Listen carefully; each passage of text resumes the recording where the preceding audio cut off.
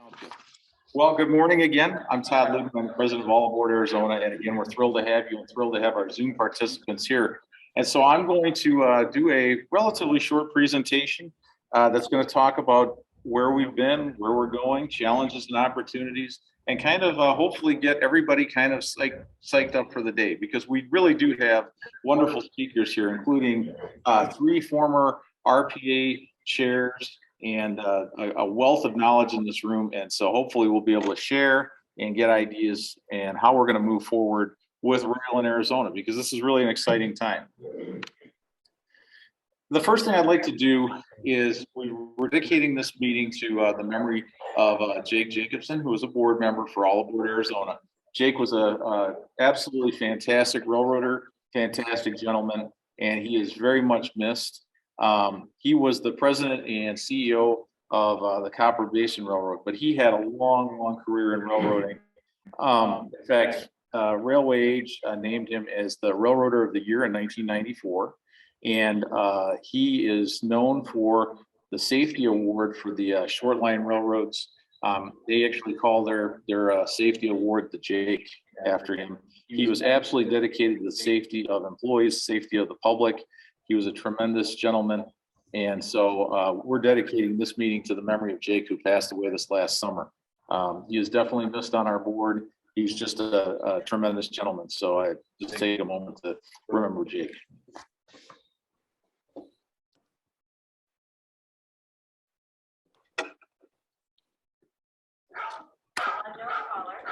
Okay, great. So let's talk a little bit about passenger rail in Arizona. This is a repeat, and this is what I always tell everybody. Is basically passenger rail is basically the greatest investment that you can make. I don't think there's a better investment that we can make in anything that has as much spillover benefit as passenger rail.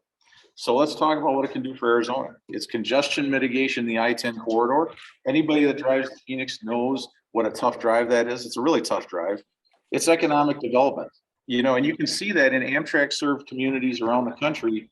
They have a little bit more luster, a little bit more shine. They're a little bit more economically ahead of their neighbors that don't have Amtrak service. And it turns those communities into a regional center for transportation. It's really impressive. And and I'll just flip back for a second to my opening slide. That is actually Benson, Arizona, right there. And that was last Saturday. One of our speakers, Brian Yanity, and I were having breakfast at the Horseshoe Cafe in Benson, which is right across from the tracks. But that is a Sunset Limited coming in, the eastbound Sunset number 2. It just shows the popularity of rail service in this relatively small community, but that is a gateway to area of over 100,000 people when you consider Sierra Vista, Benson, Sonoyta, don't forget Sonoyta, Tombstone, Bisbee, Douglas, the whole area. It's a neat part of the state, and it's served by rail, and rail is important. It's so important. Rail is so important to that part of the state that Sierra Vista and Douglas have passed resolutions supporting the daily Sunset and supporting Amtrak service. So this is something that has popularity even for offline communities. So again, getting back to what I was talking about, it's economic development for cities. It's economic development for areas. It's a catalyst for development. It provides transportation for people without cars or people that don't want to use their cars, millennials, seniors, whatever. They may not want to travel by car long distances, and rail is an opportunity for them to get around without a car. It's green transportation. It's the greenest form of transportation, aside from bicycle. And of course, bicycle and I'll argue that bicycle and rail really intersect and interact. But it's really green transportation. And it supports long-term, sustainable, lasting tax revenue.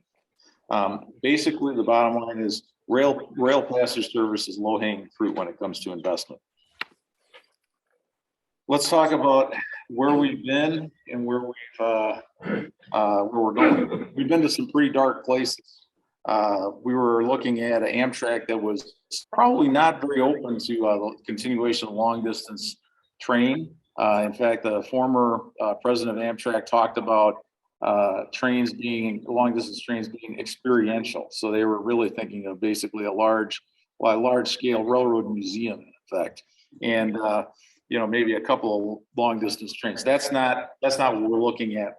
We believe that rail makes a difference for communities, it's transportation, and that's what rail is really about. And it can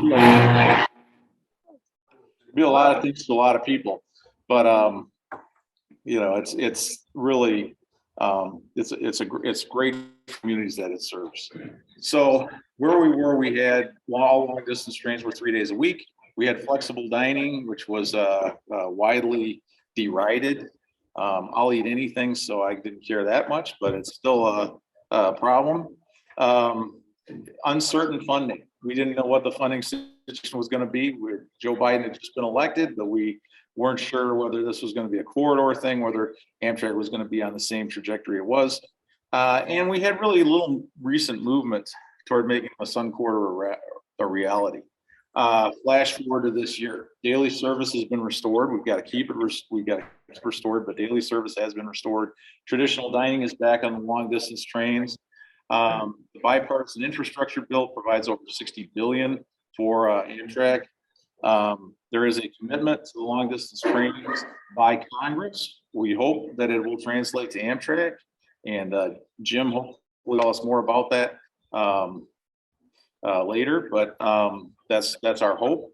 And we got a mandate in the infrastructure bill, which requires Amtrak to study making the tri-weekly trains daily. And the two tri-weekly trains are the Sunset and the Cardinal. So we're excited about that.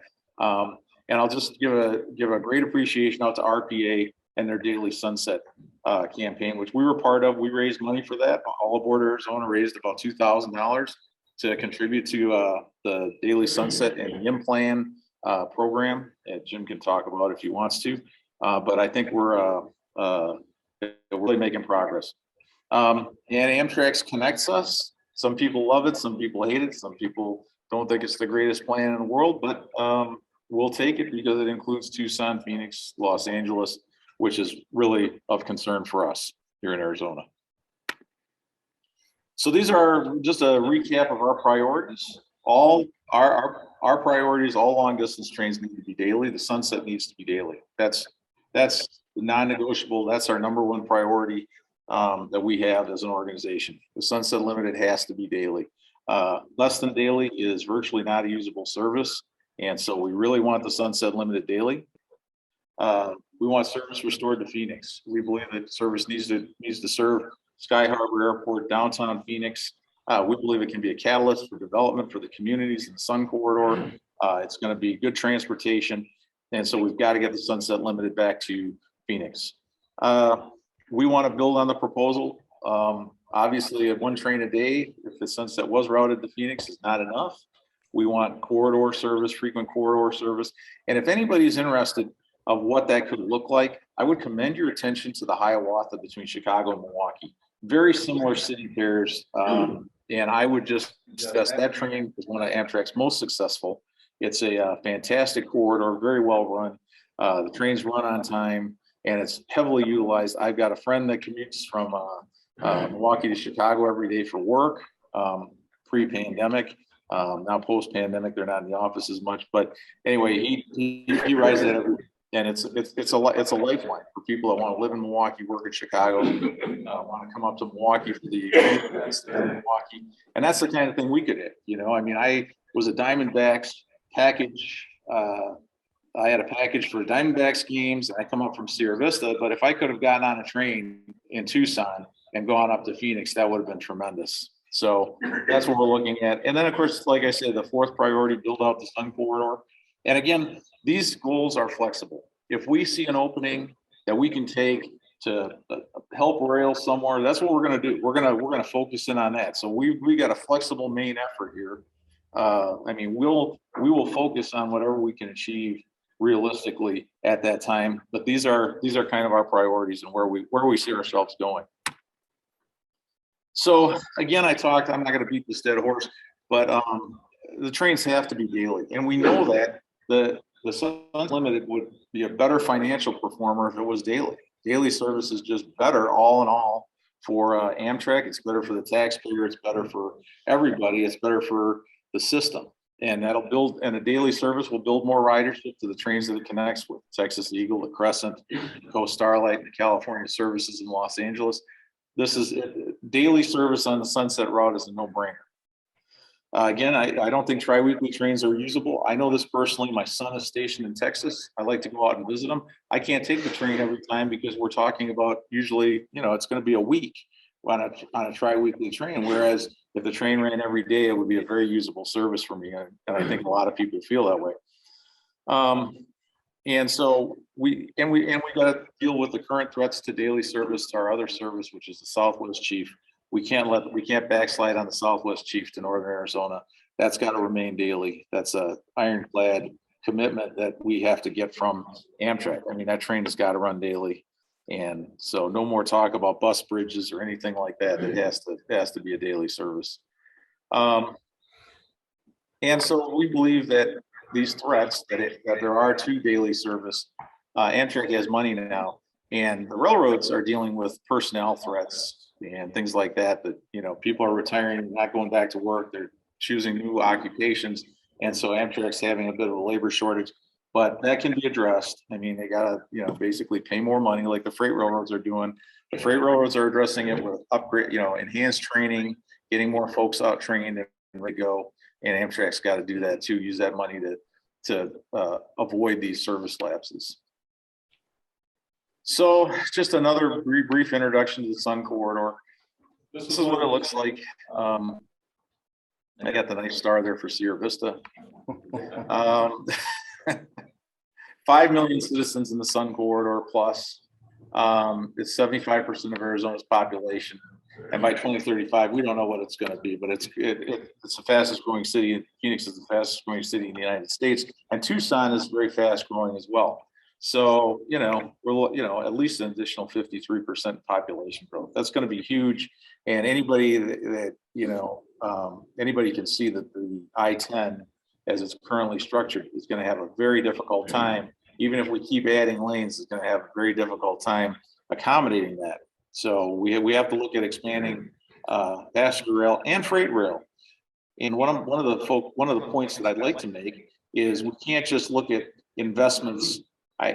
We've siloed off investments. This is a passenger rail investment. This is a freight rail investment. We've got to start looking globally because we've got to move more freight by rail too. I mean, that's just the reality because we've got climate issues, we've got supply chain issues, we've got our near peer competitors that are developing rail, and we cannot be left. We cannot continue to lose market share to highways and trucks and that kind of thing.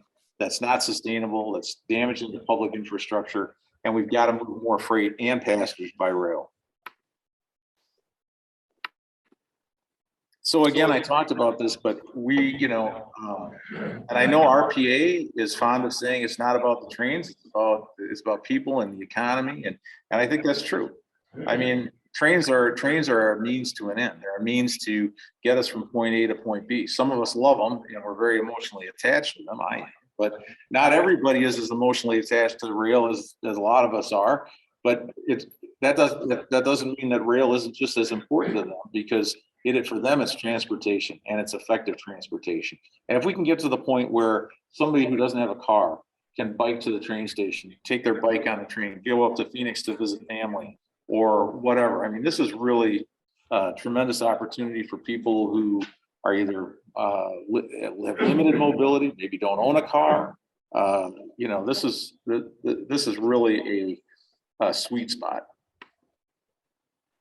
I threw this up here because it's kind of, okay, I'm from Milwaukee originally. That's my hometown. I was born and raised there.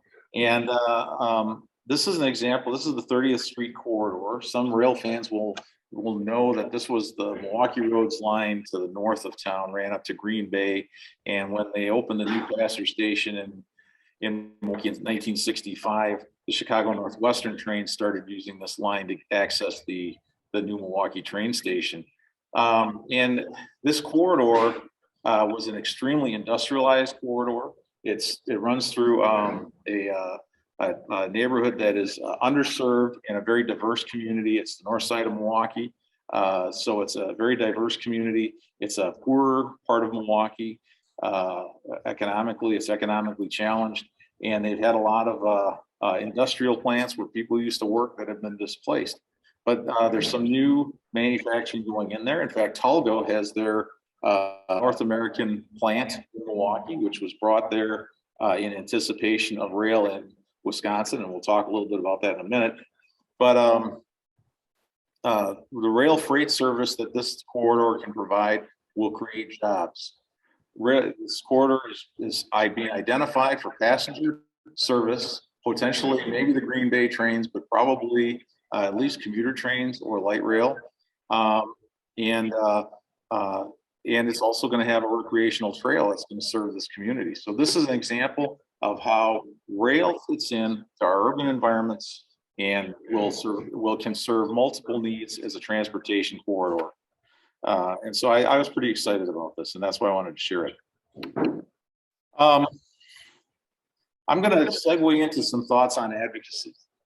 Not everybody's going to be happy with what I have to say, and that's great. The other point I want to make is advocates don't have to agree. We don't always have to agree, but we have to get on the same page on certain things. So, but this is stuff that you're going to see from some of our friends at some of the think tanks. The American Enterprise Institute has been very active in the whole train thing and the funding issues and things like that. And they'd like to, now that there's money, they'd like to steer that to their particular pet causes, or see that rail doesn't get anything, which is really their ultimate goal. But these think tanks and these organizations, they'll always preface this by saying, hey, there's this fellow, I think his name is O'Toole. He's always talking about, I love trains. I think trains are great, but Amtrak is a big waste of money. So these are some questions you're going to hear from people, and you're going to get my answers to them. And the first one is, nobody's going to ride the train because there's no way to get from the station to where I'm going to go. Well, think about it for a minute. If that was true, nobody would fly, right? So both Phoenix and Tucson have a developing and developed transportation. There's Uber, there's Lyft, there's ride sharing, there's bicycles. These are things that exist, and people get rides to the train station. If you go to Europe, I had, courtesy of Uncle Sam, I got to live in Europe for a period of time. I mean, people get rides to the train station. That's not odd. People get picked up at the train station, just like you pick people up at the airport. So this thing about this is a huge problem. Rail's never going to work because people aren't going to take it because of the quote unquote last mile problem. That's just a fallacy. It doesn't exist. Here's the I love trains, but if it's not high speed, it's not worth doing. Okay. Well, high speed is extremely expensive to build. There's places where I think high speed is absolutely the best thing that could be developed. I mean, I think of corridors where high speed is perfect. But I was just talking to Andy Selden before we started. In Europe, if you can get on one of those high speed trains like in Germany, the ICE train, and you can zip by at 185 miles an hour, the town where you want to go. Then you've got to go to the next major station and then backtrack back to that town. And that just negates your whole speed advantage with high speed rail. I am not saying high speed rail is bad. It has its place, but its place isn't everywhere. And conventional rail is actually a better application for many, many corridors. And we think conventional rail is a better application for the Tucson to Phoenix corridor right now. Now that said, if somebody comes in and says, hey, I want to build a high speed rail and we've got the money and we're going to build it, and that's fine. Okay, build it. But I think actually, if we really want to get bang for our buck, conventional rail is really where it's at, because it's going to be a lower cost. We can build it in a cost-effective way, and it will stop in Moran. It will stop in Coolidge, and it will serve these communities and support economic development in those communities.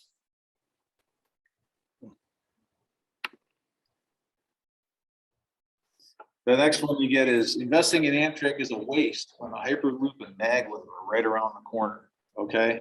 This is when you hear, why should we invest in yesterday's technology? We've got this great stuff that's going to come online shortly and make all that obsolete. Most experts will tell you that the Hyperloop will never work, and if it does work, it's generations, it's way beyond my lifetime for it to ever work. Plus, you're talking about building an entirely new system. It can't use the existing rail system to access cities. One of the great things is that, a conventional rail can use traditional upgraded freight rail to get into cities and out of cities. So you don't have to buy more land or build an expensive new corridor where a corridor doesn't exist to put in the system. Maglev is not interoperable with conventional rail. And so the Hyperloop certainly would not be, if it could ever work, which I'm not sure it can.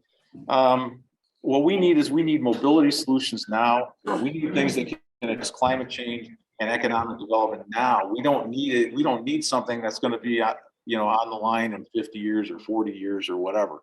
And so that's why we need conventional rail now. And you can get good speeds. You can get up to 110 miles an hour with conventional rail. And between Tucson and Phoenix, even a 90-mile-an-hour train would be absolutely fantastic. That's what the Hiawatha does, and it's a very, very effective service. And again, I'm just going to throw this is my 2 cents. Not everybody agrees with this, okay? So, and again, we don't have to agree. Diversity of opinions, and I'm willing to be persuaded. If somebody comes in tomorrow and says, "Hey, I'm XYZ company, and I want to develop the Tucson to Phoenix rail corridor, and I've got buckets of money, and I'm going to do this privately," have at it. We're more than willing to see that happen, and we'll support it. But I think privatization is the big. I don't know. I'd like to see where it's been successful. Unfortunately, it hasn't been. And so the question is, investing in Amtrak is a waste. We need to privatize and bring the efficiency to the private sector, and all will be well. Well, Britain embarked on a huge privatization path in the 1990s, and they're renationalizing the railroad. It failed. I mean, there's no other way to talk about the British railways. I've been to Britain. I've traveled all over Britain.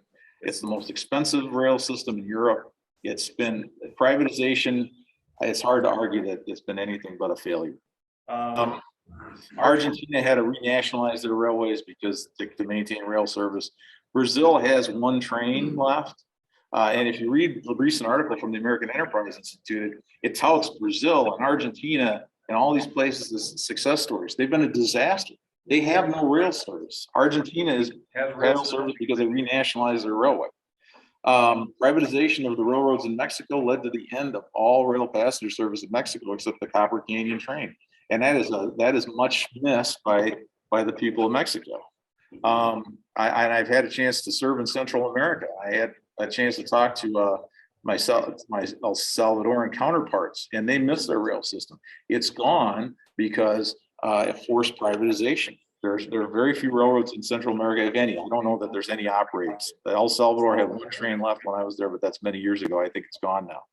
So, and the most successful railroads in the world are government-owned and operated. Deutsche Bahn, French National Railways, Ferrovie dello Stato in Italy. So, these are successful companies that are state-owned. In fact, the state-owned railroads have concessions to operate. Had concessions to operate some of the British railroad, and will probably be contracted with the British government to operate some of the British railway systems. So the Brits are actually contracting with the state-owned railroads of Europe to operate their trains. If somebody knows of a private commercial common carrier airport in the United States, I'd like to know of one. I've never heard of one. They're always owned by some airport authorities, some quasi-public entity. There's a reason for that. You don't see people building private airports. Big private airports for big airlines, commercial passenger airports. They just don't exist. There have been some attempts to privatize highways in the United States. I understand that they have been disasters. So this idea that we're just going to privatize everything and everything's going to be great. Honestly, that's a pipe dream in my view. The private U.S. freight railroads, I've never heard that they want anything to do with operating rail passenger service. They might if the incentives were there, and I know some folks believe that might be a good idea. And I'm not saying that it's a terrible idea, but they can't even run the freight system. Let alone run the passenger system. So I don't know. I don't see that as a solution. So I want to segue into some thoughts on advocacy. These are some risks that I experienced firsthand when I was in Wisconsin. I lived in Wisconsin for many years. Um, and the amazing thing about Wisconsin was it was almost the poster child for rail.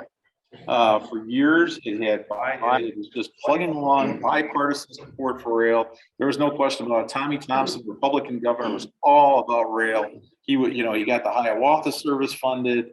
He continued to work with the railroads. He was Amtrak chairman for a period of time, and he was all about this. And the only thing that had to happen for this to develop was for the money to show up.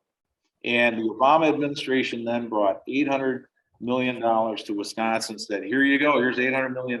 This is enough money to rehab the line to Madison, to 110-mile-an-hour service, rehab the Hiawatha line, buy new trains, Talgos that would be manufactured in Wisconsin. Wisconsin engineered this great coup and got Talgo to move to Milwaukee in this underserved neighborhood.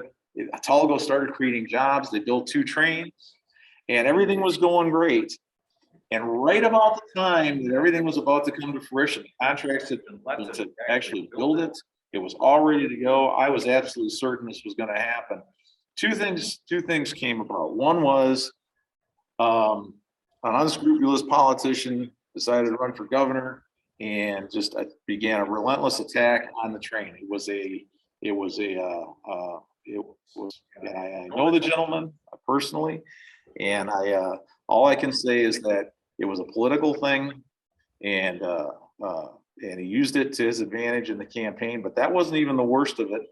Talk radio got a hold of it and started saying this slow speed train, it's only going to go 90 miles an hour. It's not going to, nobody's going to ride it. It's going to be a big waste of taxpayer dollars. We should spend this money on highways, which was never a possibility. But then, just as this is coming to pass, and we're starting to see this opposition, the advocates started to argue amongst themselves. So all of a sudden, the Wisconsin Association of Railroad Pastors took the position against the state of Wisconsin and the city of Madison, and most of the other advocates, their peers, that the station should be at the airport and not in downtown Madison. And of course, downtown Madison wanted the station downtown where it could provide economic development and it would be useful to students at the University of Wisconsin, useful to people that want to go to the state capitol, useful. And Wizard just argued vociferously that that was a huge mistake. They couldn't support it. Well, as soon as the advocates are divided, you lose. So the lesson learned is we got to stay out of the internecine feuds about arguing where a station needs to be or where, we got to get the trains first. Then we can talk about stations, So the dreams of rail in Wisconsin died in 2010, and it was sad. And it cost Wisconsin taxpayers $50 million to get out of the contracts that had already been awarded. And those trains, I believe they're going to the Pacific Northwest, but did those trains ever enter service? Does anybody know? I think they did go to the Pacific Northwest. The Amtrak Cascades, I believe, take them up. Okay, thank you. Because I believe I wrote on, when I went to a rail camp, I wrote on a model that looked similar or basically the same as the one. Okay, great. Thank you so much for that. Yeah, so at least they didn't go to waste, but they sat for a number of years and they never went into service in Wisconsin. And Wisconsin was stuck with the Horizon equipment, which is probably not Amtrak's greatest equipment, to say the least. So, all right. Well, now what do we need to do? How do we go from here? Now that's some doom and gloom stuff. A little bit of threats out there. Threats and opportunities. This is about building relationships. I mean, we have got to build relationships with like-minded organizations, and whoever they are, whether they're chambers of commerce, whether they're bicycle advocacy groups, smart land use, urban planners. I mean, we've got to be their partner to show them how passenger rail builds with their vision. Because how great to be a bike to a train and get on the train and take your bike with you, where you're going or whatever.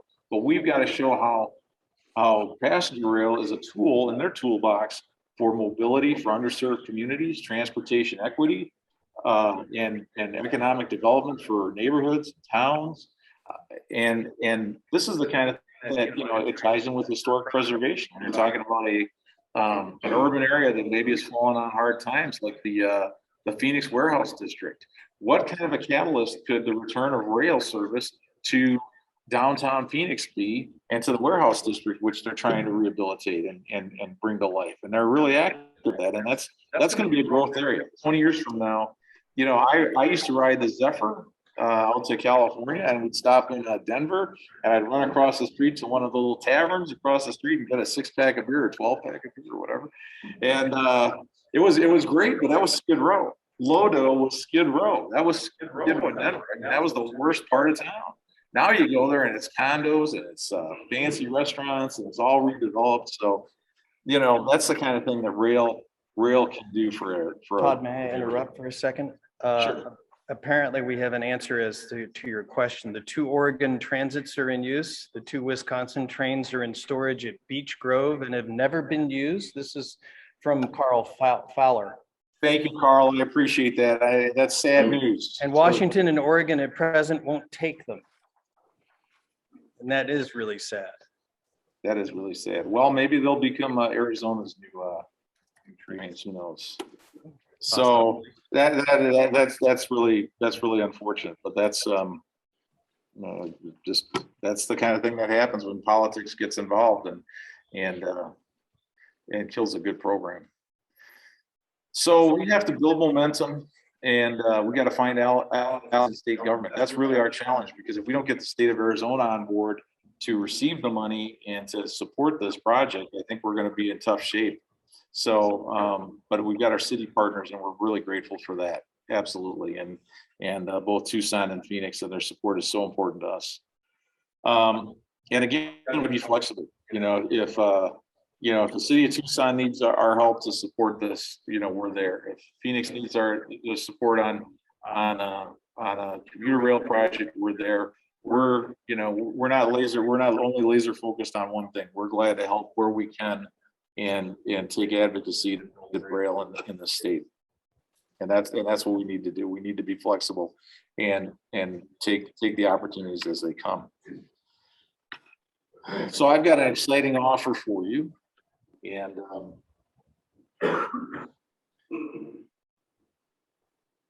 was it something I said? This is I'll just show this to everybody and our Zoom folks if they can see it. This is Well, right now you're sharing your screen. oh yeah, I guess I'll have to. Well, I won't unshare it right now. But here is AAAz of the Earth by Yanity. You cannot buy this book, okay? You cannot buy this book today. But you can get this book today by joining All Aboard Arizona at the $50 level. And this book will be a gift to you if you join All Aboard Arizona at the $50 level. But that's not all. We have another offer. If you join at the $100 level, you will get a free subscription to Steel Wheels magazine. So you will get, not only will you get Al Runty's AAAz of the Earth, but you will get a subscription to Steel Wheels. So we hope that you'll consider joining us. If you are a member and you want to extend your membership for another year, you can do that to get the gifts. So I just want to throw that offer out there. And we need people to involved. We don't need, we need members. And if you want to be passive, that's great. We welcome you to join. We also welcome you to join if you want to be active. And if you want information on how you can be more active in the organization, we can tell you. And it's a lot of it is just advocacy. It's simple advocacy. It's going out to county boards, city councils, and making contacts and talking to your neighbors. And that's what we really need. We need support. And we're also going to have board elections. So we're going to be putting together that. If you're interested in serving on the board and you're a member, you will get a form emailed to you that will allow you to volunteer if you want to serve on the board. And the new board will, sometime after the first of the year, will count the ballots. We'll have an election, and we'll get the ballots, and then we will seat the new board. And again, this is Benson, and people want rail. They want to take the train. Even Benson with a tiny shelter still attracts a number of people to ride the train. And Todd, is that the actual station in Benson? That's the actual station, yes.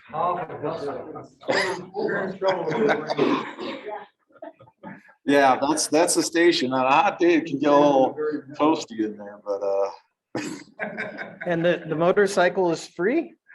if it's your motorcycle, it is. Oh, okay. Sometimes you have to drive. Yeah, it's If it's a gateway to all those people, why don't those communities get together and build a station? There's a station right down the track there that's now for tourists information. Center. I think it would serve both. I think the idea is that could be that actually it's a replica of what the station used to look like. It's actually a new building, but it's just down the tracks. We think that that's been intended by the city of Benson to be a station, but Amtrak really needs to come up with the fund, put in a regular platform there. And we think that this would be a great use of some of that. A small sliver of the money that Amtrak has received should go to improve the Benson platform, and Lordsburg and Deming too, which have similar facilities. John, do you have that? Do I need to do anything, or are we good? I don't know.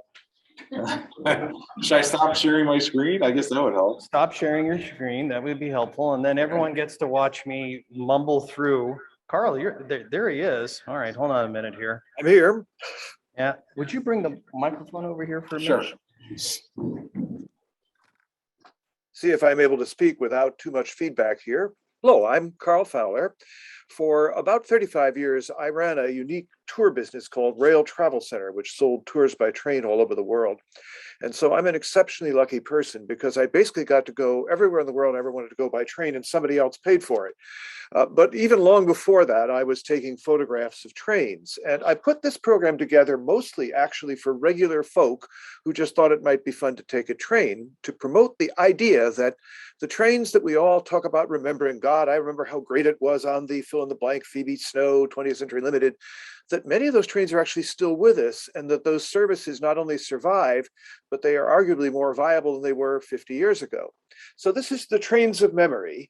And the majority of these slides are mine, but later on, we're going to show you some remarkable slides from Via Rail Canada and from Amtrak that you've probably never seen before, that luckily, as a marketer of those services, I got a chance to have. So for the average American, perhaps this is the image of trains. They think of steam, even though it's been gone for 70 years. They think of streamliners in the great skies of the West. And the Union Pacific, of course, uniquely never retired this particular engine number 844, was always and still is on the active roster of the Union Pacific Railroad. Fairly extraordinary thing. And from time to time, she did public excursions, now, of course, supplanted by the remarkable 4884 Big Boy. Other Americans probably see this image as the image of trains, the Durango and Silverton narrow gauge in Colorado. And there's a funny irony here. I mean, it could be argued that if you want to have profitable passenger train service in the US, you should run it no more than 18 miles per hour and use steam locomotives, and you'd actually have a profit, which the Silverton train, at least pre-COVID, routinely did. But this is what we actually care about. These are the national network trains of Amtrak, which are the direct linear successors of the great trains of the past. And this is the Great Northern Empire builder in the summer of 1966, blasting through Belton, East Glacier Station, about 18-car consist the day that I was there trackside. Extraordinary, remarkably well-run train that, of course, survives to this day as the most heavily used single train in North America, the Amtrak Empire Builder. And here it is early in the Amtrak era, about 1980, arriving at the same station, West Glacier, which now it stops at. Well, the railroads did not go out without a fight. We know this is the 50th anniversary of Amtrak. And while it is holy writ that the railroads wanted out of the passenger business and all were doing everything they could to drive off their business, there were dramatically exceptions to that rule. Some fought hard, some didn't fight at all. We'll start with a very little known passenger provider, the Frisco Railway, the St. Louis and San Francisco, which managed to get itself out of the passenger business in December of 1967 after Louis Menck became its president. Menck hated passenger trains. He would not be convinced otherwise. But the men on the railroad never quite got the idea. This, looking out the back window, is a coach on the last surviving Kansas City to Memphis to Birmingham Frisco train, the Southland, in the summer of 1967. Notice how clean and nice it is. Here's the wonderful way they named their engines for racehorses because they were so fast. All Frisco trains arrived Springfield, Missouri at about the same time by then, and you could transfer from the St. Louis to Oklahoma City route to Birmingham or vice versa with perfectly coordinated cross-platform transfers, which they made every day. And ridership was surprisingly relatively good. This is just an average load on the morning that I went from Kansas City to Birmingham in the summer of '67. Little diner lounge car unproves an argument that Amtrak would make today, which is that a one-man crew in a diner can only put out bagged sandwiches and microwave slop. This was a full-scale Frisco diner staffed by one gentleman who served food out over that counter. You went up to the counter and ordered, and for breakfast I had eggs and bacon with toast. He handed me a plate with eggs and bacon and toast on it. For lunch I had a grilled ham steak, which he handed me on a plate with mashed potatoes and green beans, cooked to order. Not bad at all. Although the diner came off at Springfield before dinner, they did offer to sell customized sandwiches for you, made to order, so you could have something to eat for dinner. On-time performance was fairly wretched. Something then that is still true today is that passenger trains had a habit of, from time to time, waiting for freights. We stopped out in the middle of nowhere in western Missouri for about an hour waiting for this freight to show up before we continued on. What killed this service as much as Louis Mink's antipathy for passenger rail was the loss of what you see on the right-hand side here, which was the mail. And this will be a recurring theme as we talk about the latter days of private passenger service. But here we see the train that had just come down from St. Louis that morning. It's got a streamlined coach, another diner lounge, and a heavyweight coach still very much in service. This again is only about 5 months before the end of the Frisco's passenger operations. I had a bad habit of being on last runs in the 1960s. I went to college in Denver, and Denver, when I got there in 1965, had a remarkable amount of passenger service still, but it unraveled rapidly in the next 3 years. My favorite overnight train in the Rocky Mountain area was the Rio Grande Prospector, which left Denver about 5:30 every evening, got to Salt Lake about 8:15 the next morning. Advertised by the Rio Grande as overnight every night. It was a compressed but remarkably good little streamliner. But the loss of its mail service was the end of it. Last run. And sadly, you notice that the last run also had very few passengers. My friend Chris Carriere and I'm the gentleman on the right there. Boy, I had a lot more hair then. Rode from Denver up to Winter Park. We stayed the night in a motel at Winter Park Ski Resort and came back in the morning. This was the diner, a unique design. The kitchen was in the middle. These cars had actually been designed for the C&O, but never delivered to the C&O, which over-ordered passenger cars at the end of the Second World War to an extent that they sold off a third of their fleet before they ever got it. But this was a very clever car design. You could have dining car service at either or both ends. And typically on the Rio Grande, they made tables up at one end of the car and provided lounge service at the other. And the food was remarkably good. Notice the steak dinner, $3.75. The extensive table d'hôte menu on the right-hand side with typical prices around $3.50 for most of the entrees, but also an extensive a la carte menu. And this again is the menu from the last run of this train, never downgraded. There's the lounge end of the car. Now, bear this car in mind because we'll show it to you again toward the end of this show in a very different service. This is the last prospector from Salt Lake to Denver approaching Winter Park. Alas, alas. And just moments before it departed, they were kind enough to let me shoot this picture and then jump back on to the car just ahead of the diner. The next year, I had another last run, the Rio Grande's beloved Yampa Valley Mail. This was the last train on what should have been the Denver and Salt Lake direct route, but was never completed. David Moffat's Dream Railroad, which went from Denver to Craig, Colorado, where it ran out of money in 1913 and never went a mile further, although eventually that area became a bonanza for coal, a traffic base that is now being lost. Last run of this train was April 8th, 1968, and its typical consist was a mail car and a Vista Dome coach, although on occasion it got much bigger because of ski business. This is moments before the last run left Craig. I cut a deal with the conductor that I could run in and buy the absolute last ticket ever issued on the Moffat Road out of Craig. I got a ticket from Craig to the Steamboat Springs station, which I never used. I had my main ticket back to Denver, used that one. It was a very beautiful scenic route, as of course everything in the Rio Grande was.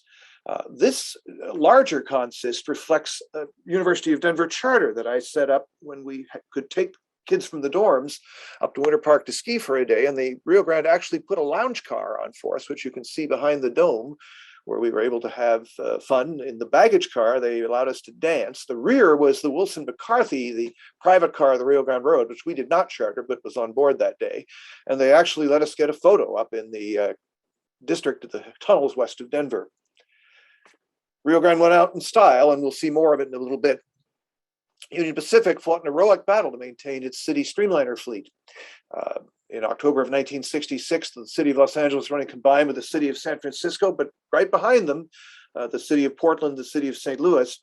By 1970, all of the great city trains had been combined into one colossal streamliner, which not infrequently left Chicago with over 20 cars, ironically called the City of Everywhere. Each section would peel off at various stations as you went west. Here's the train board in Laramie, Wyoming. From 1966, when the trains were still running mostly as separate sections. Number 27 up at the top had been the legendary San Francisco Overland, but by this time it was a mail and express train which actually terminated there, although most of its mail cars were actually attached later to the city of St. Louis. You notice 1025, 27 came in, and 1110, the city of St. Louis left, and it carried most of that mail west of there. The city of LA is at 1049. The city of San Francisco is also at 1049 because it's combined with the city of LA. The line that's blank there behind it, below it, should say the Challenger, which was the all coach section of that train, which actually in summers, as late as 1968, still ran as a separate section. City of Portland, a parade of trains each morning and evening on the Union Pacific through Laramie. This one actually was further down on the panorama there. This is the overnight train from Cheyenne to Salt Lake and then on by day to Las Vegas, unnamed UP Train 105. Note the unique baggage car up there toward the head end. That's actually a horse mail and express baggage car. There were stalls on board for carrying horses. This is out in the Nevada desert west of Salt Lake City in a dry wash canyon most of the year, but you actually could see by day on this train. Finally arrived in Los Angeles at 5 o'clock in the morning if you stayed on board. This is the city of St. Louis at Laramie, getting ready to take all those mail cars on. Union Pacific had gloriously beautiful equipment. The dome liners had, for the sleeping car passengers, a dedicated dome lounge car, and this is one of them. This was on the city of Portland. Most legendary, though, for their Vista Dome dining cars. This is the Dome Diner menu from the city of Los Angeles, the early 60s. Notice that the charcoal steak dinner is $5.75 compared to $3.75 on the Prospector. Of course, mountain trout always. And the Dome Diner was quite a car. 3 different dining areas on the car. Obviously, we're looking at the Dome one here, but if you look down the foot of the stairs, you can see round tables in the main dining room at the lower level. And under the Dome was a private dining room called the Gold Room, where you could actually book a private dinner if you wished. These cars were taken out of service by the Union Pacific in the late summer of 1970 in anticipation that Amtrak would take them. And one of the weird errors of the early incorporators of Amtrak was that Amtrak took none of the Dome car fleet from the Union Pacific. UP actually refurbished these cars in the certainty that Amtrak would take them, but ultimately sold them to the Auto Train Corp, which gutted most of them. Luckily, one survives at the National Museum of Transportation in Green Bay, albeit in disrepair, and the UP got one back and has it on its roster today as the City of Portland Dome car. But the Dome diners were in that era unique to the Union Pacific and very good example of the custom cars that the passenger railroads did in their great streamliner fleets after World War II. This is a typical UP coach. UP actually got new coaches delivered as late as the mid-1960s.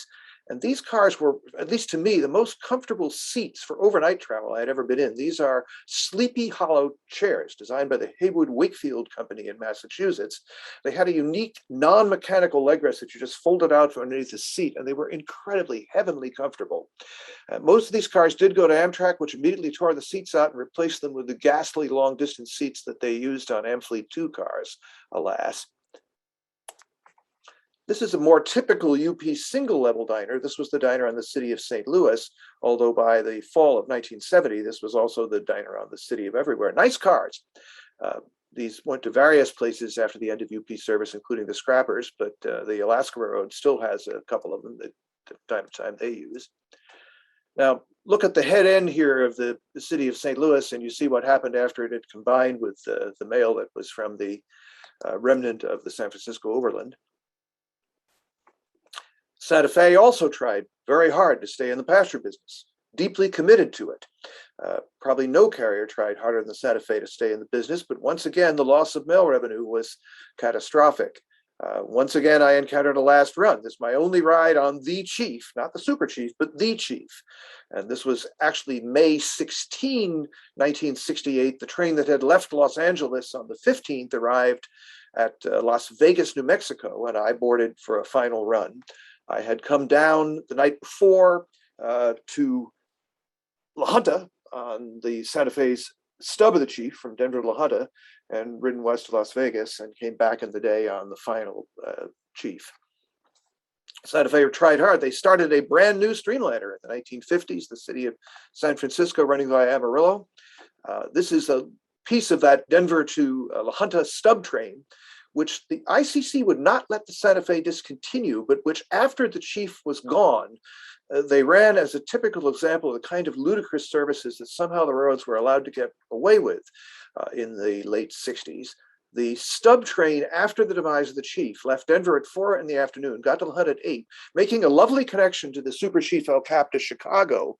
But in the return direction, it left La Junta at 8:30 at night, where the Super Chief El Cap from Chicago and Kansas City had gotten it at 8 o'clock in the morning. So you either had to wait 12 hours or forget it. Didn't do much revenue after that. These magnificent full-length dome cars that the Santa Fe owned are almost all of them still with us to this day. They went for some years up to Alaska, mostly in service for Princess Tours.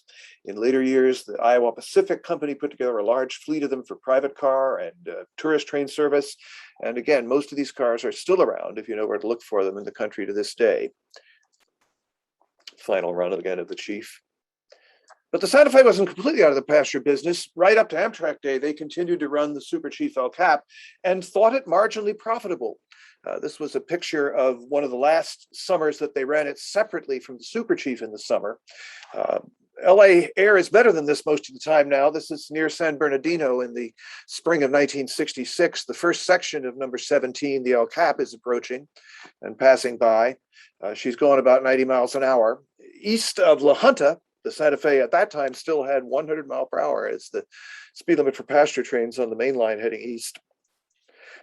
The equipment I showed you on the UP was typical again of the premium cars the railways had. This was the Pleasure Dome lounge car for the all Pullman Super Chief section. Decor inspired by the Pueblos of the Southwest, the lower main lounge, the unique lounge under the dome with an individual sand painting, which was different in each one of these cars. The diner, magnificent dining car service on the Santa Fe, had a private dining room. I mentioned the private dining room on the UP under the dome. On the Super Chief, it was actually in the Pleasure Dome lounge car, and it was called the Turquoise Room. And each of them had a magnificent, huge piece of turquoise like that on the wall.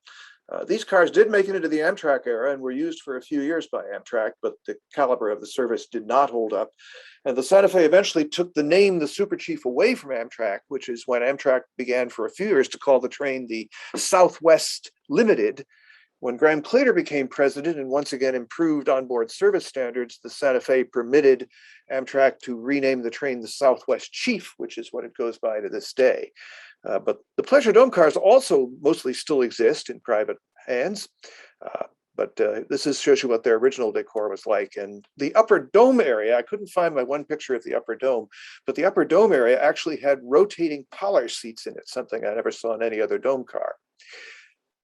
A train that made it into the Amtrak era and lasted was the final dedicated streamliner to be delivered to an American railroad after World War II, the Denver Zephyr of the Burlington Railroad.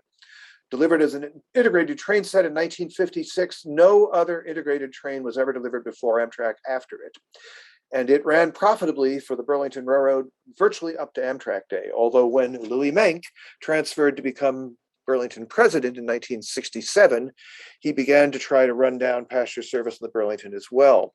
It was a wonderful piece in Fred Fraley's original edition of Twilight of the Great Trains about Menck trying to convince his passenger traffic manager that he needed to shut down the passenger operations as soon as possible.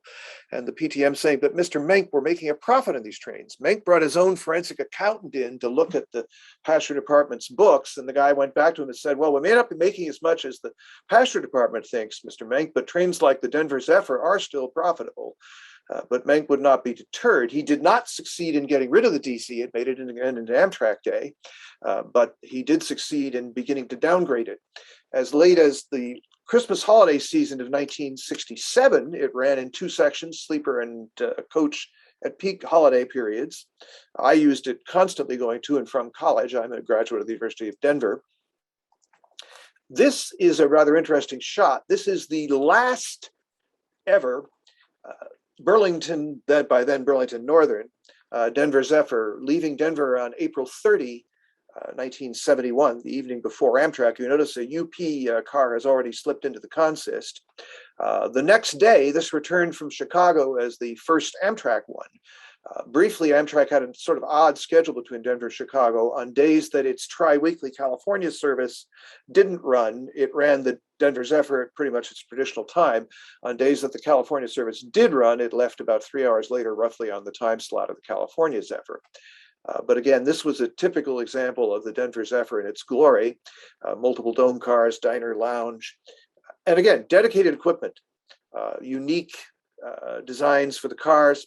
The picture on the left and on the right is levels of the observation lounge car.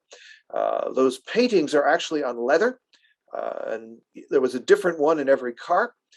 In the center is the corridor of, I deeply mourn, the slumber coach. Amtrak took slumber coaches and ran them for years, but they've not understood for decades since they retired them the value of discounted sleeper space.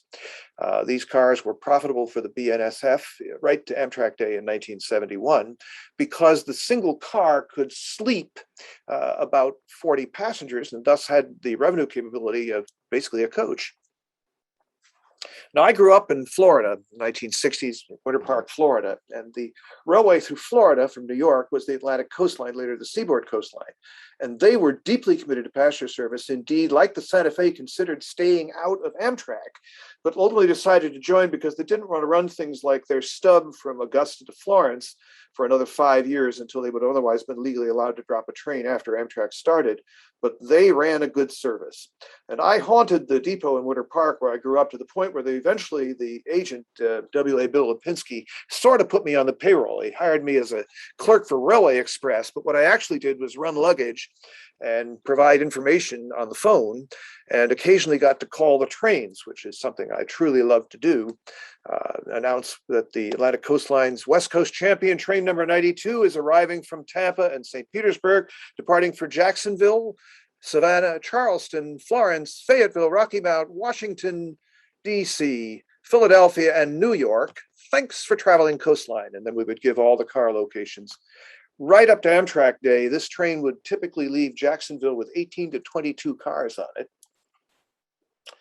After the Florida East Coast Railway strike started in 1963, the trains that had formerly run from Jacksonville to Miami, the Florida East Coast Line, came down through Central Florida. This is the city of Miami going through Orlando in 1966. A typical day at Winter Park Station with the West Coast Champion arriving. You notice the Illinois Central colored cars at the front in the middle of that train. Those are going to Chicago on the city of Miami after it reaches Jacksonville. Magnificent service again, right up to the very end. The end came not so beautifully for the Coast Daylight and for the Southern Pacific's crack trains. But again, as with the Frisco, the men kind of never got the order from DJ Russell and BF Biagini that passenger service was to be destroyed. I had only one ride on the Coast Daylight when it really was the Coast Daylight, and that was in the summer of 1966. My mom and dad were nice enough to let me ride from Oxnard to San Francisco up on the Daylight and back on what was left of the Lark. According to the SP public timetable, there was only an automatic buffet car on the train, but in reality, there was still a triple unit diner and a full dome car running in the summer at least. The triple unit diner was a diner coffee shop lounge car. The coffee shop end was not in use. The diner end was, with what was basically sort of a coffee shop menu, a simplified menu, but very good food service. And the SP's customized dome cars that they built themselves out of flat top lounge cars were a thing of wonder with their gigantic glassed over spaces. But again, by then the daylight was definitely dying. It was hard to get a reservation. SP had told me a week before the train was completely sold out. When I got to the Oxnard station, I discovered that only about 40% of the seats had actually been sold. It made it to Amtrak, of course. Southern Pacific hired Stanford University to do a study of its passenger service, which concluded that no amount of investment, no amount of marketing could ever turn the situation around, and particularly the Coast Daylight was the exemplar of that. And yet during the Graham-Cleater era, the Amtrak Coast Starlight, the direct successor to it, according to Graham-Cleater, was actually breaking even or running at a small profit over the exact same route, at least as far as San Jose, and then of course running as a through train all the way to Seattle. Well, you never know. There were, however, trains that went out at the end of the 60s in no glory. And the secondary trains of the New York Central and the Pennsylvania and the Chicago and the Midwest area were certainly exemplary of this. On the left is the right is the Pennsylvania Railroad Chicago to Cincinnati day train that had once been called the Union, which I had the misfortune of taking one ride on in '66. It had one coach, a couple of mail cars up front. There was no food service from the time we left Chicago till we got to Cincinnati, and no provision for meal stops or anything else. Luckily, I thought to bring a sandwich or two along. I had earlier visited a friend of mine who lived in Anderson, Indiana, and while we were there, we saw the remnants of the New York Central Southwest Limited come through, which if you look behind the E8 there, you can see there's actually a long line of what looked like freight cars on it. Those are actually flexi-van cars. Way, way back is one baggage car and one coach. Filthy, absolutely wretched remnants. These trains, not surprisingly, did not make it to Amtrak Day. Indeed, the Pennsylvania Railroad route that you see on the left and right almost entirely doesn't exist anymore. It's completely gone. Other trains, however, went at more of a sense of style. My first ever train ride of any consequence was on the Lackawanna Railroad's Phoebe Snow. On my 5th birthday, my mom and dad gave me a ride from East Orange, New Jersey out to Blairstown and back, and we had lunch in the diner on the Phoebe Snow, and it turned me into a rail fan for life. I have never forgotten it, and I have a deal with God that I get one last ride in the Phoebe Snow at the very end, which by then will have been restored for me, but its last run, sadly, was as it had been on November 27, 1966. And I got to go about a month before, got off in Scranton long enough to run inside the magnificent Scranton terminal, which now is a hotel and is in magnificent condition. We got my first views of the remarkable mosaic paintings that line the waiting room. The legendary observation lounge car was still on the Phoebe Snow at that point. Its route was changed a bit. This is Hornell, New York, on what had been the Erie Railroad. By then it was Erie-Lackawanna merged. The route to Buffalo had been changed. It's only 4 miles longer via Hornell, but it took a full hour more because of the deterioration of the Erie Road main line and getting off the Lackawanna's sort of super railroad, but the Erie was the dominant carrier. Loved the Phoebe Snow, will remember it. Phoebe's dress stays clean and white, riding the road of anthracite, but not now. South Shore Line, interurban, the last interurban in the United States, but of course with light rail today being of such consequence, the notion of the electrified railway that starts in the inner city and goes out to the suburbs is far from dead. But when I got this ride on the South Shore in the late 1960s on a very cold wintry morning, the South Shore was indeed essentially the last interurban. And she moved. Now I've got the street running picture on the right here as we went into Michigan City on track, which by the way is to be removed in the next 2 years and put on the outskirts of town, but was still running right down the main street of Michigan City then, and is to this day if you run fast. Notice the picture on the right, looks a little blurry. We're between South Bend and Michigan City on a very cold winter morning, making 90 miles an hour on an interurban. And I know we were doing it because I was up in the cab with the motorman watching the speedometer. Erie-Lackawanna lost the Phoebe Snow, but its commuter rail service never quite died. The Erie again went out fighting. If an Erie train was late in the 1960s, Erie-Lackawanna train was late in the late 1960s on the commuter network out of Hoboken, you would get on board the next morning, there'd be a slip of paper in the seat explaining why it had run late, apologizing for it, and telling you what the Erie-Lackawanna was going to do to make sure it didn't happen again. Cash you probably wouldn't see today. Some of these services survived, though, and perhaps surprisingly. Now, this is a unique shot of the Rio Grande ski train. This is actually the last time a steam engine ever went to the Moffat Tunnel, an infamous excursion the Rio Grande ran about 1967, in which they got clunker coal delivered to them, and the engine kept losing its fire and eventually ran 6 hours late, and the Rio Grande never allowed an excursion train out of the main line again. But look at those old heavyweight coaches. Those ran on the Denver to Winter Park ski train for close to 40 years, and I learned to ski riding that train. And it survived into the Amtrak era as the privately run and shoot ski train, vanished for about 2 years, and has now returned, thanks in part to the effort of an Amtrak conductor and the advocacy group in Colorado, as the Amtrak ski train. The units you see here normally were assigned to the Rio Grande Zephyr, but from time to time they did show up on the ski train. Most of those heavyweight cars on the back actually went to the Napa Valley wine train and became dining cars. The combine car remained on the Rio Grande roster right up to Amtrak Day. Here's a quick shot of the Amtrak Rio Grande ski train. Right up to the foot of the slopes at Winter Park, you could actually buy your ski ticket on board the train. If you had your own skis, you could get up and go. Great idea, and it will return this winter after taking a year off for COVID. Rio Grande Zephyr was the finest stage train in the United States in the Amtrak era. I would stand by that to the day I died. I rode it probably 40 times. I worked for the state of Colorado in those days. I was deputy director of the employment service, and we had frequent meetings in Glenwood Springs or Grand Junction, and I would ride the Rio Grande Zephyr to and from those meetings. I was an actual business traveler on the train. When Amtrak started in '71, this train typically was a combine car, one dome, a diner, and an observation car.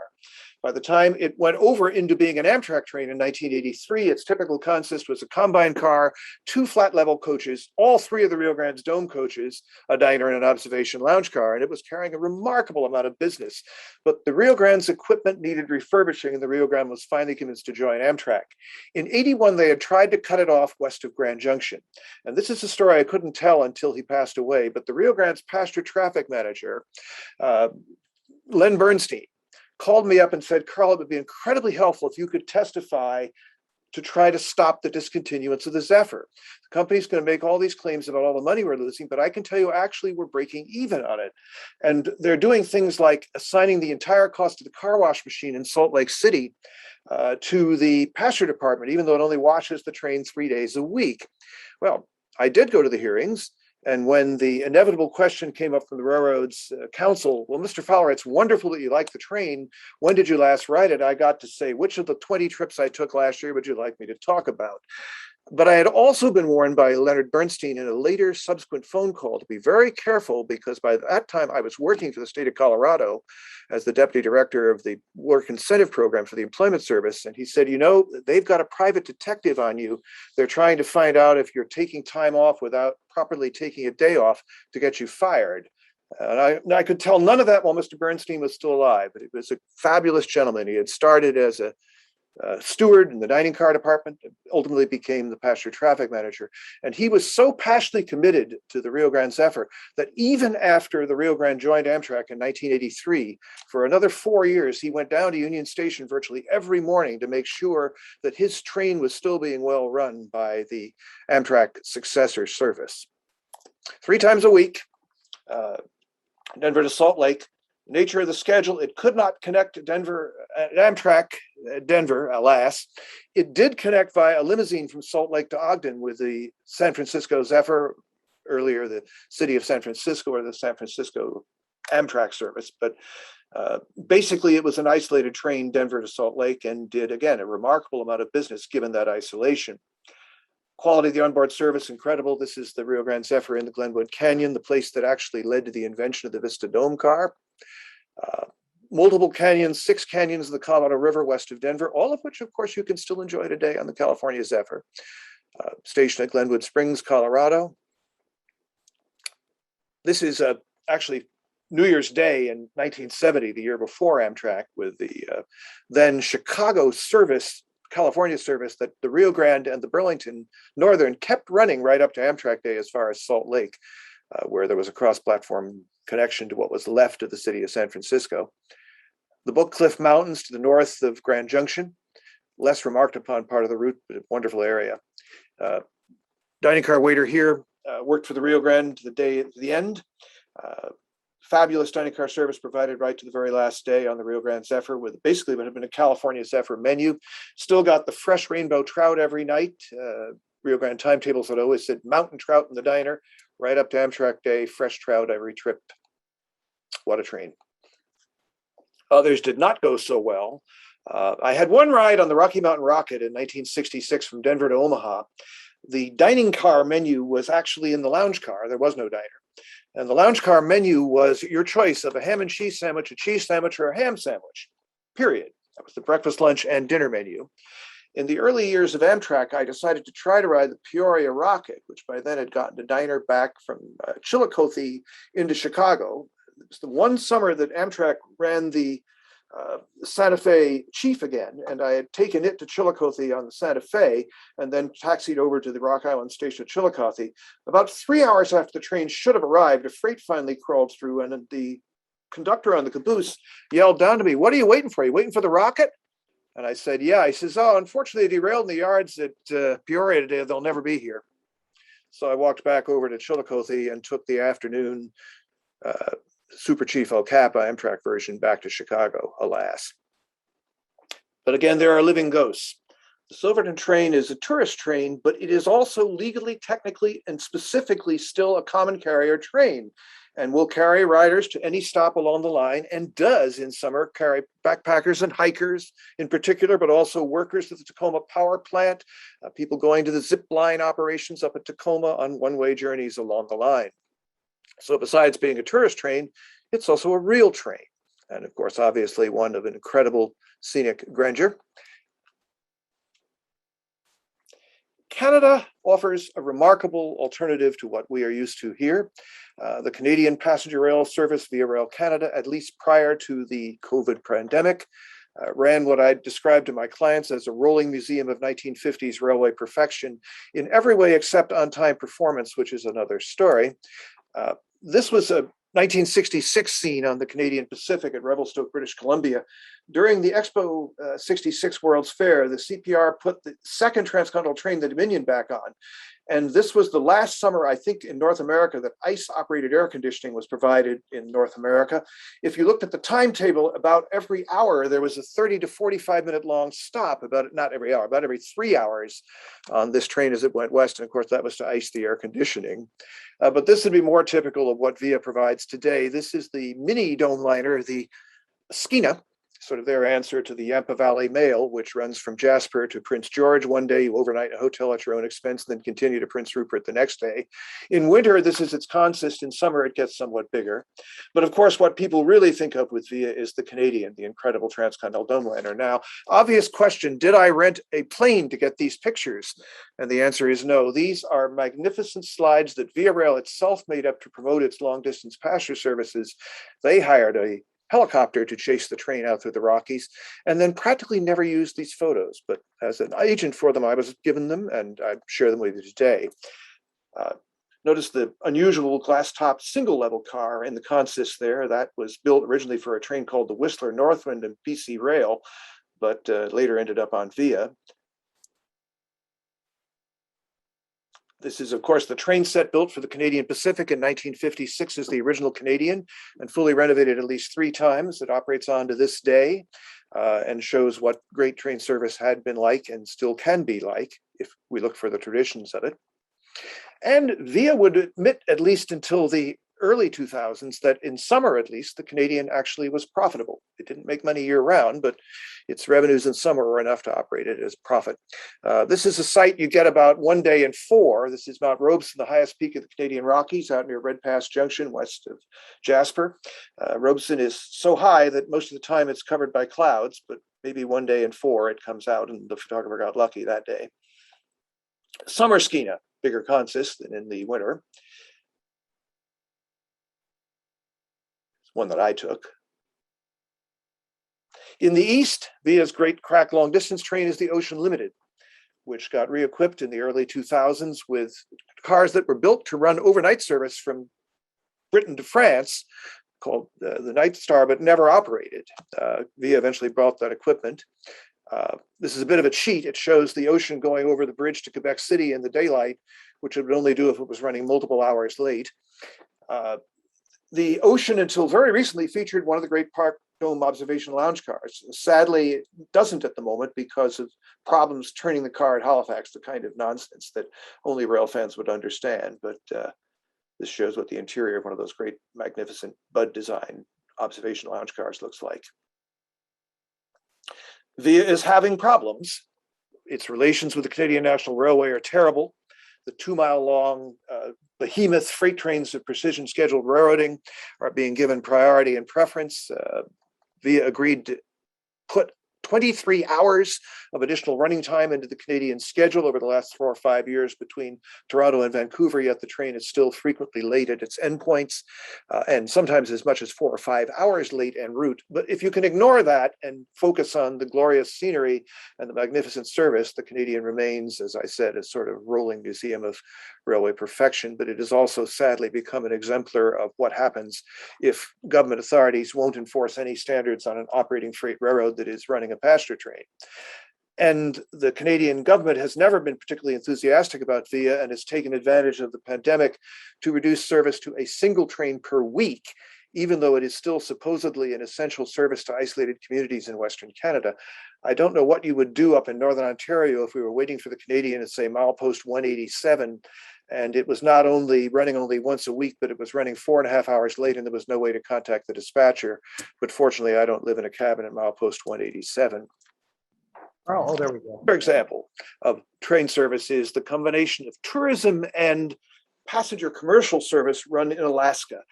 This is an example of how you can run scheduled regular trains, but also accommodate tourism on a big scale. And the Alaska Railroad, primarily by working with cruise ship companies, has managed to produce a profit-making passenger service.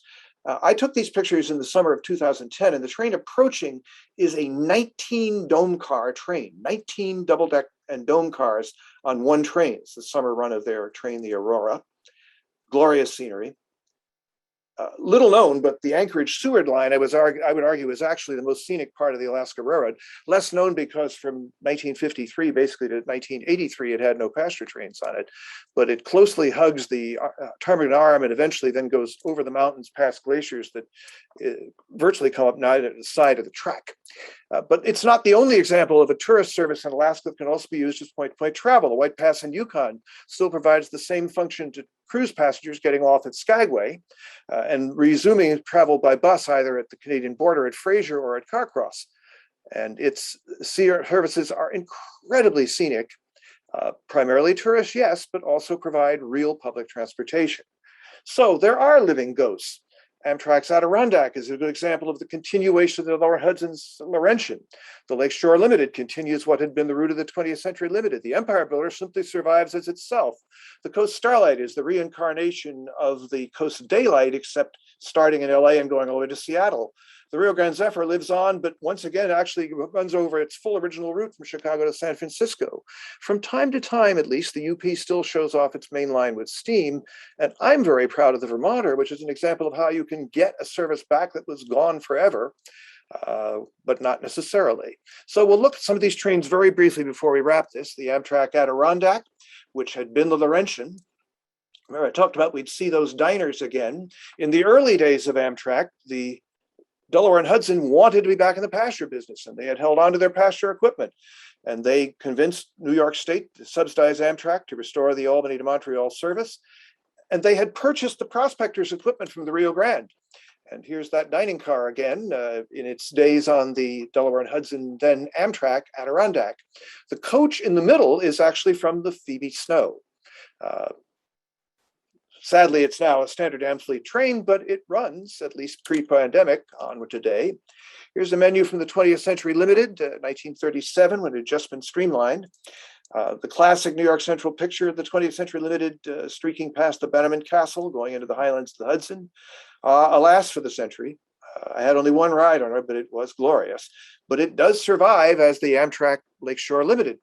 And now we'll give you a series of Amtrak marketing photos, which also Amtrak took frequently by doing things like hiring helicopters and then practically never used, but let me have copies because I was marketing their trains.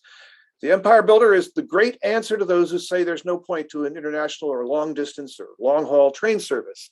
The Empire Builder is the single most heavily used passenger train on the North American continent of a single departure, peaking out at over 400,000 riders briefly at the peak of the oil boom and still above 300,000 before COVID. More ridership than any other intercity service running only one train a day in all of North America. The Coast Daylight, a couple of shots again from the Coast Daylight from the 60s. There's another shot in the interior of that great SP Dome lounge car. Survives as the Coast Starlight and is again Amtrak's second most successful route, and for a long time outdrew the Empire Builder. Incredible stretch of almost 100 miles along the California coast from Oxnard up to the outskirts of San Luis Obispo. My wife in the Dome lounge car in the 1980s between Seattle and Portland. The Rio Grande Zephyr became the California Zephyr again and runs on heroically to this day as one of the great long distance trains in the world, providing essential transportation. I note the word essential, as well as, Mr. Anderson, a great experiential opportunity. Even the Union Pacific's steam still showcases the value of rail service at least multiple times per year. This is the 844 in the 1980s on a Denver to Laramie excursion. UP used to run great photo run-bys. And finally, my train, the Vermonter.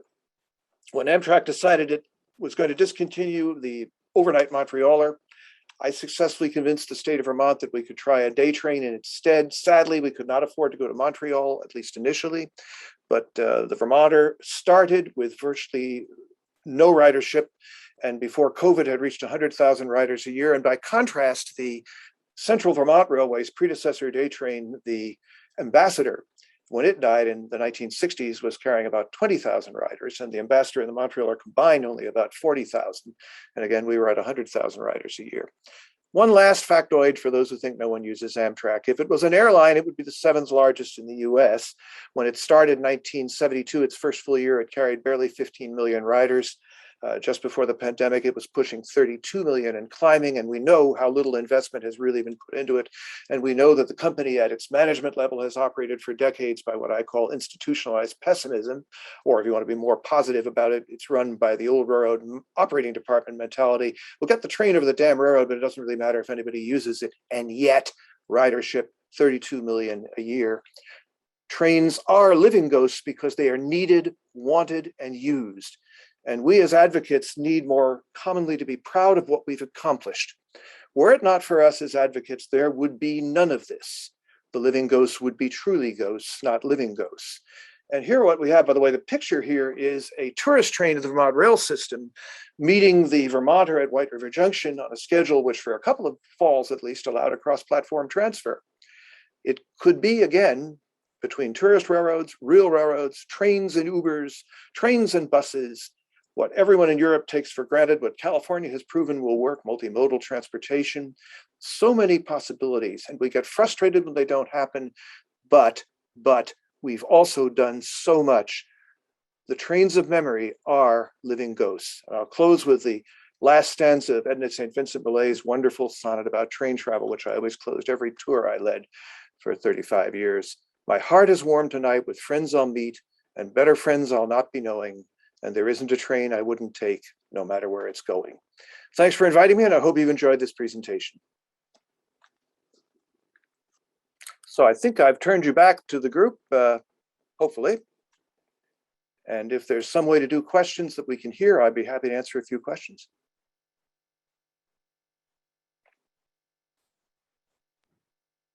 Hello, Carl. Yes, you're back, Yes. and we're moving the microphone around for questions. I hope everybody enjoyed that. They It was did. wonderful. You had a good When did applause. you go to school? Jim, that's what I'm offering as the fundraiser for next spring. If we actually pull off the meeting, it would be that program. So the question was, when did you go to school? Well, You rode trains all the time. When did you go Yeah. to school? my mother was a Pullman reservationist for the Pennsylvania Railroad when I was born, and my dad was running diagrams 3 floors from the Res Bureau down to trackside at Penn Station in New York. So in a sense, it was born in the blood. Although Mom had a baby, and in those days, if you had a baby and you were a woman, you were fired. Pensy promptly fired her as soon as I was born. Dad got laid off for the spring, went to work for the AAA. Mom would love that job. Best thing she ever did, but they might have rehired her 5 years later, but by then the passenger train era was dying. But I was born in 1947, so if you do the math, I'm 74. And starting in the 1950s, after that 5th birthday trip on the Phoebe Snow, most of our travel was by rail. I went to college in Denver, but my folks by then lived in Florida. So 4 or 5 times a year, I went from Denver to Florida by rail. And I took advantage of what the railroads called alternate routings. There are about 25 different ways you could get from Denver to Florida without paying any extra fare, including amazing things like going from Denver to Montreal and then down to Florida. It was exactly the same as the most direct one-way fare. Alas, for those days. But anyway, I rode a lot of trains. Too damn many last runs, but a lot of trains. Any other questions? Great, thanks. So let me look at the agenda. We're on break until. I will let you go. Thank you for the share. I'll be on for a while longer and hope everybody enjoyed it. You have a great meeting. So much. I deeply commend the fact that you guys have put together the many factions of our group. And I want to endorse enthusiastically Todd's comment that we can disagree about tactics, but we have to agree and work together to accomplish our purpose. And again, I emphasize we've been far more successful than we give ourselves credit for. Thank you, Thanks. Carl. Thank you, Carl. That's absolutely true. We're actually on break until, we're a little bit ahead of schedule. We're on break until 11 when we'll have Jim Mathews give his presentation. Thank you. We're We good. have the classic laptop up the nose shot here. Okay. Well, listen, good morning, almost good afternoon, but still good morning to everybody. I'll let you know that this is only the second time I have ventured out from my cave since the before times. It's really, really terrific to see actual humans sitting in tables. And you're not all like this, but to those of you out there who are like this, welcome. I'm glad you're here as well. What a great time to be a rail advocate. It's hard to really exaggerate where we are as a movement, as a plan.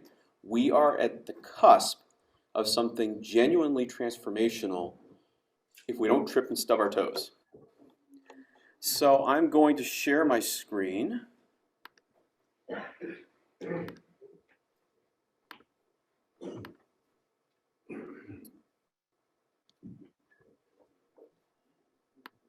And I'd appreciate a little feedback from our online participants to make sure you can see this okay. We're seeing it here. All right, super. So I'm the guy from Washington. I have no business telling you how things work in Arizona, so I won't.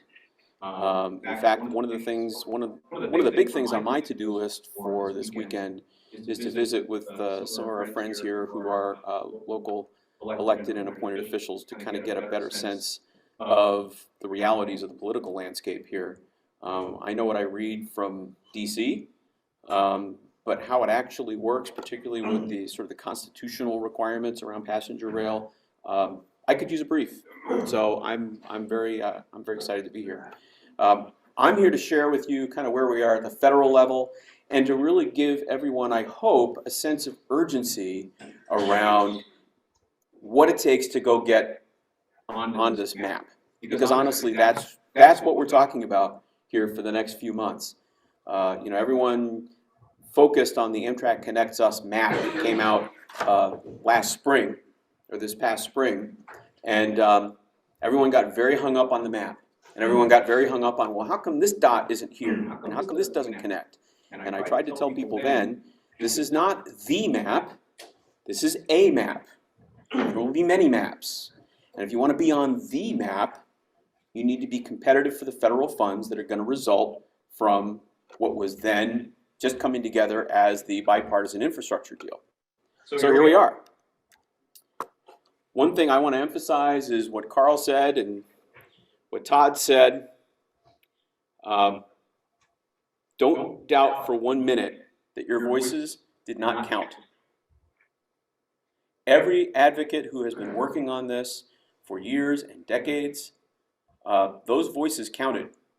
And when Sean Jeansgale, who's my VP for Government Affairs and Policy, when he and I would visit with the House, we would visit with House Transportation and Infrastructure, we would visit with Senate Commerce, over and over again.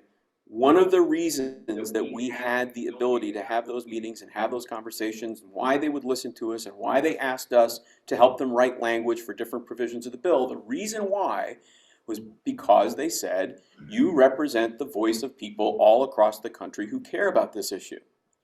So don't doubt for 1 minute that your input did not help us get to this place where this country is about to spend more money on passenger rail than it has ever spent. Everybody needs to pat themselves on the back. So, one of the things I used to encounter all the time this summer and in the spring was people say, well, I don't know what's in the bill. It's all very confusing. Well, it is very confusing. It was even confusing for people who spend their professional lives trying to understand what happens in Washington, D.C. The people who wrote the bill were confused. So I won't name names, but there were certainly people on committee staff who would call us from time to time and say, well, wait a minute, was this in this bill or was this in that bill? So we were all kind of helping each other out. But the three sort of components, you have the fiscal 22 appropriation, the THUD budget. We have what became the Jobs Act, which is now passed. And we have budget reconciliation, which is the Build Back Better, the sort of large social policy bill. And that's still kind of up in the air. I want to take us through very quickly the Jobs Act and the reconciliation. And the reason why I want to do that is because the Jobs Act is kind of where we are right now. And the Jobs Act actually has two parts. So many of you who are also Rail Passengers Association members, you have heard us banging away daily and sometimes hourly for the past 2, almost 3 years on FAST Act reauthorization. It became a Homeric epithet, right? Like swift-footed Achilles. FAST Act reauthorization. And what that was the 5-year surface transportation policy bill. And there's money in that, but you can't spend it until you have an appropriation to go with it. And so we were looking to replace the FAST Act with this new authorization. That new authorization is part of the Infrastructure Investment and Jobs Act, the IIJA. However, there's also real money that is also in this bill, and that is the bipartisan infrastructure deal, which became the bipartisan infrastructure law, which got folded into the Infrastructure Investment and Jobs Act. You with me still? This is a long and complex journey.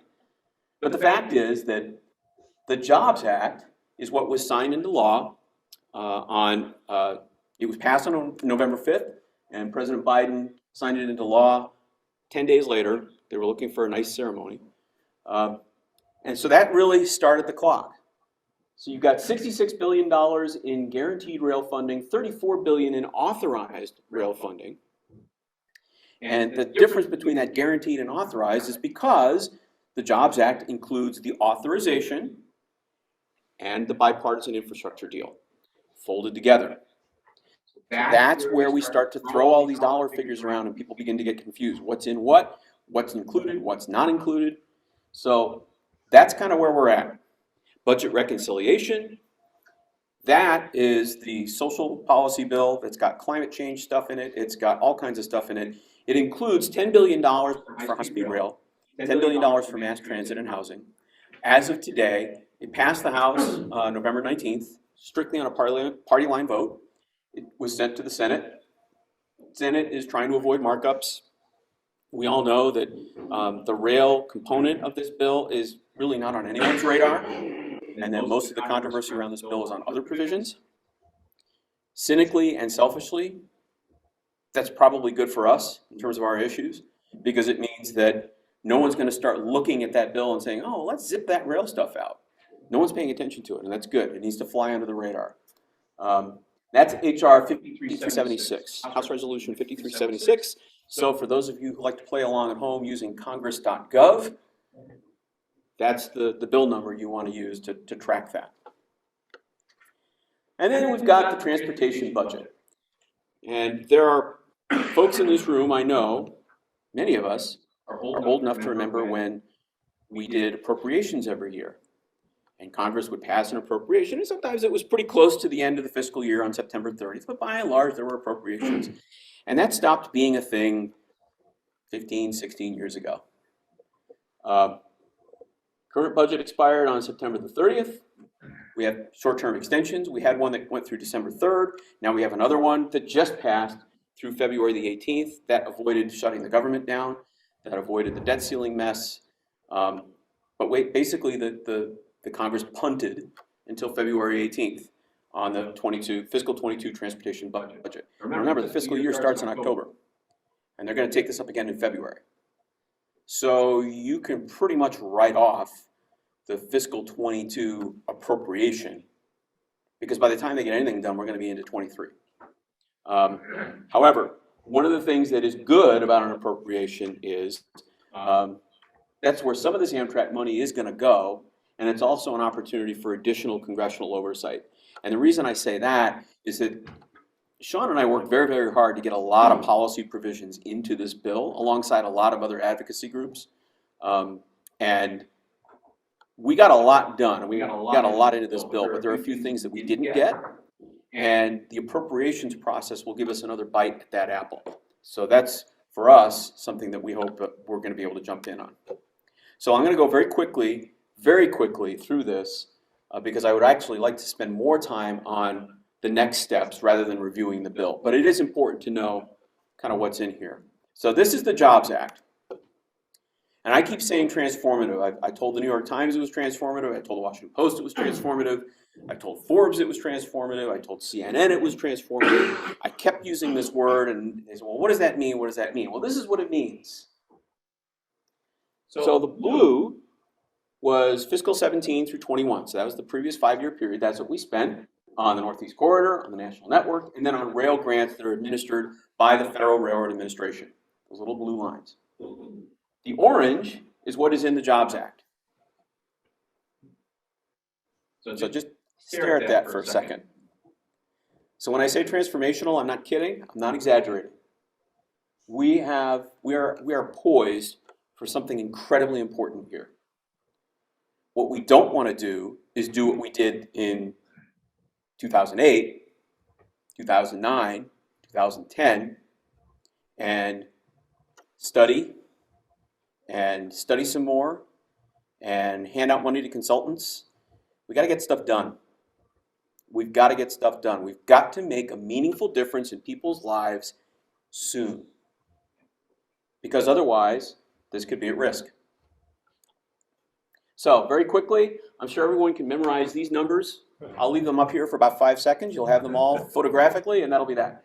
The point of this is really just to show you that these are the two sort of components of the Jobs Act.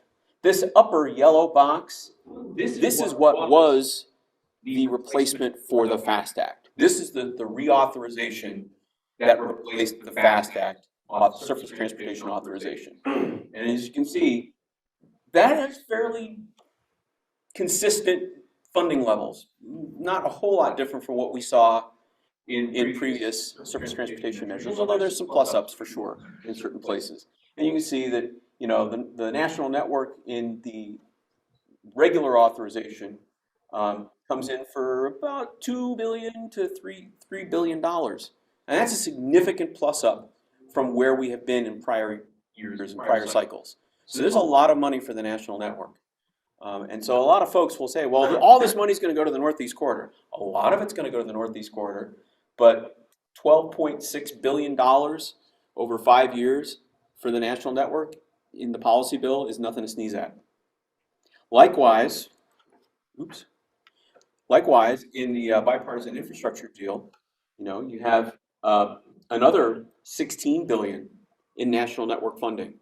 Again, nothing to sneeze at. These are historic funding levels. These are the kinds of things that are going to allow us to spend $2 billion finally replacing the superliner fleet.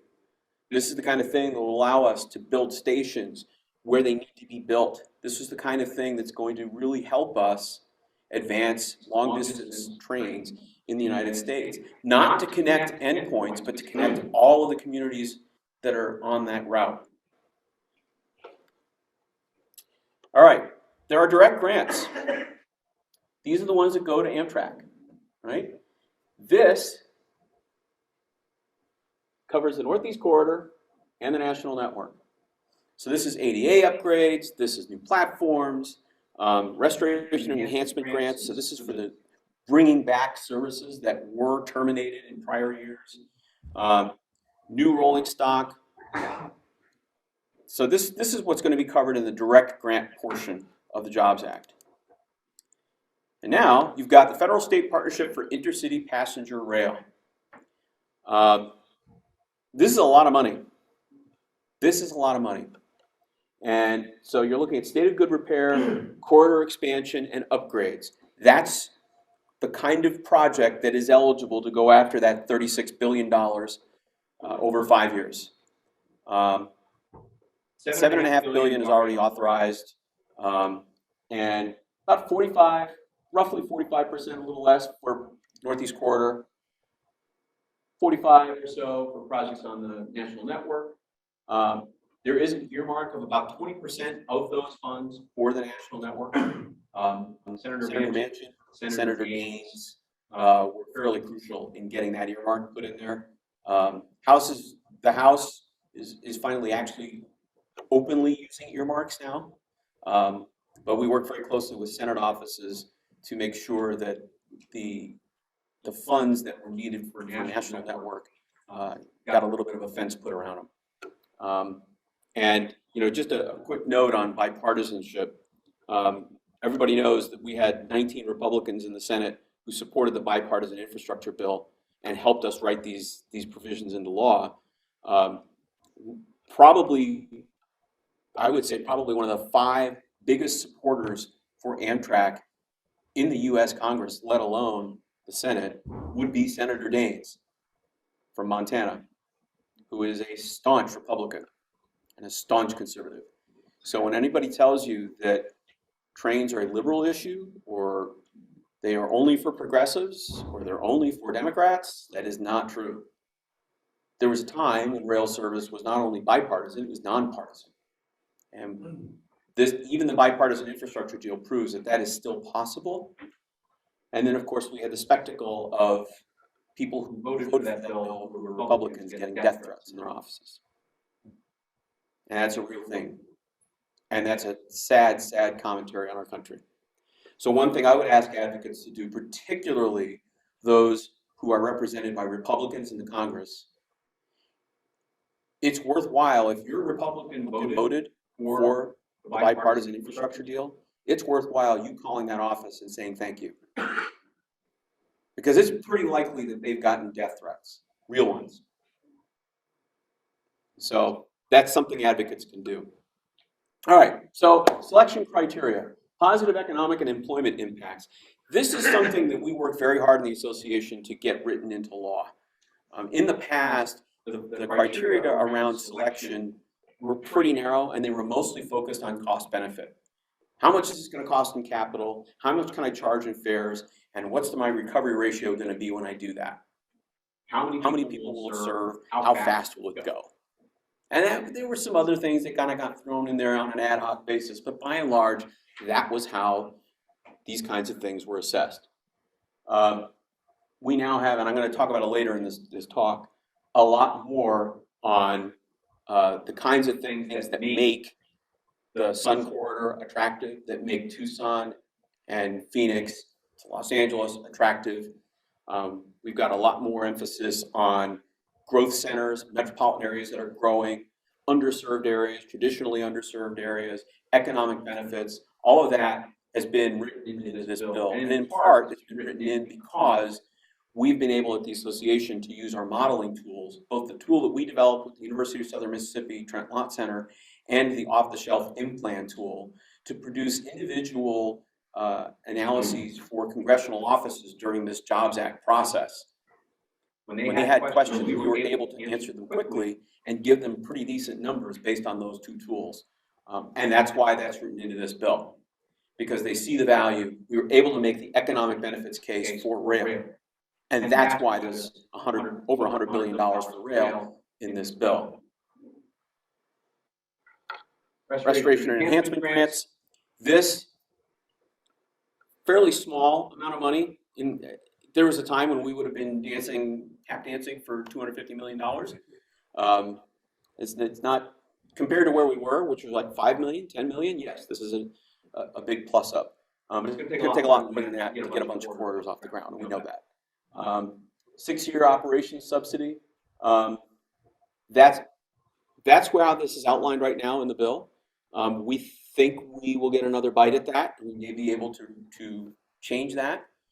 We would like to see, and candidly, even Amtrak would like to see that extend and possibly even be set up so that you could have subsidies to states in perpetuity.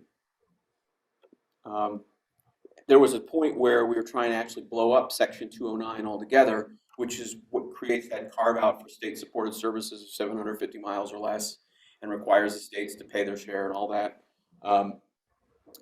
We weren't able to get that done in this go-round, but this was a substitute, and it wasn't that bad. Chrissy grants. Yes, we had to write Hyperloop into the bill. I think Hyperloop is science fiction. And let's pretend for a moment that it does get built. Let's just, as a thought experiment, let's just decide that there really is a Hyperloop and it really happens. So all we're doing is replacing flyover country with zip-through country. It does nothing for the communities the way that passenger rail would. The grade crossing elimination, that is enormous. That is enormous. I don't have to tell the people in this room how many people we kill every day in this country because we have at-grade crossings.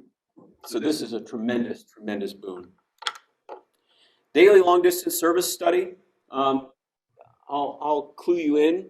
This started out as an initiative that Sean and I worked on with Senator Manchin's office, and the objective there was to get Senator Manchin to write in a provision that would have required the Cardinal, which is now operating 3 times a week, to go daily. He was very enthusiastic about that. One of the reasons he was enthusiastic was because we used our tools to show him that a daily Cardinal would be worth $22 million a year to the state of West Virginia all by itself. As these things go, in committee and conference and negotiations and so forth, this got watered down into, hey, let's do a study on making all these trains that aren't daily. Let's see what it would take. So we have a 2-year study window. Special preference given to routes in service as of April 1971. I'll let you read into that what you will. Routes that advance the economic and social well-being of rural areas. I will let you read into that what you will. But I will point you back to the Southwest Chief language that we got in 2018, which put a big fence around changing anything to do with the Southwest Chief, including the Bustitution, without letting Congress have their own say. So I'll just leave that there. We are written into the study. Passenger groups are particularly written into the study, so that we will be participants in that. Now, here's the big one, Corridor Identification and Development Program. Again, DOT has to establish a program within 180 days of passage of the bill. The bill was passed November the 5th. Zip forward 180 days from November the 5th, that gets you to May, the first week of May, and they need to identify how they're going to pick the corridors, what the rules are going to be, what the process is going to be, and they need to outline a schedule and a pipeline of projects. The last time I talked to the administrator nominee, Amit Bose, he and I were talking in Chicago about the potential schedule for this, and he agreed, he was adamant that the intent is to try to do at least some grant awards as soon as August or September, which is good. You know, we agreed on the need to really move with some urgency, and everyone knows they need to do that. So how does it work to get onto a corridor? I have a slide here that says that, but I'm going to skip ahead because I'm going to talk about that in a lot more detail here in a minute. Corridor definition. less than 750 miles, enhancement of an existing route of less than 750 miles, restoration of service over a passenger railroad formerly operated by Amtrak. And we all have our pets, right? How many people here are pro Pioneer? Right, okay. How many people here are pro Floridian? Right, so we all have our lists. So, passenger experience enhancement. This is another one where we got ourselves written in the bill. Food and beverage, must break even clause, out. Now, the real leader on that one was Congressman Steve Cohen from Tennessee. Take a bow, Bob. He has done he really did a fantastic job leading the charge on this. We worked with his office very closely. Flexible dining, which was basically airline style food on the train, was built around the concept of cheap food without real kitchens and only one person serving it. And this was supposed to be to make it break even. The reason for that was because there was a provision in law that said that no appropriated funds could be used to deliver food and beverage service on board the train after a certain year, which means they had to find a way to make it cover its costs, which, you know, go to your average Denny's, pick it up and move it a few hundred miles a day, make sure the staff has somewhere to sleep, keep putting food in the Denny's every new stop. You get the idea. It was a ridiculous concept to begin with. It was not plausible. And so it's gone. There's a working group that has to be established to improve onboard food and beverage services. That was written precisely with us in mind. Amtrak has already reached out to us to send them the outlines of how we think that should be done, what that would look like. That's another one. They have 180 days to put that plan together and report to Congress how this is going to happen. So our deadline is to support that deadline so that Amtrak can tell Congress in the first week of May how they're going to do the food and beverage working group. So we're already working on that back in the office. So we're going to have to look at making the financial performance better, retaining ridership, differing needs of different kinds of passengers, survey data about food and beverage.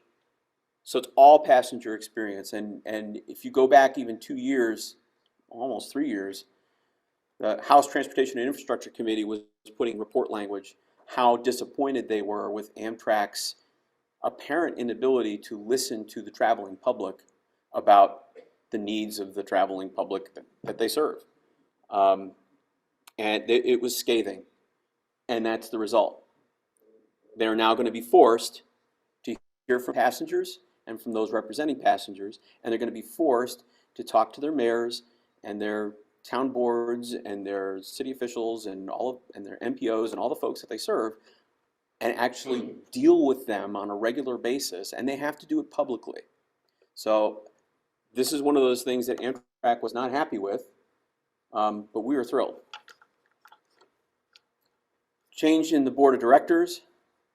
We need to make it more representative of the traveling public and the stakeholders. We got that in there. And one of the things that it's been overlooked, not only we change the composition of the board, there's a requirement now that it must meet at least once per year in open session before the public, where the public can come in and ask it questions. That's a pretty big deal for Amtrak. I've told a lot of people since I came to the association in 2014, I came from Aviation Week magazine. One of the things I used to write about was the B-2 stealth bomber. And I can tell you factually that it was easier to get information on the B-2 stealth bomber than it is to get information out of Amtrak. And that's no joke. So that's an important innovation. Surface Transportation Board. How many of you guys saw the blog post that I wrote where I had a steam engine in the picture? And then the second line was "made you look"? I apologize in advance, it was cheeky. But it was important Because whenever we write about the Surface Transportation Board and all this policy stuff, people tune out. And they shouldn't. Because one of the things that's going to get our trains operating on time again is enforcement of the metrics and standards rules, which were put in place last December. And we now have the clock started ticking this summer so that we're keeping score. And now we can go to the Surface Transportation Board and say, here's where we are on customer OTP, and that's going to be the metric is customer OTP as opposed to all stations OTP. What are you going to do? And STB has the ability to independently investigate and can levy fines. So this is a big deal. And the dockets can be very dull. It can be packed full of legalese. It's hard to follow the twists and turns of motion practice, for sure. But it's worth your while to pay attention to it, because if we're going to get any movement on metrics and standards, and we're going to get any movement on late trains, we're going to get any movement on preference, and sitting there for an hour and a half while a coal train goes by, that's how it's going to happen. And we also got a rail compact funding measure in there. So now we can clone the Southern Rail Commission around the country to do similar work as that of the Southern Rail Commission. So I want to talk very briefly about Connects Us. We all know Amtrak Connects Us. Now this is the map that got everyone excited when it came out. I'm going to grab the mic because people still need to hear. To me, here's my pet peeve. What is going on here? Louisville, Nashville. Now, the geography is challenging. The track is challenging. Got it. But if this is a notional map anyway, I mean, that just screams out to me. But here's the good news, and this is what I tried to tell people as soon as this came out. This is not the map. This is a map. This is Amtrak's map. This is their vision. It's a pretty good vision. And we can quibble about the parts that aren't connected. We can quibble about where the service is. We can quibble about, well, why don't we just go down south from Pueblo? Why don't we go north from Cheyenne? All those are true and valid and correct.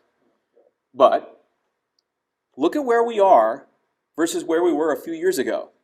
When, to Todd's point earlier, Amtrak just kind of wanted to quietly operate 305 trains a day. Maybe if we just keep our heads down, no one will notice.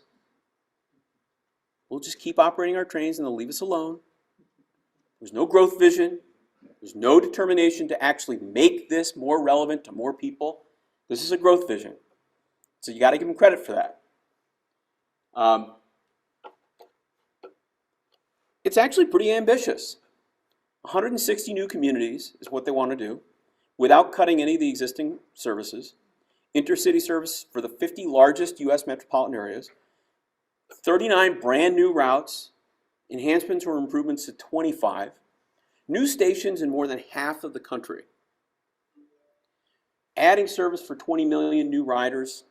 They want to double state-supported route ridership, and they think that this is going to boost their revenues by about $800 million a year. Now we can all talk about Amtrak's accounting, Amtrak's calculations. Frankly, Andy does it better than me. So I'll defer to Andy on that. Is it fair, Andy, though, to describe it as largely smoke and mirrors? Yes. So we can debate about whether it's 800 or 200 or 1 point, whatever. But the point is, they are actually looking to grow, which is what we want them to do. In Arizona, this is what it would look like. These are the two Connects Us proposals for Arizona. As was mentioned earlier, Bill Flynn sat down with key decision makers here to start outlining this. And I'm going to foot stomp the point that was made earlier. Right now, the way this is written, you got to have state participation. You got to have local participation. You got to have, ideally, you got to have it in your state rail plan. You can't just come in and make this stuff up. And we've taken a lot of heat at the association from some of our members when we put on a map similar to this a few years ago, and certain people's pet projects were not on the map. But we consciously made a decision that we weren't going to put something on the map that had not already gone through some vetting process, through a state rail plan, through an EIS, something like that. So we wanted to have stuff that was plausible and not just, gee, wouldn't it be cool if these places were connected? And lo and behold, the way the law was written that we're now going to operate under, that's one of the criteria that you'll get points for that if the thing that you're proposing will be in a state rail plan. So if this isn't the map, what is the map? So as I said, FRA is right now working on the rules of the road. It's in section 22308 of the Jobs Act. That's where all this lives. If you want to know what a winning proposal looks like, this is what a winning proposal looks like. And that's a lot of text, I get it. But I thought it was important to have all the text here for everybody. The yellow parts here are the things that previously really did not get evaluated, or if they were evaluated very lightly. So public benefits, the normal stuff, right? Projected ridership revenues, capital investment, those kinds of things. We know that. But was it in a planning study? Has this been looked at before? Has some of this basic blocking and tackling been accomplished yet? You're going to get points for that, as opposed to clean sheet stuff. Environmental benefits, congestion mitigation, public benefits. If you can quantify that and put that in your proposal, you'll get points for that. Development in the areas near passenger stations, historic districts, and other opportunity zones. I love to talk about Meridian, Mississippi, and I love to talk about Denver Union Station, because they're both examples of what happens when you make these investments. They attract private capital. And so for all the people who get wound up about subsidizing tourist trains, that's not what we're doing. Federal government has a role here to create the preconditions for the success of private capital. It's as capitalist as mom and apple pie. We do it for the airlines in the form of an air traffic control system, and we're going to do it here for rail. Because what happens when you do that is you produce multiples on your investment. Denver Union Station is a fantastic example of that. So is Meridian. They found $5 million in the couch cushions in Meridian, and since that time, it's produced 173 times the initial investment in private capital. There's a museum, there's a conference center, there's restaurants, hotels, all within about a 3 to 4 block radius of that station in Meridian, Mississippi. That's how this works. And that's why this is better than a bus stop. I can kill a bus stop by taking the sign out of the ground. There's no long-term capital commitment. And that signals that there's no need for you, Mr. Private Investor, to make your own long-term capital commitment. But if I put in stuff, I put in stations, I put in platforms, I put in rail, I put in whatever, that's a signal that this is going to be a long-term venture, and it supports the attraction of private capital. And that's how this turns into a net positive for the community. That's going to be, you're going to get points for that.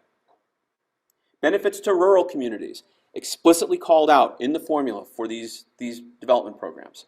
That's huge. So one of the reasons we got that written in, that was with Senator Daines' help, with Senator Manchin's help. Really those two were sort of the leading figures on either side of that. Senator Capito to a point. But that was Southwest Chief, Empire Builder, Zephyr, you name it. That's the origin of that. Is your corridor in a state-approved state rail plan? Again, wouldn't it be cool if I could go from here to here? You're going to get points for that. If it's in the state's rail plan, you're going to get points for that. Historically unserved or underserved or low-income communities or areas of persistent poverty, called out in the law.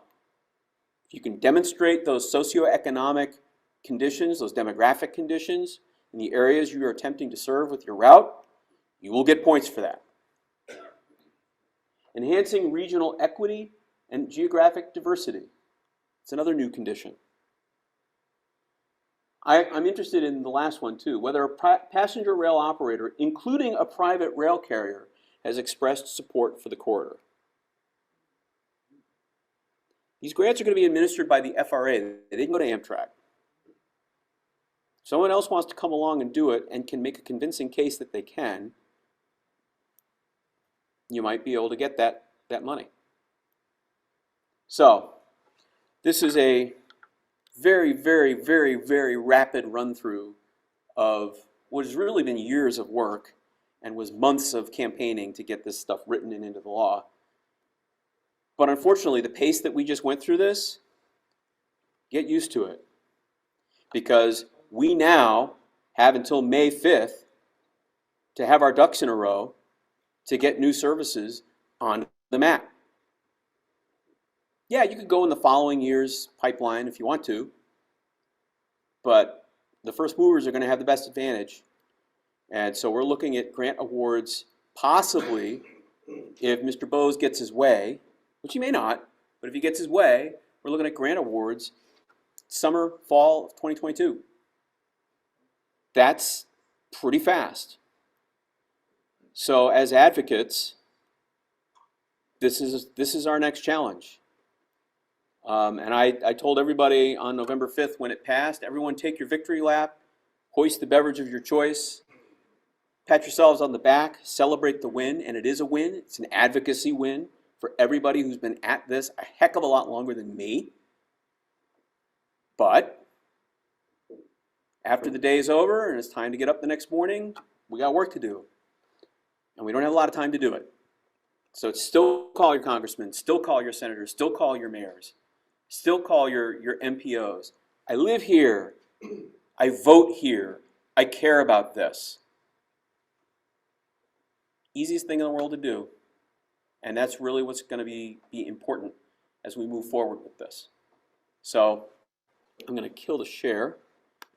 I'm pretty certain I've run over time.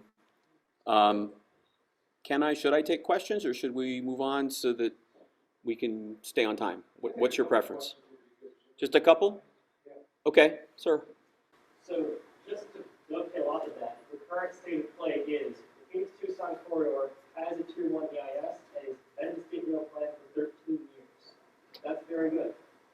Problem is, AI has been sitting on it because the state legislature and the governor have categorically refused to put money for it. So, municipalities in Arizona, like Tucson, Tempe, Maricopa, Phoenix, are taking the lead on funds. But ultimately, what I'd like to know is there a mechanism whereby those municipalities could work together to make some of this grant funding possible for us? Or is the state government required here? So it's funny. I mean, you and I chatted about this a little earlier. And I'm going to repeat the question very quickly for those online.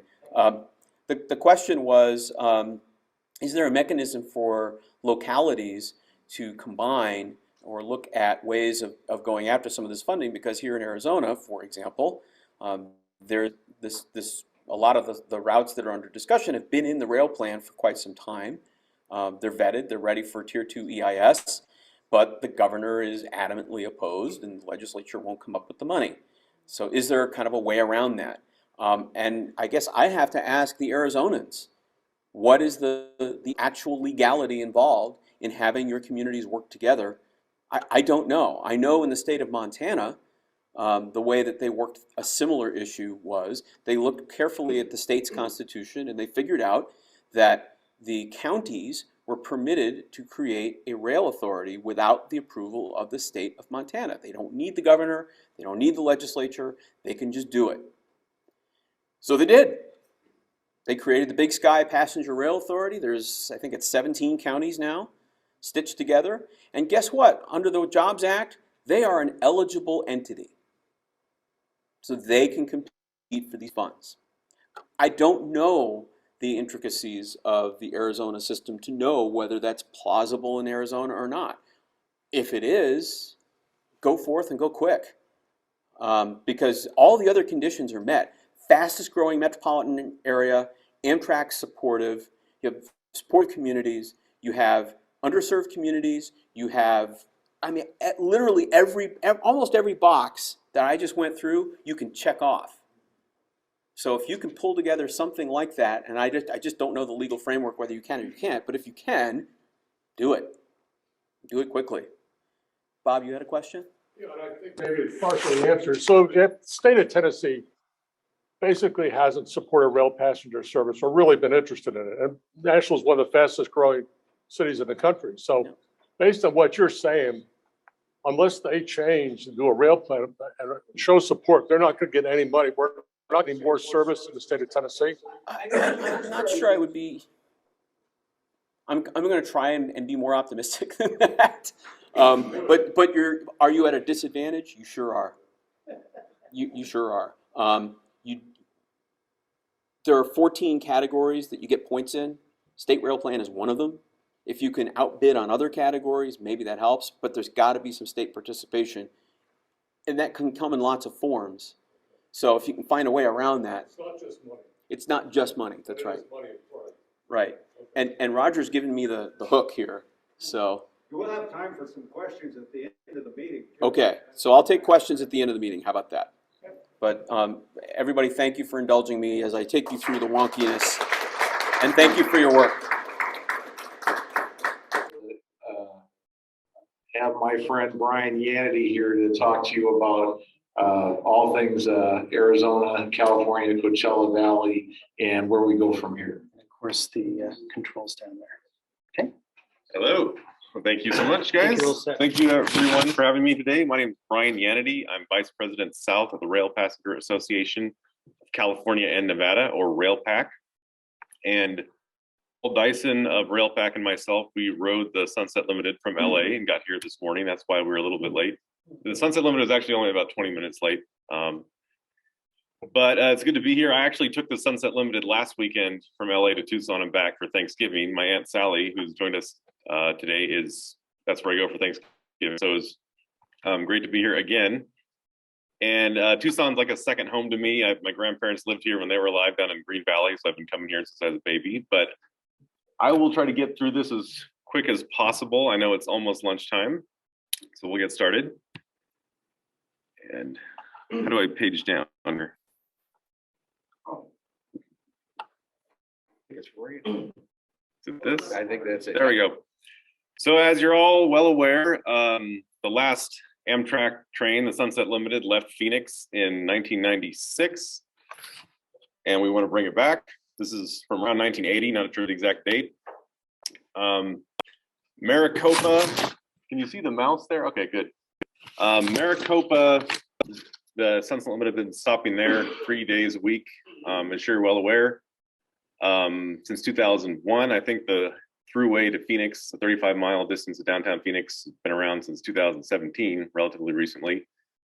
But to get direct service back to Phoenix, we really have to get this Welton branch going again. And the Welton branch, also known as the Welton Cutoff or Phoenix West Line, it was completed by the Southern Pacific Railroad in 1926, primarily the Golden State and Sunset Limited passenger trains that pass directly through Phoenix. I know you guys can't read this, but this is a Southern Pacific speed limits table from 1965 showing that passenger trains ran 79 miles an hour on the Welton branch, aside from a few 50, 60 mile per hour sections. And the max capacity in the 1960 was roughly 20 trains a day. I doubt they ran nearly that many, but if we were to restore it, I think that's theoretical capacity. It's mostly single track with a lot of, well, yeah, I think it's 137 miles from Phoenix Union Station to Welton down here. This section from Growler to just west of Arlington to the Palo Verde nuclear power plant has been out of service since 1996. Southern Pacific and then Union Pacific, which bought it around that time, basically didn't want to put up money for the maintenance and repairs, and nor did Amtrak. And they approached the state of Arizona, to my understanding. You guys can correct me if I'm wrong at that time. But the state did not want to pay for it, so they put it out of service, and then no more Amtrak to Phoenix. And this is actually from 2014. This is an Arizona Department of Transportation study of capital costs to restore the Welton branch. And what we want to do is down here, the class 4 track, which will allow 79 miles an hour trains, which they had in the 1960s on the same piece of track.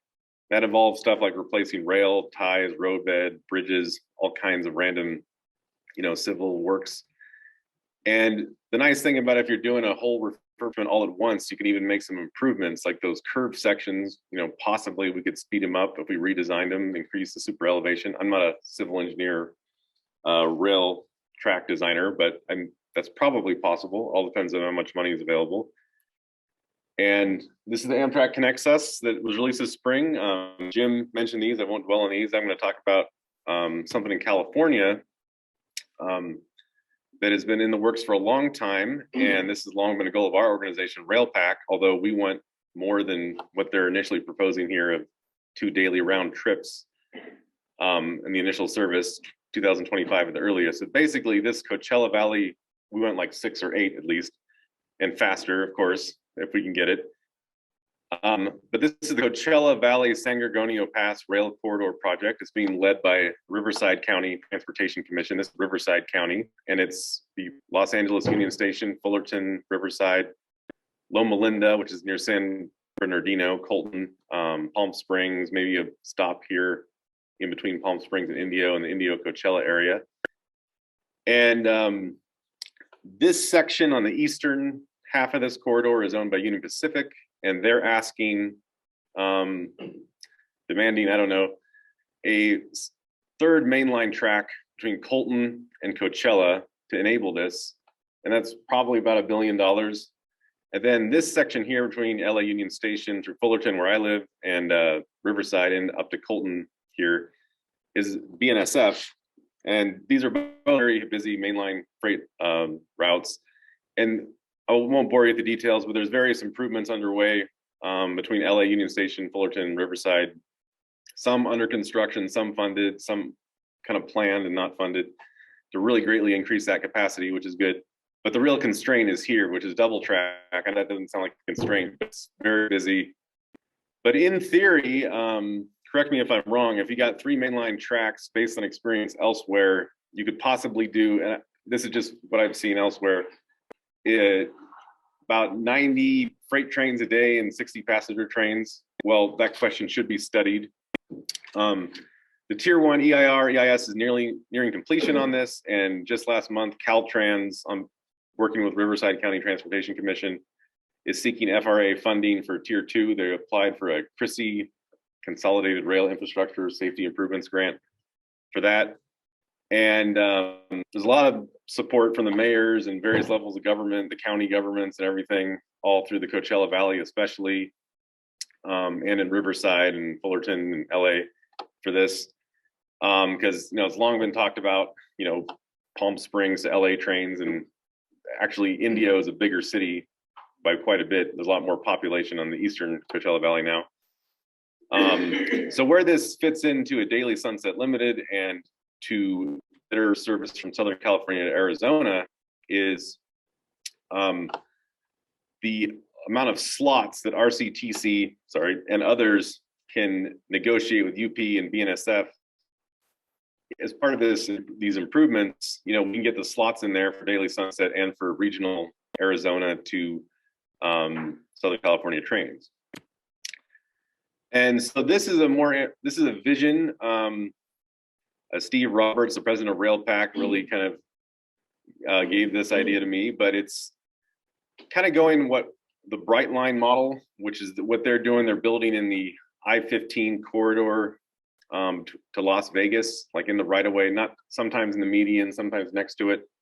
But if you're to do that for the I-10 corridor from LA Union Station to Phoenix downtown somewhere, I'm not going to get into the station debate in Phoenix, and you were to average 150 miles an hour, be 2.5 hours from downtown LA to downtown Phoenix. And the existing rail corridor, and looking at a 1993 Amtrak Sunset Limited schedule, it was an average of 50 miles an hour, 126 miles, including the aforementioned Weldon branch here. And of course, you shave off some distance here. That's just the difference. And the flight time, there's about 4,000 people, I think, pre-pandemic, more or less, that flew from Phoenix Sky Harbor to LA area airports, including Ontario, Burbank, Orange County, I guess, and LAX. And the flight time is about 1.5 hours. So if you include, though, the hour or so it takes to get to the airport and check-in time on either end trip, you really could be more competitive with high-speed rail on this corridor. And I don't need to go into why there's demand. We all know that Phoenix is fast growing. It's the 13th biggest metro area in the US. And this could easily tie into Phoenix Tucson service or eventually high speed the whole way. But really, you go look in places like Asia, Europe, even the Northeastern US, Northeast corridor, where you have fast trains, they really can cut into the market share of airplanes. A friend of mine in Spain, and within Spain, higher speed and high speed rail is the predominant mode of travel. It's really like decimated domestic air travel, reduced carbon emissions and all the other public benefits. And she says, everyone knows that it's so much easier to take the AVE trains and flying. Airplanes are for suckers. So the daily sunset is our first step, though, increasing from present 3 times a week. I don't need to explain why that's a good thing, but it's a low-hanging fruit that would complement, connect, and aid development of other new passenger trains, including the LA, Coachella Valley, and Imperial Valley. I'll show that extension here in a second. The Buckeye, Phoenix, Tucson Sun Corridor, Southern California, Arizona regional trains, and Phoenix and Tucson regional rail. So I'll leave you with this map here that I came up with feedback from some of our friends. And I think we got the Tucson Nogales extension. I'll go east to west.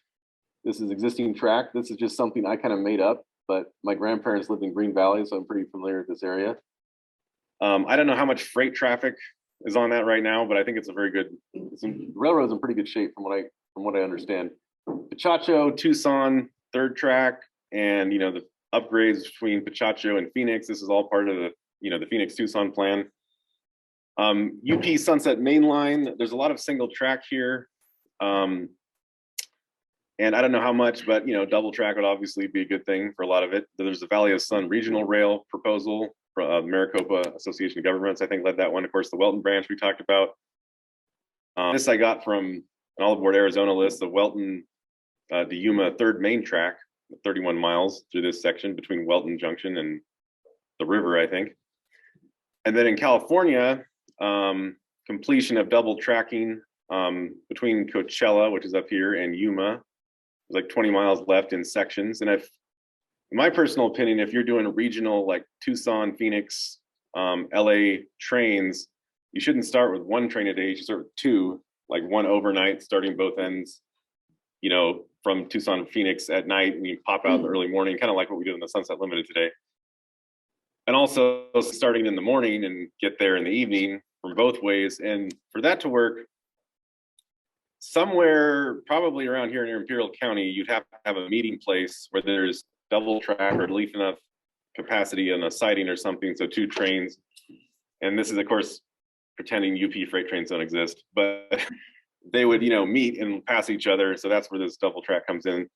And I really like this is the Imperial Valley here, an extension of the Coachella Valley rail service to Calexico. There's actually 250,000 people in this area. And then if you include Mexicali, that's a metro area of 1 million people.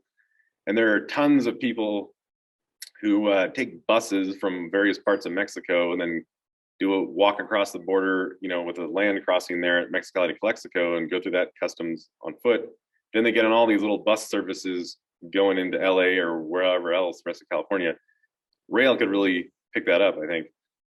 And this is, of course, the stuff we're talking about in Southern California. One little side note here, it's not too important, but it is important in the sense of the daily Sunset Limited. I think it was UP asked if they'd make it daily. One of the things they asked, I might be outdated on this, that it'd be rerouted off of UP lines. Right now it goes Union Pacific lines to the San Gabriel Valley from Los Angeles over past San Bernardino, but south of San Bernardino through Colton.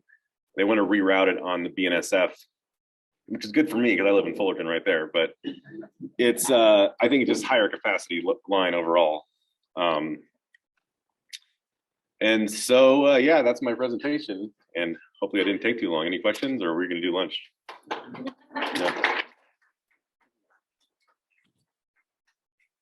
It tells me you're a hungry young man. I am. We'll just leave it up here for people to look at. So Yeah, Brian, we'll have time at the Cracker Barrel afterwards for questions, so Okay. we'll all participate in the panel at the end of the day, so, so you'll have time for questions, but thank you, Brian, it was a wonderful presentation. We are gonna do lunch now. Okay.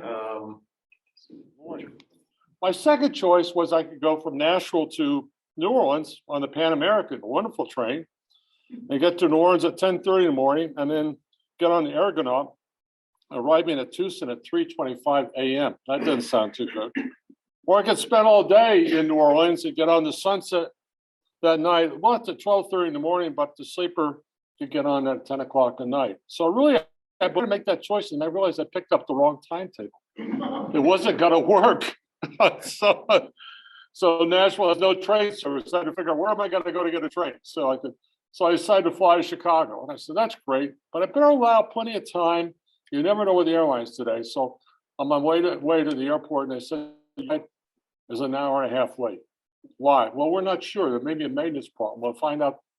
Like they had to ferry a plane up from Dallas Fort Worth. So fortunately, I got there in plenty of time to get down to the station and get on the train. And it was not the Pan American. It was not that train, but it was a wonderful train. And of course, it was a long train out of Chicago, about 15 cars. No, it was 4 cars, 2 coaches, a food car, and 1 sleeper. Sleeper's been sold out for over a month. I mean, I booked that sleeper 3 or 4 months ago because it's just ridiculous. They just, so got on the train, and the equipment was in good shape. I would say I looked around, it was clean. I had the sleeping car attendants, I had Ricardo to San Antonio, and then Dave from there. Both guys were really good. Of course, I've learned I get on the train and I saw myself, I gave him a tip in the beginning. I said, here's some money. You do a good job and get more at the end of the trip. That seemed to be a good incentive for sleeping car attendants. Of course, once in a while, I've had a guy where I could never find the guy. He disappeared.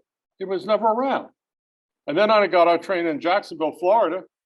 It's a 5 o'clock train, a Florida train coming up north. I go down the platform, it's 5 o'clock. And the woman who was working the sleeping car said, Mr. Stewart, your room's all ready. And I made a reservation for you in the dining car for 6 o'clock. Thank you very much. How much time does that take her? What little effort she made a difference in the trip. She really cared. So, you know, we all know in any business, people can make a difference. And of course, we need more equipment. And they also need more people. Sleeper, as I said, so we had the food car, which was mainly for the sleeping car passengers, but he would open up periodically for the coach passengers, since it was the only that one car. And so I could either get the food delivered to my room by my sleeping car attendant, or I could eat in the food car. And I did both. And the food was okay. I mean, chicken La Rosa was fine. Some of the other dishes were not bad. I wouldn't say it was, you know, not as good as a real dining car, but it was okay. I actually included a glass of wine too, complimentary. I didn't realize Amtrak did that sort of thing, but I guess it's a part of the new service. Mask. They've got instructions to really focus on and really talk about masks, to the point where it was probably presented to me probably 10 or 15 times on the whole trip, where you will wear a mask. The only time you can take it off is to take a sip or eat something, but that's only take it off and take the sip and put it right back on. You can't take it off, take a sip, and then take another bite of food. No. And they made that very clear. And they also said, if we have to tell you twice, we're going to take you off the train. Obviously they've been instructed to get very, and so I was talking to one of the conductors. I said, well, you know, do you have much problem on the train? So no, not too much. I said, I know in some cases where they've had to stop getting off for smoking or drinking too much. And they usually call the local police out. He said, well, that's fine, but some of our towns we stop, the police won't even come out. And he said, I've never seen Amtrak police on the train. But he said, we're able to handle things. And I guess they did. So it was, as far as crew, they were good. Of course, it was nice getting to San Antonio, where we picked up the Sunset and had the full diner with the flowers, which were very nice. And the meal, I had a steak the last night. and the service was good. The coach passengers, they had the sightseer lounge, so they would get their food in the lower level of the sightseer lounge. The dining car was mainly for people in a sleeper. But I think sometimes there were a lot of empty tables. I think they could have made some more money if they'd open it up more to people. As far as on-time performance, we were a few minutes late at one station, but most of the time we were on time or early. I think it was San Antonio, we were an hour early. So they kept us moving right along, and that on-time performance was really good.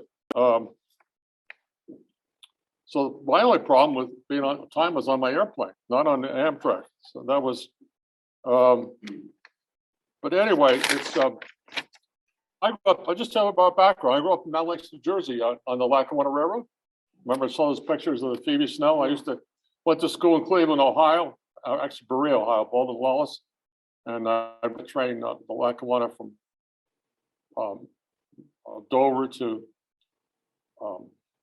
Buffalo and on to Cleveland overnight in a coach with a bunch of other college kids, and we'd have a good time on the train. But that was a great way to grow up. And my dad used to ride the Lackawanna commuter train every day to New York, to Hoboken, then to Ferry Cross. And one summer I got to work in a law firm in Bingham, Engler, Jones, and Houston. That was the name of the law firm. He was a lawyer. And I worked as a delivery guy, where I had to take packages around and envelopes, to make deliveries. And one day I delivered to this guy, and he said, "You know what you just delivered?" I said, "No, I checked for $185,000. I said, "Wow!" I didn't even know it was in the envelope. But anyway, so I really love railroads. I grew up. I never went to work for a railroad. When I graduated in '65 from college, the railroad industry wasn't really doing very well. I wanted to go into sales, and a good friend of mine said, "You know what? The problem with working in sales of railroad, you're not going to be on the railroad, you'll be out seeing customers that much." So I went to work for Procter & Gamble, but I've had a love of trains all my life. And as you know, I've been involved with Amtrak, now RPA leadership for the last 20 years. Just a few thoughts on changes that I think are needed. And some of these have already been brought up. The new Amtrak board idea that Jim presented, I think that's great. I tried to get on the board of Amtrak when I was chairman, and I had letters of support from various people, Amtrak president, STB, everything else, and I had to meet with Senator McConnell, one of his staff members, because at the time was based on so many spots for Republicans, so many for Democrats, and he somehow had the the privilege of picking a new board position. So I went and interviewed this guy, and I showed him all the support I had, and then McConnell gave it to some friend of his as a report. So, but I think it'd be great to have a board made up of the different groups that Jim talked about, representing different aspects of our industry. I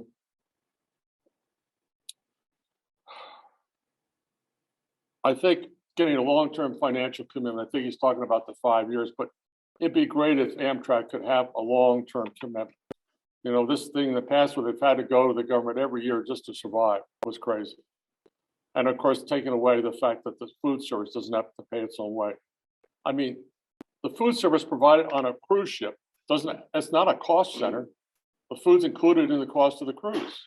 If you go to a Marriott hotel, they have a happy hour. I think they still do. That's not a separate profit center. No. Why should it be on a train? It all should be part of the whole product package. So that's good to make it a change in that. And then, of course, building a truly national system. We still have some issues in Tennessee. We've been trying to work with the state, but there's been very little interest in rail service. The only train we have, of course, is the North City, New Orleans, goes down through Memphis. And then one Representative Cohen has been supportive of that, but not much support. So I think Nashville is one of the fastest growing cities in the country. I mean, we have a lot of people come there. No state income tax, low property taxes, and we get a lot of people from California. I should come in there, Paul. California and New York seems to be two areas that we get a lot of people coming in. But I'm still working on. We're still trying to get the state. Maybe when they see all this infrastructure stuff, maybe they'll change their mind. I think the way I see it, I see the country needs, I call integrated seamless system. That's what we need. That's what Europe has. We can go one mode to the other, integrated and seamless. We can't just build one thing and then have it not connected with the others. And I think that would be great. The long distance trains. I just want to share something about my experience. My wife's grandparents were from Garden City, Kansas. And I had the opportunity to go out to Garden City, Kansas. This was a few years, 2013, actually. I looked it up. And I did a presentation to the council and the mayor, and then I did a sort of a press presentation. And then at the end of it, Garden City, Kansas, on Southwest Chief, the train comes through there. A nun comes up to me. She says, "Mr. Stewart, we depend on this train as a lifeline so we can get sick people to the hospital in Kansas City, since we don't have big facilities here. It's a 40,000 people town. So this train is very important to us." I said, "Well, we got the nuns on our side. How can we lose, right?" But the point is that, well, just trains for many of these towns, and some of them have had air service and lost it, or lost bus service. And so we think about connecting the big cities, but we also think about the long distance trains and how important it is that these towns at 30, 40,000, 20, I don't care what number you want to pick it, that train can be a flank for people, especially as a population that's getting older. So I think that's a really important point. I've had the opportunity, my wife and I travel some great trains around the world that maybe some of you have done too. There's just some wonderful, what I would call, not really private trains that are run by private operations. So the Trans-Cambricchio across northern Spain, a wonderful train. The Golden Eagle Trans-Siberian Express from Vladivostok to Moscow, 15 days with a side trip to Mongolia. And the only thing, I book all my trips through International Society of Railway Travelers. They're based at IRT in Lexington, Louisville, Kentucky. The Hardys have been all over the world, and they know what's to be done. So we're on the train, we're going across, and we're going to go down into Mongolia for 3 days. And all of a sudden, they see this couple getting off the luggage. And I said, "What happened?" Well, our travel agency didn't tell us we needed a double entry visa. One time to come into the country of Russia, we'll get back out, and another time to get back in the second time. So they had to get off and find a hotel in this town, I forget, in Russia, for 3 days because they couldn't go us down to Mongolia. So it's important when you book some of these trips that I highly recommend them, that they know they've been on all these trains. The Royal Scotsman is probably one of my favorite trains. I didn't bring all these pictures here because I know you guys, you can imagine what they're like. The Royal Scotsman is a beautiful train. About 40, 50 passengers. They have a bus that follows along. You stop in all these towns. They bring up local entertainers. Then we get on the bus. We go to visit distilleries and golf courses and castles and stuff. It's a wonderful way to see Scotland. The Orient Express between Venice and Paris. The only thing I like about that was a nickel dime on drinks, stuff like that. I like it when everything's included. And that was not one of them. American Orient Express. Did anybody ride the American Orient Express when it was here? It was a great train. You could go around the United States. And they went out of business, I don't know, 5, 10 years ago. Nice train. The Indian Pacific. Great way to see Australia. Perth to Sydney. It's 3 or 4 days, 4 or 5 days, I forget how long it is. And they stop along the way, you do things. How many days? 3 days. Beautiful train, Indian Pacific. The blue train from Cape Town to Pretoria. And then probably one of my other favorites, Rovis Rail. Rovis Rail, we took it from Pretoria to Victoria Falls. And that's a beautiful private train, open platform car. Of course, I wouldn't do much good in the States now. Amtrak doesn't let you stand on the platform when it's moving, which is a crazy decision. I don't understand that. And that made it very tough for private car owners here in the States. I'm sure you know that. Very expensive. And I've talked to them. I know some of them said, they will get all planned, we'll get the estimate, and then they'll change the bill at the last minute and raise it way high. And so they were getting money from the private car owners. And the owners were willing to pay the fare, but they just made it very almost impossible. And the only way you can do a private car, they change it. You could do it different stops along the way. You'd have to get your car there, but now it's only from major endpoints will they move it. So, and I'm not sure what rules they have now. So I've always been asked, I guess, what's my favorite train I've been on? I'd say probably say the Royal Scotsman. That was really fantastic train. So it'll owe you though. You'll write down, you come back and write Amtrak. It'll be a big adjustment. I just got a few pictures to show you. I'll finish up here. Okay, this is the new Moynihan train station in New York City. The inside and there, you can't really see them, but there's escalators that go down to the tracks, okay? And then there's all kinds of things around the outside, and they've got a nice ceiling there. And I'm taking this from the, this is taken from the Metropolitan Lounge, which is a nice lounge here. Next slide. Okay, this is the outside of the building. Now, across the street was the Pennsylvania Railroad Station. The same architect built that built the post office. That's the old post office. They tore down that, built Madison Square Garden in 1965. It's not been a very successful operation. Of course, they kept the trains underneath Madison Square Garden, but what a mistake. But unfortunately, it raised such an outcry that Jackie Kennedy especially got involved in preserving Grand Central Terminal. So this is the old post office, and that's now the Moynihan train station. So it's not, it only took him 65, what's that, 35, 40, 55, 56 years to get something. I guess that's not long for Amtrak to make decisions. Okay, next slide. Okay, here I am, Grand Central Terminal. This is on the mezzanine level. That's Cipriani's, a restaurant. I'm sitting in Manhattan looking on that beautiful scene. Isn't that gorgeous? It's just a beautiful station that's been preserved. I had an opportunity to take a tour of it one time. Underground, I mean, there's about 7 layers below that. Go down and see all the equipment, and then I got up on the far end there. Those are walkways, and I got to walk across those and look down from the upper walkway. So it's a beautiful building. Being used no long distance trains, but it's used a lot by the railroads. Okay, next, did I put you some more in there? That's it? Okay, that's it. I thought I'd give you something more. Okay, that's it. That's my presentation. Thank you. Hey, it's nice to be back here in Tucson. I think this is the 3rd time Roger's invited me. You haven't gotten rid of me yet. So it's great to be back. I really enjoy this, and y'all are a great group. Liebman are doing some really good work here. This kind of seems to be like a reunion. Right here. Oh, good. Can you all hear me? Yeah. Okay.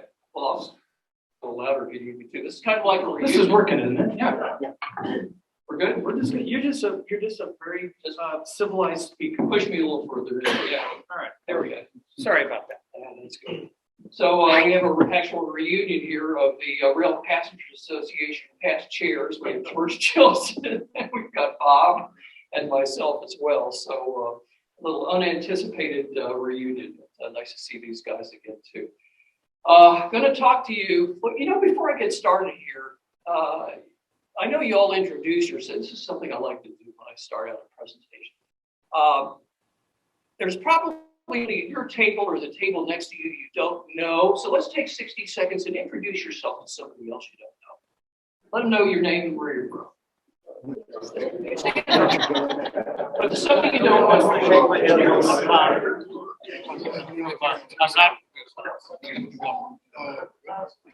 Friends here. We're all advocates. Let's get to know each other. Let's make friends. I really missed it. After 7 to 9 years. Found last night. I live in Douglas. Oh, I know for those of you that are waste today, it's going to be a little hard to try to do it.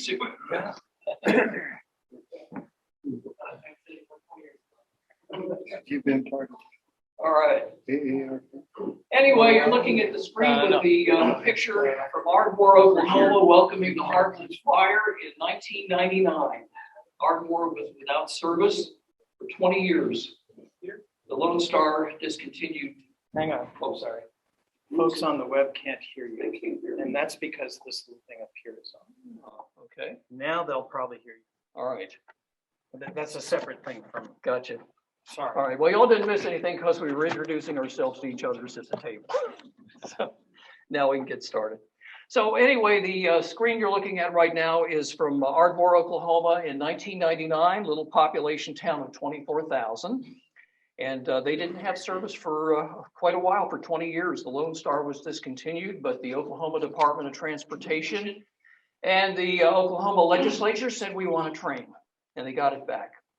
So there's a town with 24,000 people that now have daily train service, and you have a major metropolitan area like Phoenix that has 1.6 million people and no train? Come on, folks, let's get with it. Okay, you can do it. How do I advance this thing? Oh, happy to help. So you move your mouse down to, I don't know. Oh, there we go. You did it. Try that arrow. All right, the arrow I will use. Good deal. Where's my IT son when I need him? Me too. All right, so let's talk about building relationships. And I want to talk about 3 areas. We're going to do 1, 2, 3, but then I'm also going to talk about magic beans.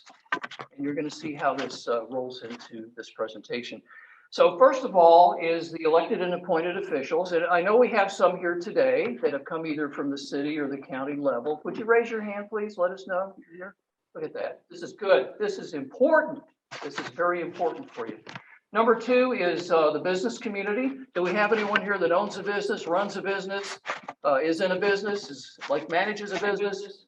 Good. We need those people too. Number 3 is railroads and the rail industry. Do we have anybody here from a railroad today or anybody in the railroad industry? These are folks you also need if you want to get your work accomplished. And of course, the next person you're going to meet, which you just did that. So we're glad to see that you met somebody new today. So let's get started and look at the basic tools that you're going to need for your tool belt. And I'm going to call it, it's as easy as 1, 2, 3. And we're going to start with your local and your regional officials, your elected and appointed officials. Now, I got a whole list of stuff here, but you're all individuals and you don't have to do everything on this list, but you probably know of one person, maybe somebody that runs your local transit agency.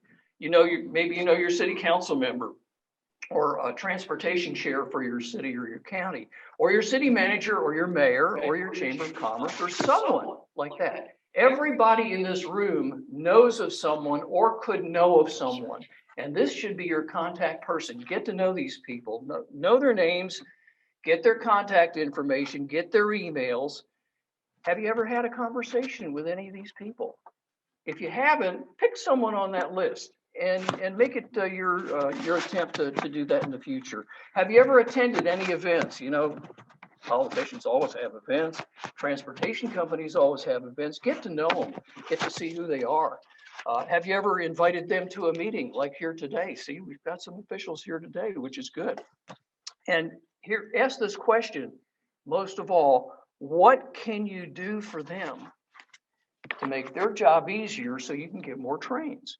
So I want to give you a couple takeaways on this. I had a city councilman invite me to a transportation roundtable luncheon once for the city of Dallas, and got to meet a whole bunch of people, got some names, got more email addresses, and I'll tell you what we'll use them for in the future.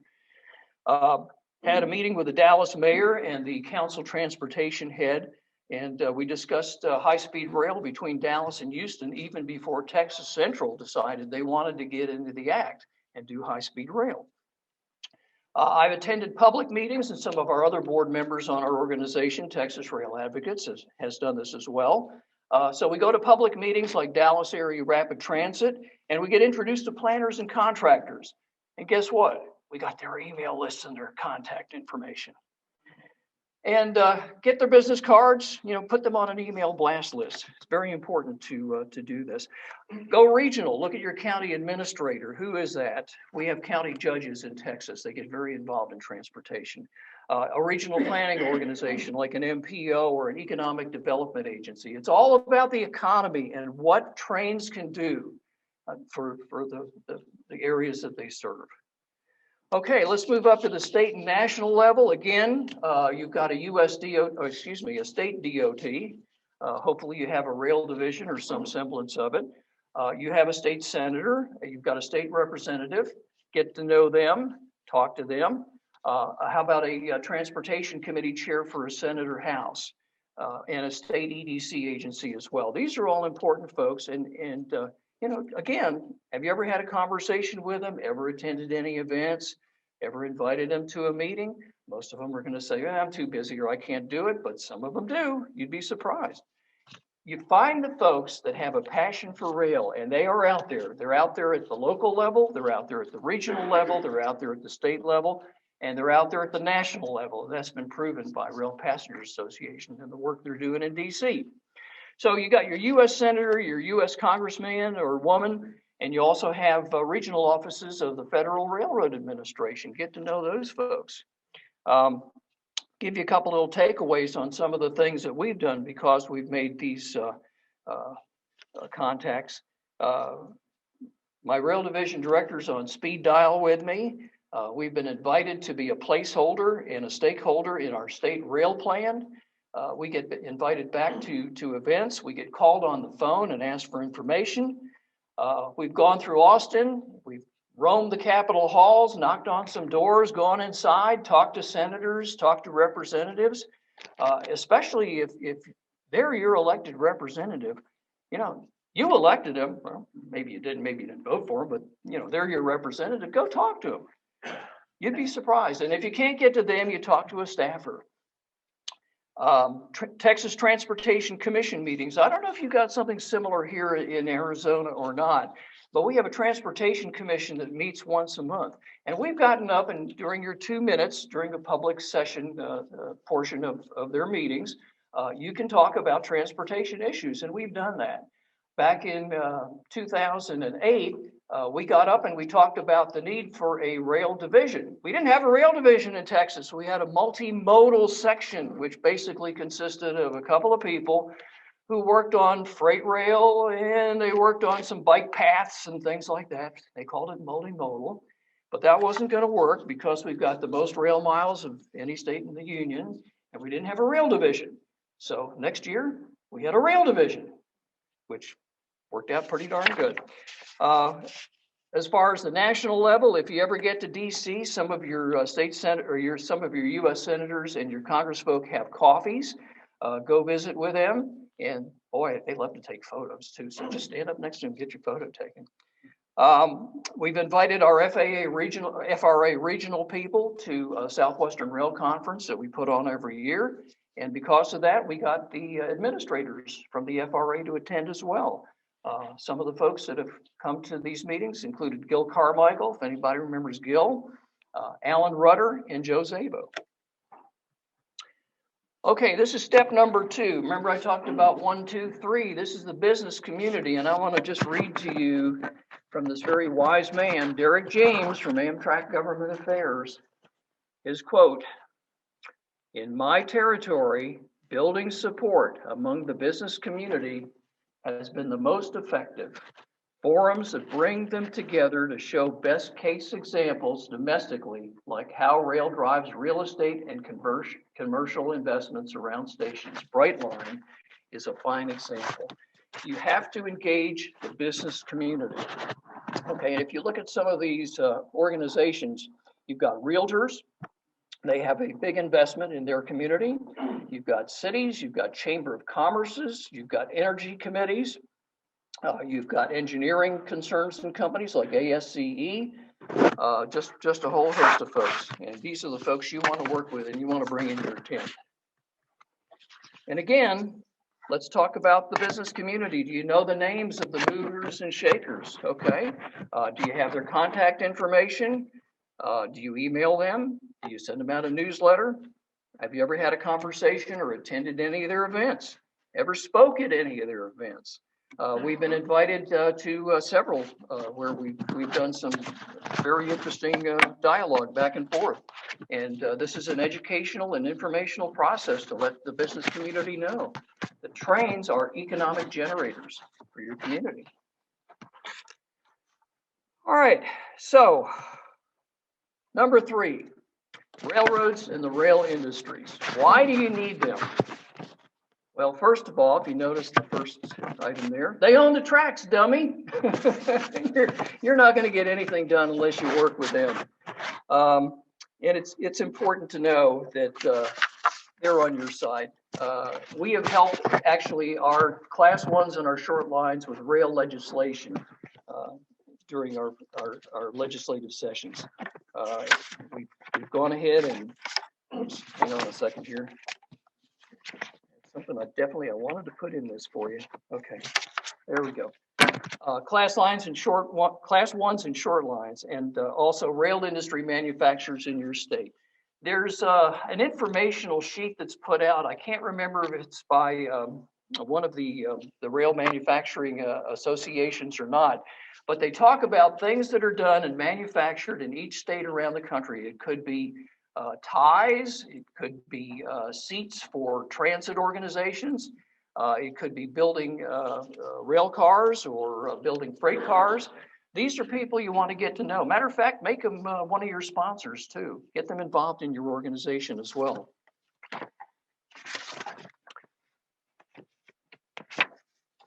But these relationships really do pay off quite well. We've invited the railroads to speak at our yearly rail conference in Dallas. Matter of fact, the two class ones that operate, or we have three, but one I can't talk too much about. Union Pacific and Burlington Northern Santa Fe are both sponsoring our conference and have done for many, many years. We've also done some editorial support as well for an organization called Go Rail. And they've been very hep about not having the railroads be re-regulated again. Ever since staggers came out, railroads have been on the move and have done quite well. We've done some editorial help with them and also for some other areas as well. We've done, we have actually been a stakeholder on several events, including Tower 55. If anyone knows Tower 55, that was the worst rail choke point west of the Mississippi River, just south of the Central Station in Fort Worth. And we helped rally people together. We actually spent some time at BNSF headquarters talking with Matt Rose. And we asked him that question, what can we do for you? And he said, Tower 55, Tower 55, Tower 55. Help us get this thing sorted out and straightened out. We worked with our municipal planning organization. We worked with TxDOT. We worked with the feds and finally came up with over $100 million. And Tower 55 now has a much better throughput than ever before. It also helped Amtrak get off of the UP Main between Dallas and Fort Worth and now runs on the Trinity Railway Express and does not have to do backup moves into the Fort Worth station. A direct benefit of working with railroads and working with other people and developing those relationships. And it does make a big, big difference. All right, so we've talked about the three major areas. We talked about the elected and appointed officials. We've talked about the business industry and the business community, and then the railroads and the rail industry as well.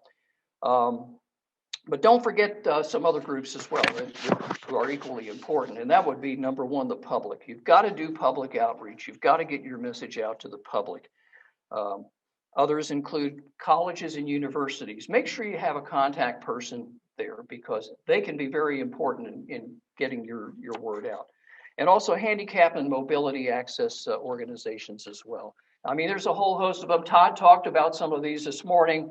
Jim talked about, making sure that you're working with the elected and appointed officials and others, and they are all important to get to your goal. So anyway, let's talk about magic beans. There's at least $66 billion right now, and Jim has pointed out quite well that it's over $100 billion total that's going to be available for rail.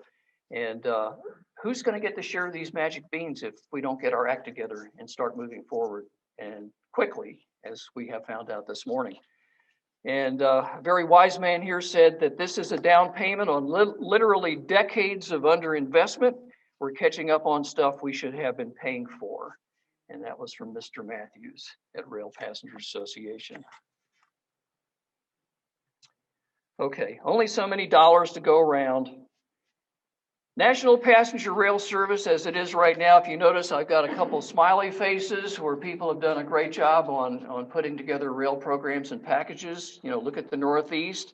Look at the Midwest. I forgot to put a happy face on California. They've done a real good job there too. But we have a frowny face here on the Sunset Limited. We've got to have daily service. We've got to do this. You got to build it up.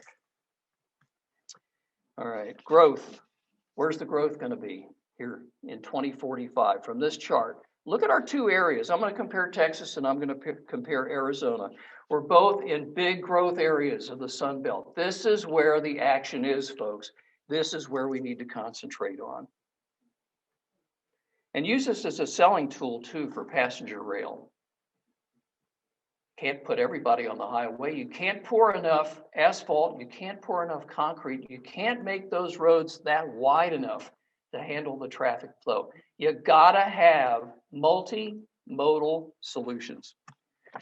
And of course, you know, Amtrak now has come up with their Amtrak Connects Us program. And this basically is kind of a rehash of what Jim has gone through this morning. But they're looking for the sweet spots, you know, offering safe, low carbon solutions to mobility. Todd talked a lot about this with congestion relief and economic development needs. All right. All these regions are going to be fighting for these magic beans, the 66 to $100 billion that's out there for the next few years. And look at the areas. You've got the Midwest. They're growing there. They've added services in Illinois. You know, they're talking about Ohio. There was the FRA analysis that was done in the Southeast through the Atlanta corridor. We're talking about service to Mobile. State of Louisiana is very hep on putting some service into Baton Rouge. Amtrak thinks that there's 3 areas in Texas that are ripe for development and for the extension of the Heartland Flyer all the way up to Newton, Kansas. Look at the Front Range. You know, look at other areas of the country. And of course, we have here in the Arizona and California area, we have room for development because you've got so many people that are moving down here. So all these regions are fighting for all those magic beans. Who's going to get them? So remember the story of Jack and the Beanstalk? If you don't go after the magic beans, you're not going to get Jack. So make sure you go for it. Just want to do a quick little self-serving promotion for our Southwestern Rail Conference. It's going to come up March 31st through April 1st in Dallas. We've moved to a larger venue, can hold up to 300 people. We have both freight and passenger rail issues we'll be talking about. And you got to talk about them because, you know, freight's basically run the railroads.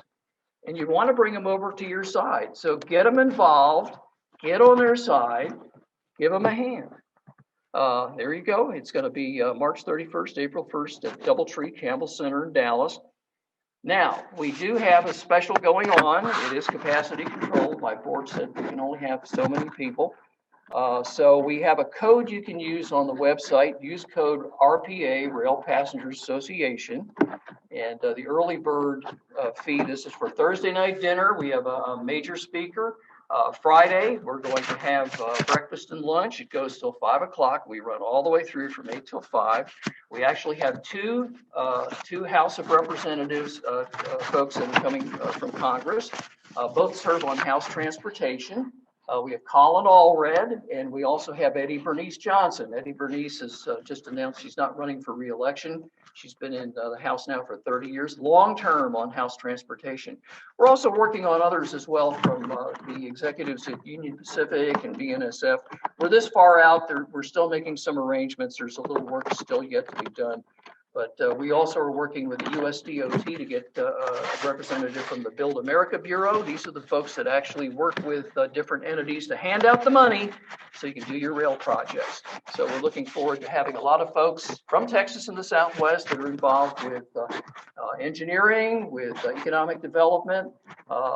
We don't do a rail fan conference. We really don't. I mean, this is a business type conference where we want to move forward. You know, we want to get stuff done. We want to get our share of federal funds. Texas is a hard sell. We're a hard state to be able to get funding in for rail. We have a 99.9% highway department, but we're starting to crack them. And we're getting help. We have interim charges that are going in right now before our 2023 session. We're asking for hearings on both passenger and freight rail to figure out how we can get a matching component of the state. We have no matching state rail funds to compete for federal funds. We've got to get it. And if we get these hearings, and I've got my fingers crossed in the next few weeks, we're going to hear about it, that we're going to be able to get some hearings and maybe move along. It may be too late for this first tranche of money that's coming down the pipe, but we're going to try our darndest to do that. So we also have sponsors. I mean, we solicit sponsors like crazy, and I would suggest that y'all do the same thing here. Go to all these businesses and industries, get them to participate as well. There's also a hotel room block available as well. So this is my self-serving session there. So any questions? And I think I have used up my time. Yes, sir. Any status on the I-20 corridor from Fort Worth to Meridian? Okay. Any status on the I-20 corridor from Fort Worth to Meridian, Mississippi? There is still some federal money, study money involved in there to take a look at the corridor. It's been very slow. It's been agonizing. Union Pacific hasn't moved very fast on wanting to participate in it on a high level basis. There is an organization that covers that area based in Marshall, Texas, and Judge Richard Anderson is not the one from Amtrak. Judge Richard Anderson is in charge of the East Texas Corridor Council, and they are working very diligently. They're getting memorandums of understanding from all the MPOs and cities and counties along the way, all the way from Fort Worth, all the way to Meridian, Mississippi. But it is a very slow, agonizing process. You know, we're taking 2 steps forward and about 1.5 back. Peter? Yes, sir. I want you to recognize Gary Knight from Yuma. Maybe Gary could just give us a little, tell us what the gift is that Yuma received. Okay, Gary Knight from Yuma. Yes, sir. We did just receive a raised grant, the only raised grant that was awarded in the state of Arizona for a multimodal transportation hub, and we're going to convert an historic hotel downtown Yuma to a multimodal. It's actually right across the street from where Amtrak passengers get on and off the train. So it's in the right location. But the city applied for the raise grant. So municipalities, former conversations we had at times, municipalities can, without any guide, without any other, they can on their own apply for some of these federal grants that are available. It was through Federal Highway Administration. So it can be done. We did it, and it was 10.6 million. And so we're moving forward with our multimodal center in downtown Yuma. Gary, what did you have to do to get the grant, step by step? How hard was it? Hey, that's above my pay grade. We've got grant writers for that, and it took 6 or 7 years. We tried. Persistence is the main thing it takes. Patience, persistence, and every time the grant writers would do it, the grant application would get a little better. And so finally, it struck pay dirt, and we got it. But it doesn't happen probably the first time you apply for it. As I say, I've been on council for 8 years. We've applied for it probably every year that I've been on council, and we finally got it. Persistence pays off. Persistence is the name. In fact, it started out a Tiger grant, then it was a Bill grant, and now it's a Raise grant. And so it just takes patience and persistence, and hopefully it'll pay off like it did for us. Excellent. And that's the multimodal transportation center in downtown Yuma. So you can actually revitalize. That's right. Use that money, and it's going to be twofold, threefold, who knows how many fold benefit for downtown. Well, Yuma. with the grant money, we'll be able to attract some private partnership.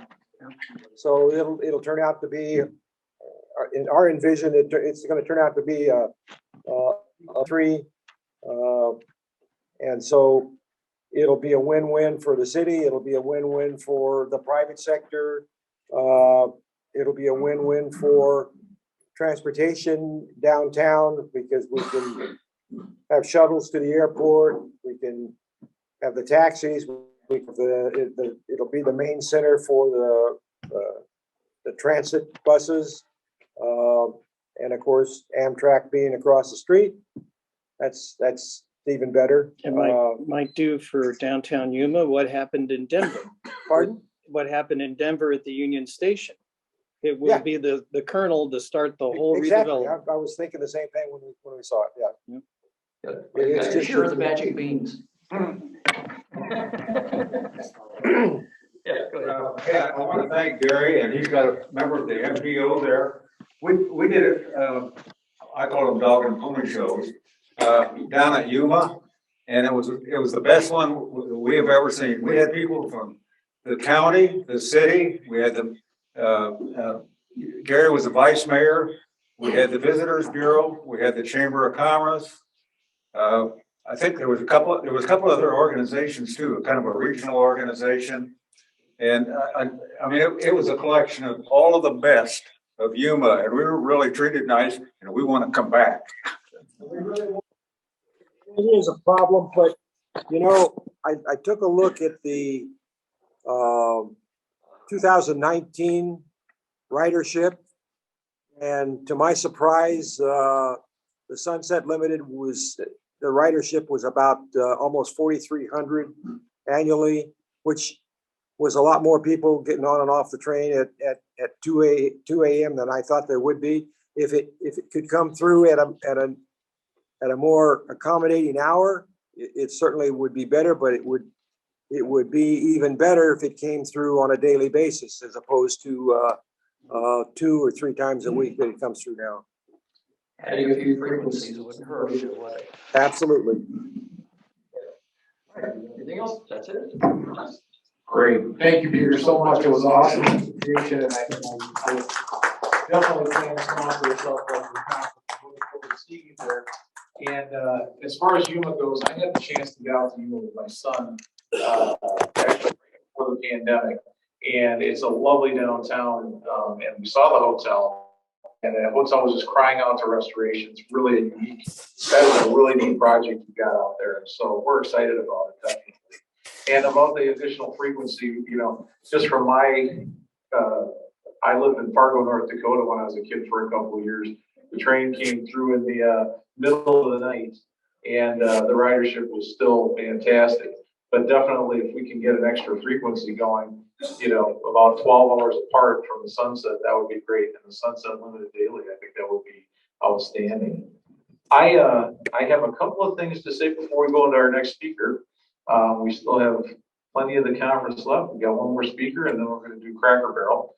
But before I forget, I want to thank all the folks that came here from disparate places, you know, especially our California, our Texas friend, Tennessee friend, you know, we really, Washington, D.C. friend and colleague, we really are just grateful for the folks that made the long trip as well as everybody else that made the trip out here.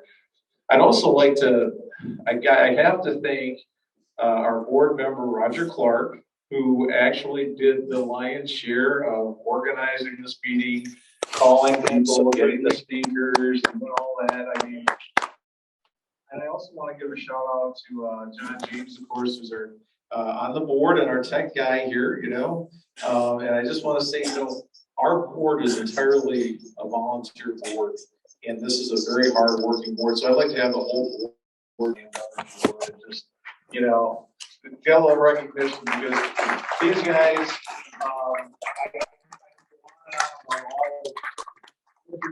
Richard's role in advocacy down in southeast Arizona.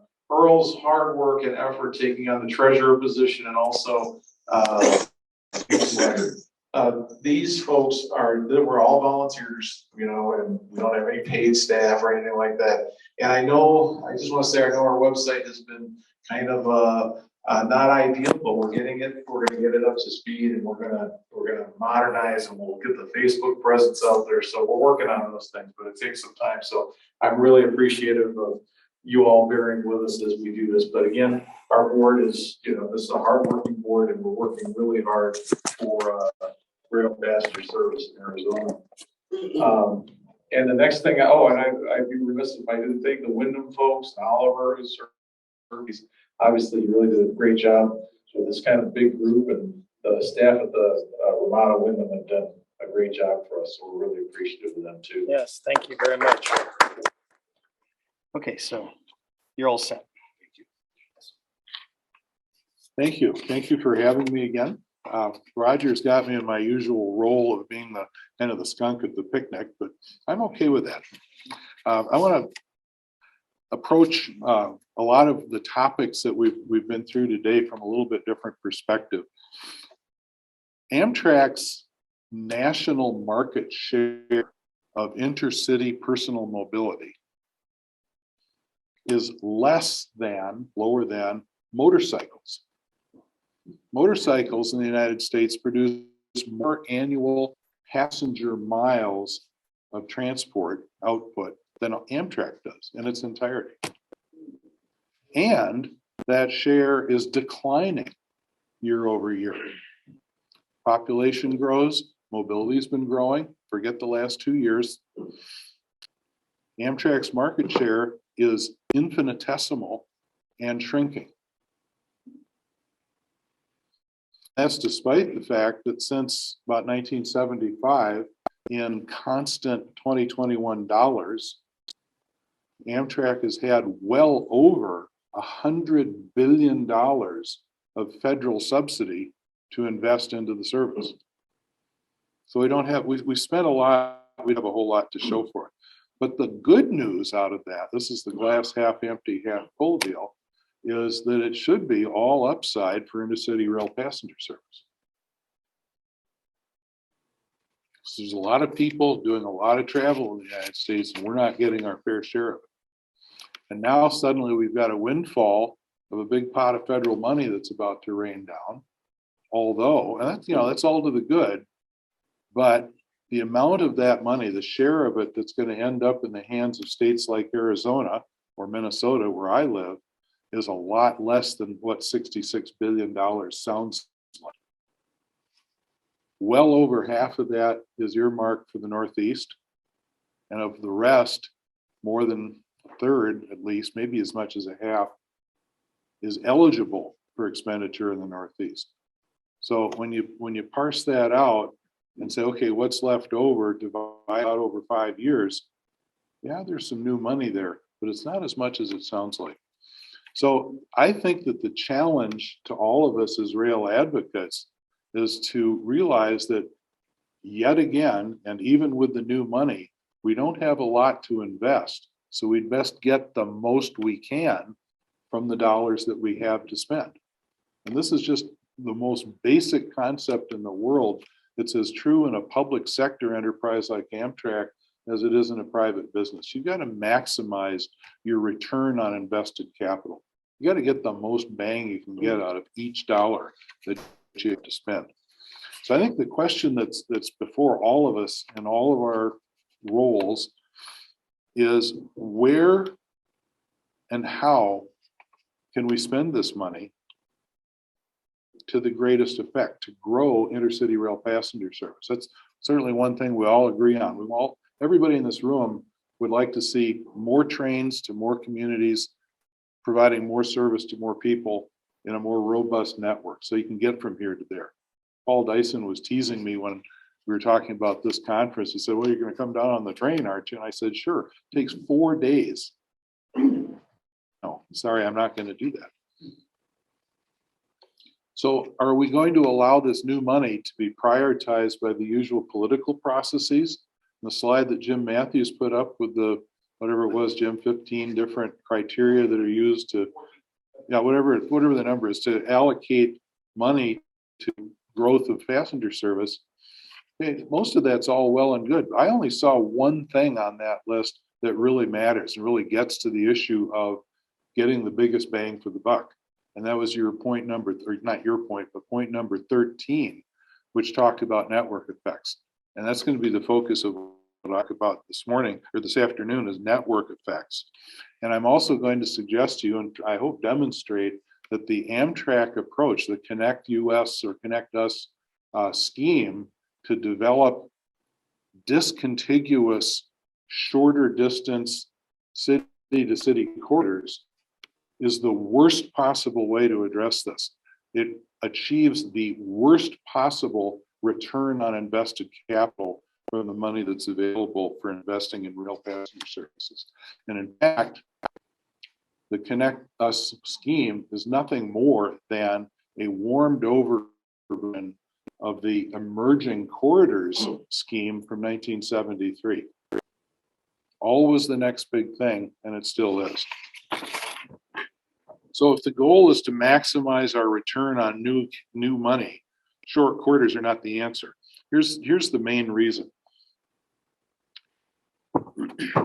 Frequencies in corridors have to be inversely proportional to distance in order to matter. In order to do something that's worth doing, the shorter to the distance, the greater the frequencies have to be. Think about an urban bus line. Once it doesn't cut it. Once an hour probably doesn't cut it. You need every 10, 15, 20 minutes to accomplish your mission.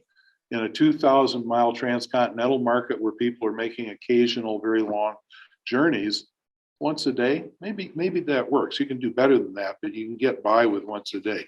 So the distance, the fewer the frequencies. The shorter the distance, the greater the frequencies. And the problem right away is that greater frequencies need greater amounts of infrastructure. I mean, we all know the example. Southern California has been hobbled for decades. They're fighting to enhance the capacities of the Surfliner corridor.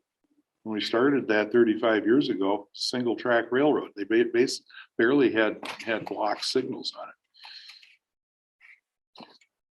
But when you increase infrastructure to accommodate multiple frequencies, which you have to do because you're dealing with shorter distances, you're talking about big bucks, and it piles up very quickly.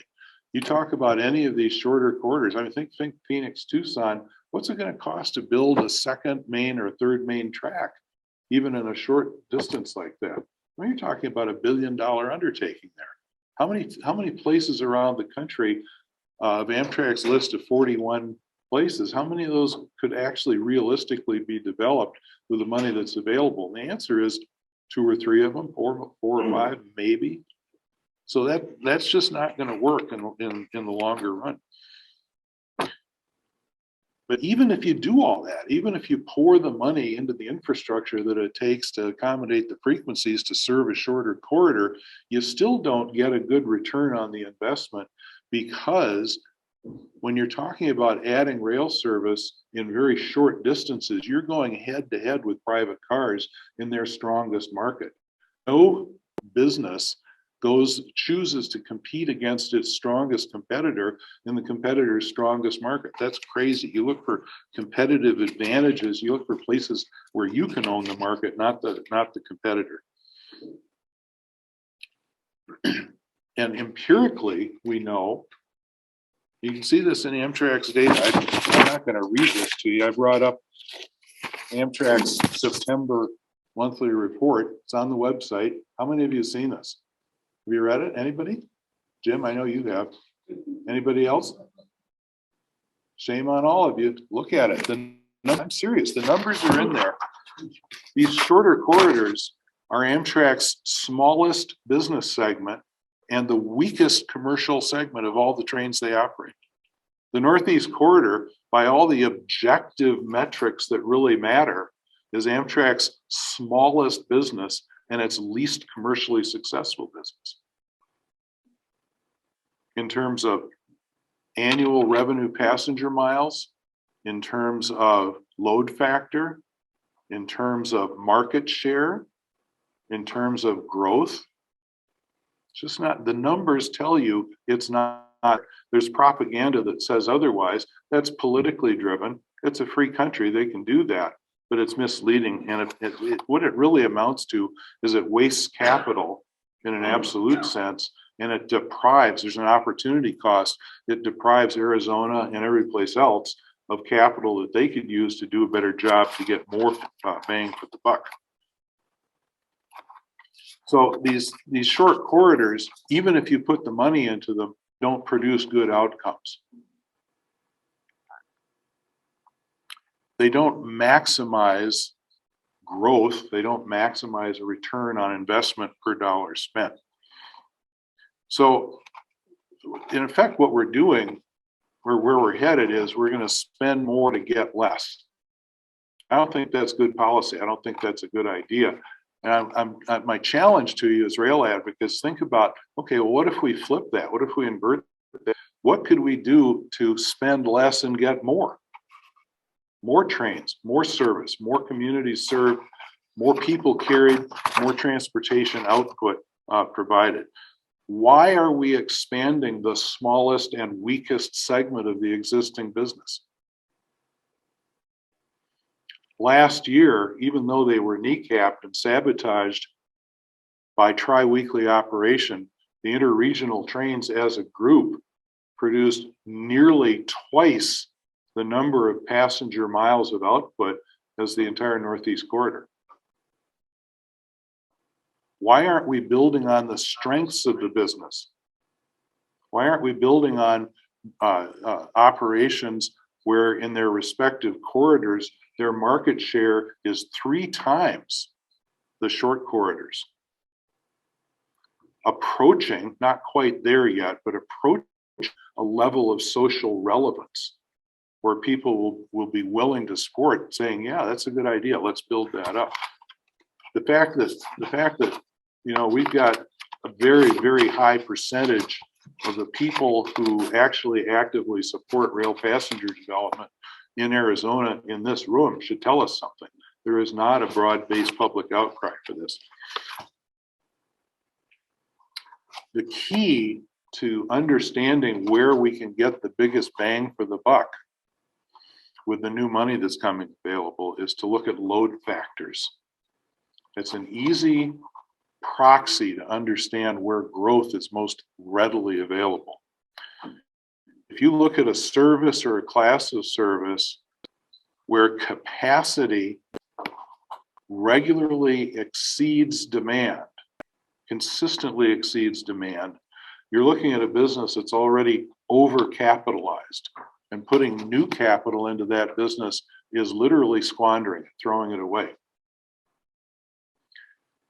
By contrast, if you look at a service where demand consistently reaches or exceeds capacity, you're looking at a business that's undercapitalized and where new capital will support growth and output. And the load factor numbers they're in the annual report. The September monthly report is the proxy for the annual report until they get around to publishing that some months down the line. Load factor data is in there. I looked at a couple of Pacific Surfliners, I think were 17% load factor. COVID hobbled, to be sure, but even in pre-COVID years, the short corridors, 30% in some cases, 40% in some others. The Northeast corridor, overall, it varies a little bit from year to year, about 50% load factor. Half of the available seat miles that Amtrak uses public money to create in the Northeast always go unsold. And that's not the case in the interregional markets. In the interregional markets, load factors, non-COVID years run in the 50 to 60, 65% range.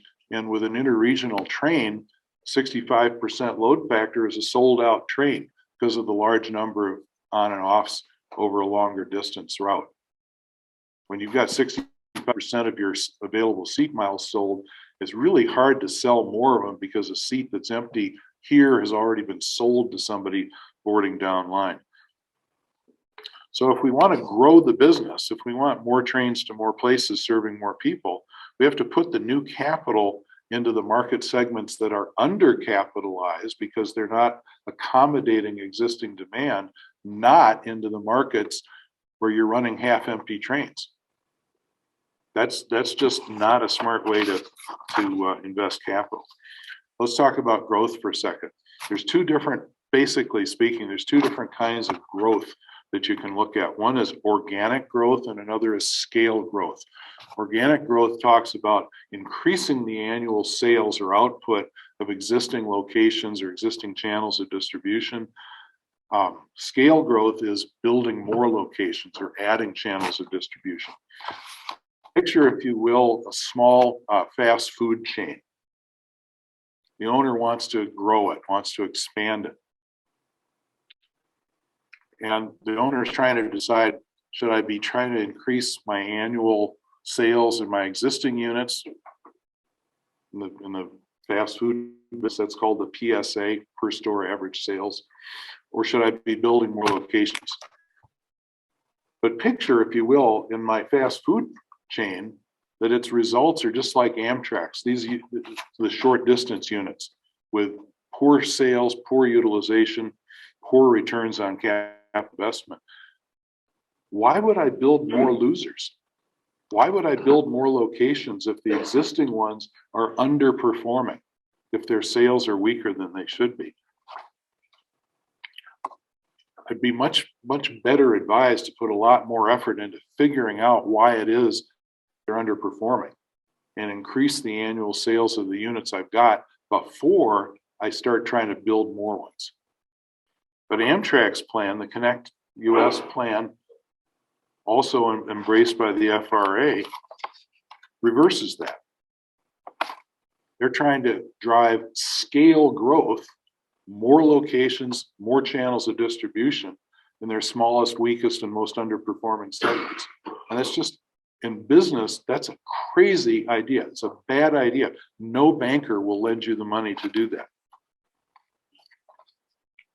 But if our goal, and I think I'm speaking for all of us, if our goal is to achieve the highest ratio of new annual revenue passenger miles per dollar invested, what we should be doing is focusing on driving organic growth in the businesses we've got. Let's sell some more of those empty available seat miles long before we try to expand the scale of what we're doing in the weak market segments. In the strong market segments where our fast food restaurants or our trains are already running just about at capacity, that's where we need to add capacity and increase the scale of what we're doing.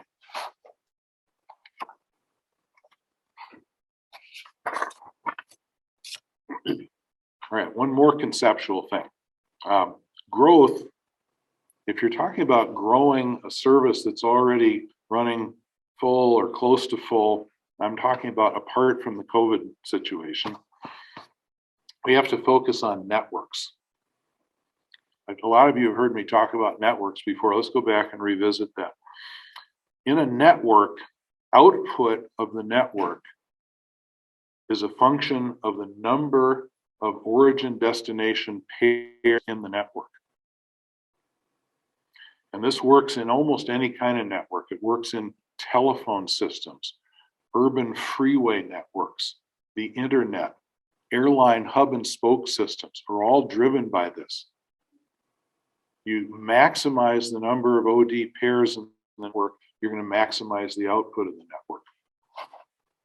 So OD pairs, origin destination pairs, becomes a proxy conceptually. I'm not talking about a business plan for a specific operation. I'm talking about the concept of the network. OD pairs is a proxy for output.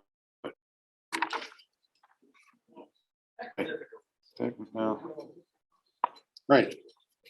This is a representation of a network. It's a small network.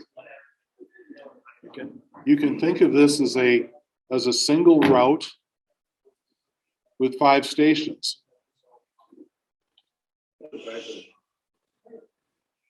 And what this illustrates is that each station on the route interacts with each other station on the route, but not itself.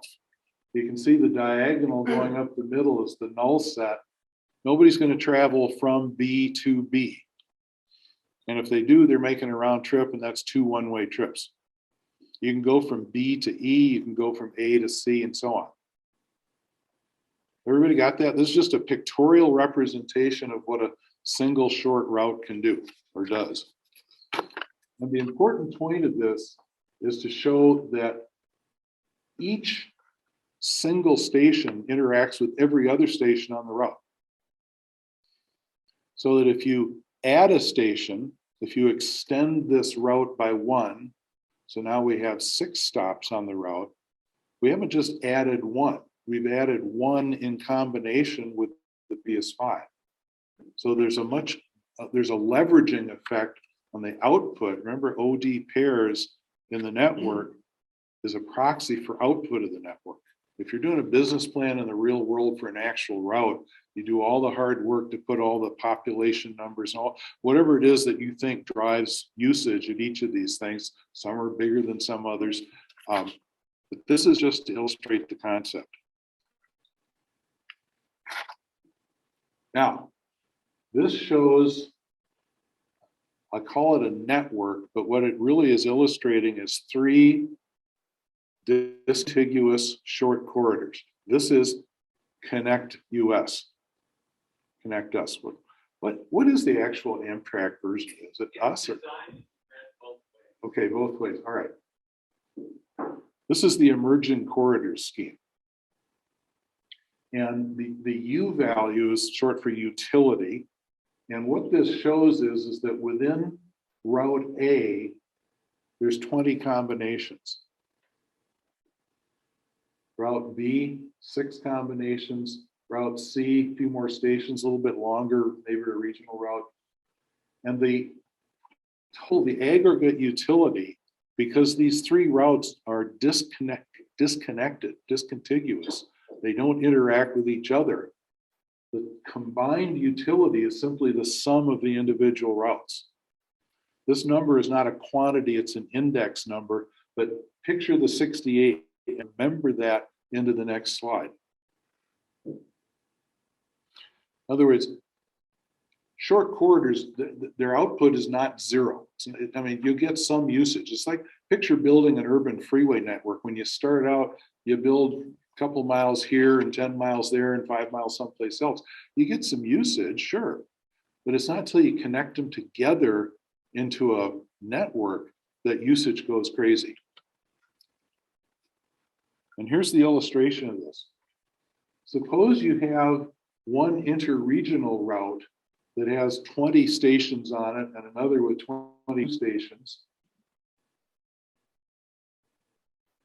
such that the utility within the 20 station route gives you a value of 380.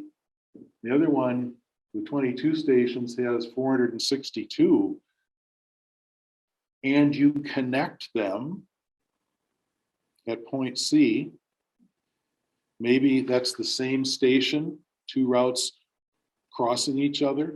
Maybe that's a little connecting link. And I'll give you a real world example of that in a moment, so that you can get from the stations on A to the stations on B. The combined utility is not the sum,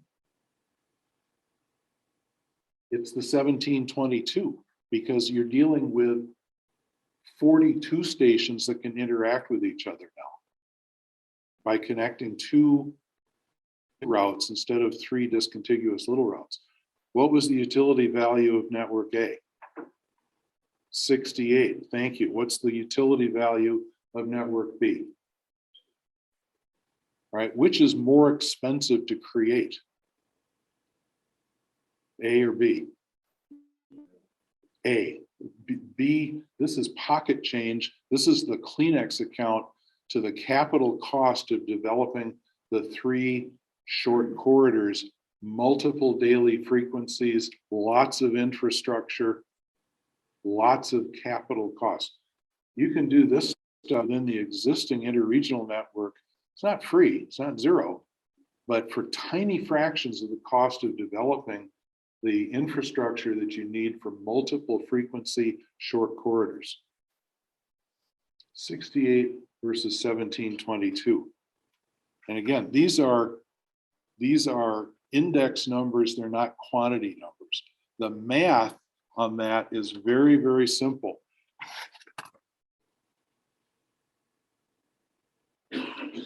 The expression of it is you have the number of stations on the route, and we use N to represent that. Remember that each interacts with every other station except itself. So the utility value, the proxy for output of the network, is N times N minus N, or N squared minus N. And it's that squaring function that tells you that a simple additive expansion of the network drives an exponential increase in the output. And when the network that you're creating is a little network with a U value of 68, whatever you get. But when it's a big network of 1700 or more, and you start interconnecting those or extending them, that's where you get the payback. That's where you get the bang for the buck, especially because they're cheaper to develop. That's my takeaway for you for today. Additive expansions to a network drive exponential increases in output. Bigger is better in this case. That's your last slide. So my argument to you is if we all agree that we want more trains to more places serving more people in a more robust network, and we want to get the most out of each dollar that we spend, the place to do that is by expanding and interconnecting, better integrating, to use Bob Stewart's phrase, and it's dead on, the interregional network of trains, because that's where we get the payback. Last year, the interregional trains produced, the few trains and kneecapped by tri-weekly service produced about, it's a little under, but about half of the passenger miles of the entire Amtrak network. And they did it at a capital cost damn near zero.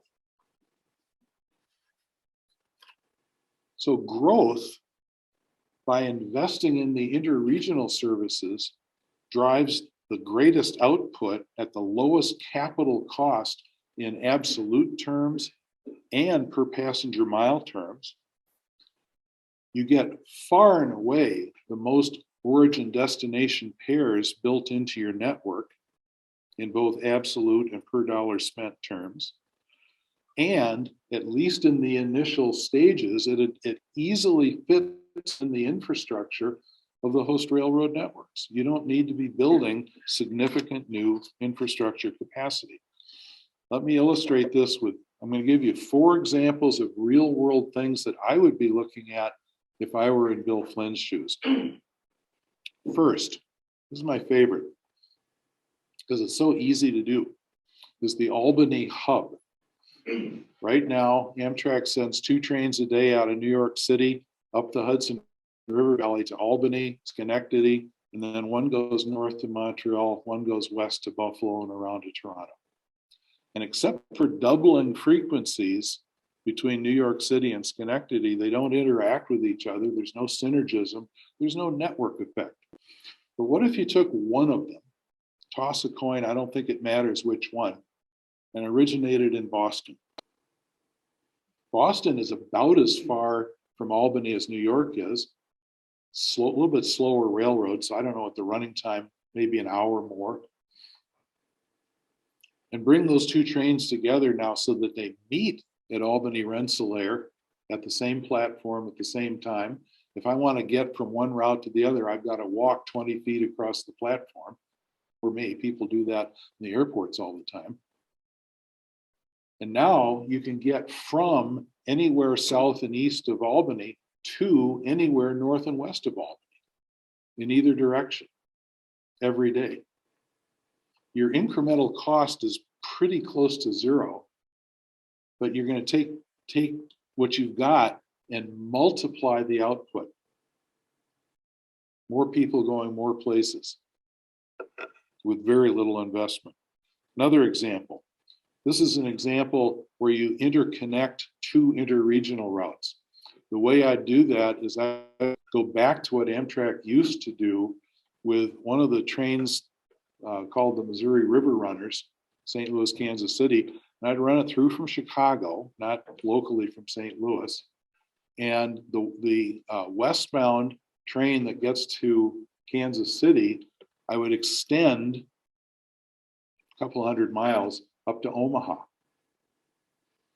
And it's not to carry people locally between Kansas City and Omaha. I don't care about that traffic. Nobody's going to do it in the first place because there's good roads.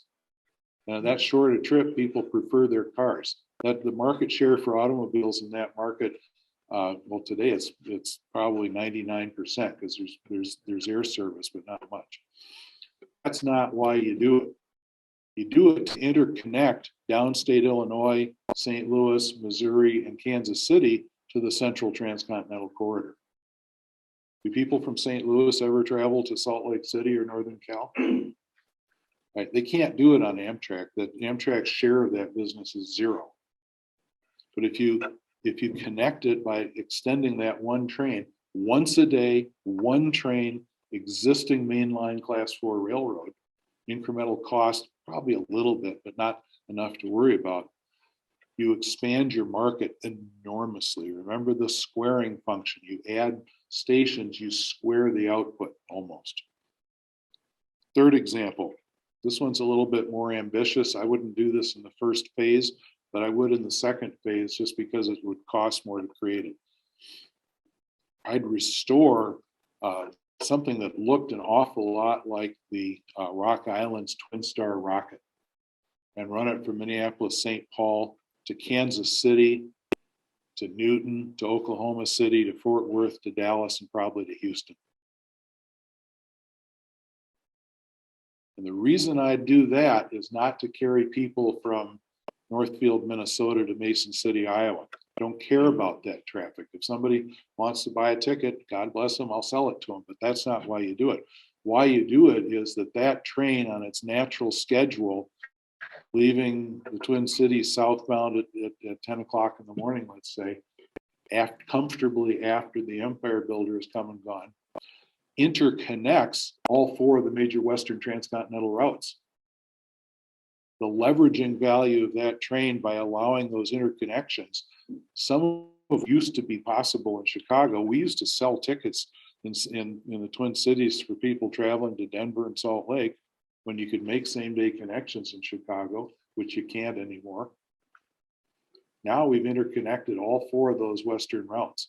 What do you suppose the traffic possibilities are now, made possible by the north-south train carrying the bridge traffic? And if somebody wants to ride to Kansas City, fine, we'll sell them a ticket, but that's not the main reason to do it.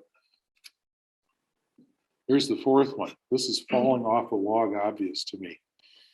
Every year, COVID aside, every year, do you know how many Canadians visit Florida?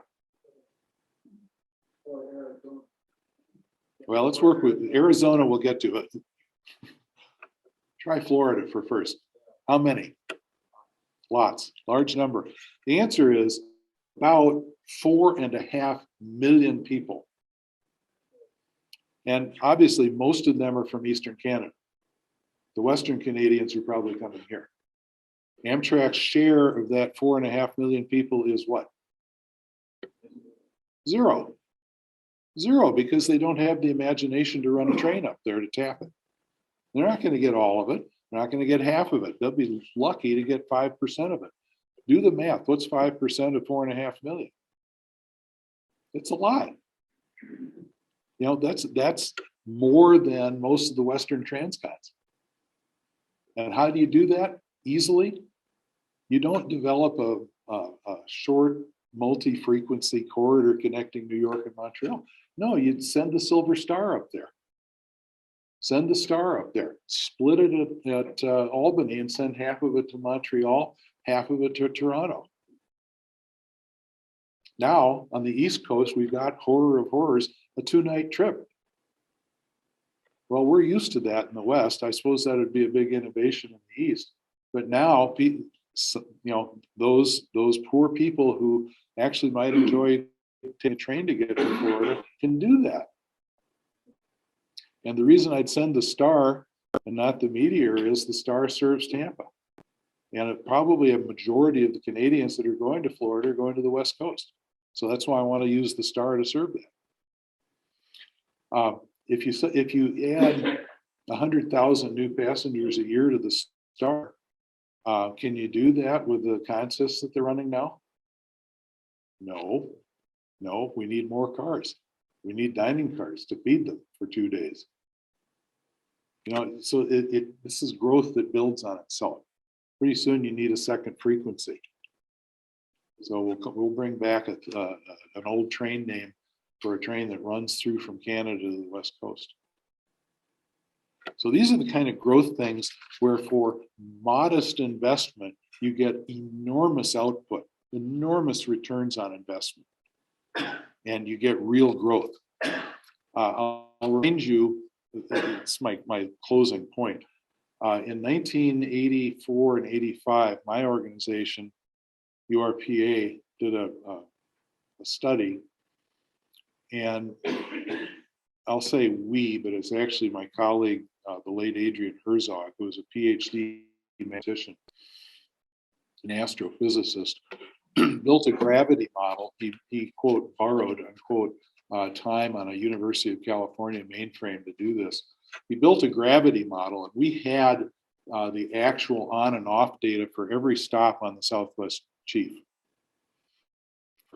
We knew exactly the number of people on and off at every station on the route. And Adrian built a gravity model that used half a dozen different factors: population in a drawing radius, time of day that the train served it, some data on incomes in the area, and so on.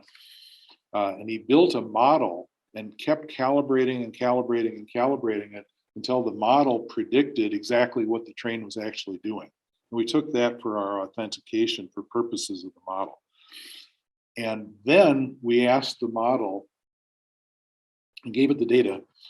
We asked the model, what would be the result on the Southwest Chief if we did 3 things to the route? And the 3 things were, on the west end, we dropped cars at Barstow to go over to Hatchapee. Yes, I know it's hard to do. You know, work with me on this. To Bakersfield, and then use those cars to displace a local train that's already running, so we don't have any new train miles, and run that train up the valley and all the way to San Jose. Stockton, Oakland, San Jose. In Arizona, we dropped 3 cars, a coach, a sleeper, and probably a lounge car, at Flagstaff to come down through Phoenix to Tucson, so that you could get to Southern Arizona from the upper Midwest in two nights. And on the east, we split the train in half, with half going on the existing routing at Kansas City, excuse me, with the existing routing through Fort Madison, and the other half of the train going to St. Louis to Chicago. So again, on the Southwest Chief, you're sweeping that whole Missouri, downstate Illinois market, just like the Kansas City Omaha connection does for the Central Transcontinental Corridor. And we ran the number model, and the key assumption in the model was you don't change anything. You're not improving the service. You're not putting on new equipment. You're not doing anything better or differently. You're just doing the same thing you've always done, but you're doing it in that enlarged market. The model came back and said that while the Southwest Chief on an average day was carrying 212 people, had 212 passengers on board between Flagstaff and Winslow. The model said if you did the 3 things that I just said to you, network expanding things, very modest cost for all 3 of them, that your average daily onboard count for that train east of Flagstaff would jump to 1,300 and something. 6 times.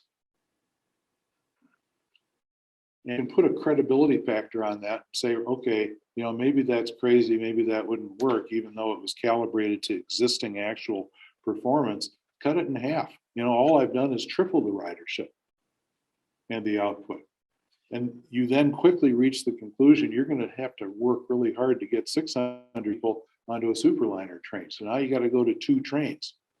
But that busts the assumption that you're not doing anything better, because now I've doubled frequencies. And you know what that does to ridership? It increases it because the train becomes much more useful when you have 2 frequencies a day. And we found in our modeling efforts, and you can play with this yourself, that you get the best impact in terms of market times at different places, not being 12 hours apart from the existing train, but being 8 hours before or after. I don't know why that is. It just seemed to work out that way. So the model suggests that doing little things, relatively little things, that don't cost a lot of money, drive dramatic improvements in output. Return on investment, spend less, get more, maximize what you get for each dollar that you invest. That's growth, that's networks, that's how I'd approach it. Questions?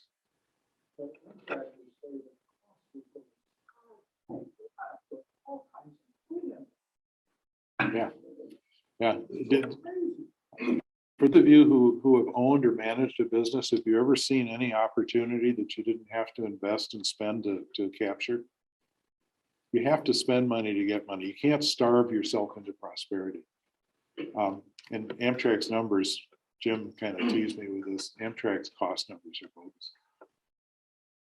Hi, Right? I got a question for you about your take on the surf liner, because that's a short corridor.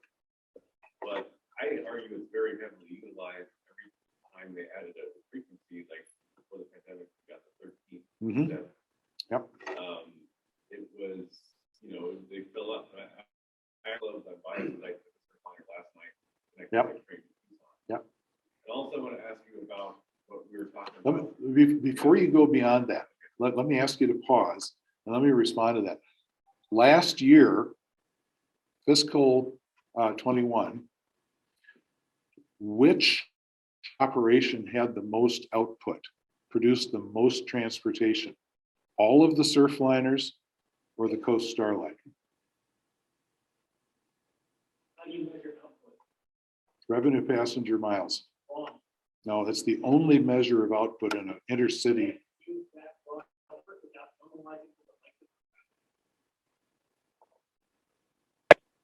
You guys are fundamentally going to have a bias towards the long train. This is a fundamental statistical manipulation here. If you have a locomotive and 5 superliners that runs for 500 miles, and the same locomotive, 5 superliners that runs for 1,500 miles, 1,500-mile train will have 3 times as many passenger miles on it for the same load factor. That fundamental statistical manipulation is the reason why your analysis that the long distance trains have more passenger miles is correct. It has nothing to do with the performance of the service. It has to do with the way you're doing it. And my concern with the presentation conclusion then is that by not doing that kind of normalization, you're ignoring the network effects that the corridors bring to the longer distance services.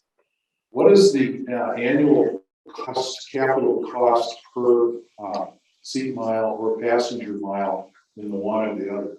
That depends on the route. Well, I'm asking you to compare the Pacific Surf liners with the Coast Starlight. Yeah, that's 2 routes. If you then do the same comparison with, say, the Hiawatha versus the Northwest Hiawatha, the one used to run, you have a similar result. But you can't do that for the entire long distance network and the entire short corridor systems because there is such a wide range of values there. I said when I started the presentation that I was illustrating the content producing a business plan. Right, and the problem is that we as advocates have to demonstrate there's a business plan for Amtrak and Fuel. You have to take the concept and translate it into application in a particular case. You have to Yes. build that revenue model. And that's why I offered you the reminder of the study that you already did in the mid-80s on the Southwest Transcontinental Corridor, which we wrote up and published in Trains Magazine in the January '86 issue. I also asked you in particular to think about where any given legacy airlines, COVID aside, profitability arises out of the transatlantic markets or the trans-Pacific markets or the domestic markets.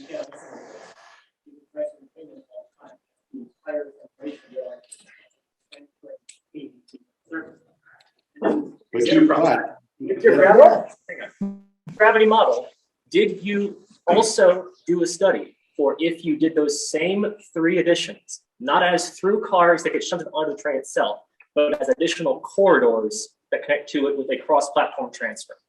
We allow for cross-platform transfers if they occur between about 7 in the morning and 10 at night. Okay. Any other connection, all of our models have assumed through car operation.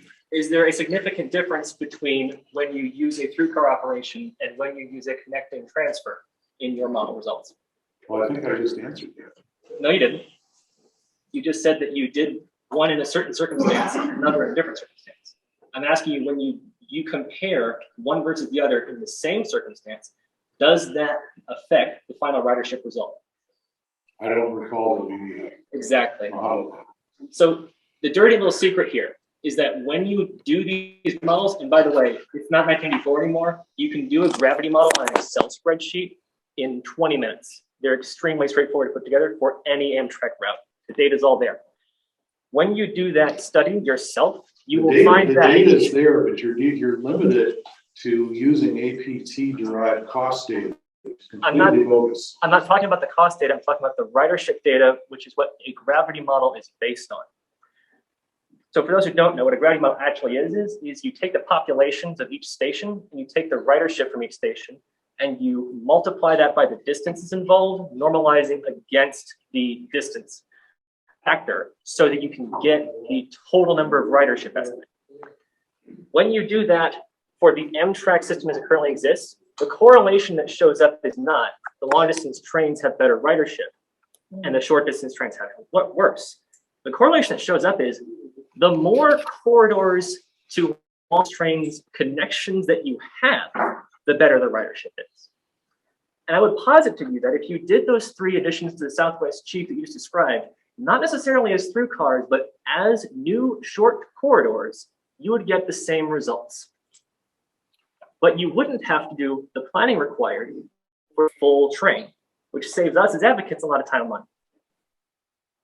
Okay, maybe, but the numbers don't support that. Your numbers from 1984 don't have one way to support that or oppose it. When you look at the empirical results of the existing system, you can isolate out all kinds of short corridors that connect and those that don't connect. It doesn't make any difference. The short ones just don't produce.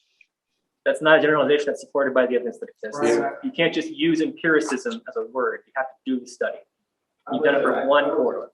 Maybe get back to Brian's. Yeah, I cut off Brian. Okay, but you guys want to go ahead, continue. And I don't mind, but I think Brian was in the middle of his questions, so I'm thinking maybe we should. And so you were saying about the star line. Well, I was just asking Brian to compare the output of the 2 operations. Say, yeah, the surfliners produce what they produce, but if you're at the top of the national decision-making process, and somebody's proposing your rich uncle is going to give you a certain amount of money to invest in the business, where do you put that money to get the greatest return on investment in terms of incremental output per dollar spending? That's not saying that the other opportunity has no value. It has considerable value. If you use metrics other than the financial metrics of return on investment of growth through incremental RPMs per dollar spent. That can drive investment to achieve other objectives. Okay, I'll go to the next question. Yeah, I'd like to move here to some, we were thinking about what's the best thing to have. Now, we're thinking a lot about the Tucson to Phoenix corridor and the necessity of it. So maybe what you're saying is we should be thinking about Tucson, Phoenix, Flagstaff, hooking in with the Southwest Chief, which takes you, you know, mostly to the east, you know, all kinds of stops in that direction. Or maybe we should be thinking about Tucson, Phoenix, Las Vegas. Because we have all of these very large cities, growing cities, that are sort of in a kind of a circle or a triangle. You know, you got Los Angeles, Phoenix, you got Tucson, Las Vegas, San Diego. What is the most efficient? I asked the question at lunch. I don't know because I don't live here. It would be really interesting to find out from a professional demographer, and I'll bet the state's got this data someplace already, to look at what does the greater conurbation of Tucson and east up to Phoenix and wherever it spreads out to beyond that, to Wickenburg, whatever. What's that going to look like in 50 years?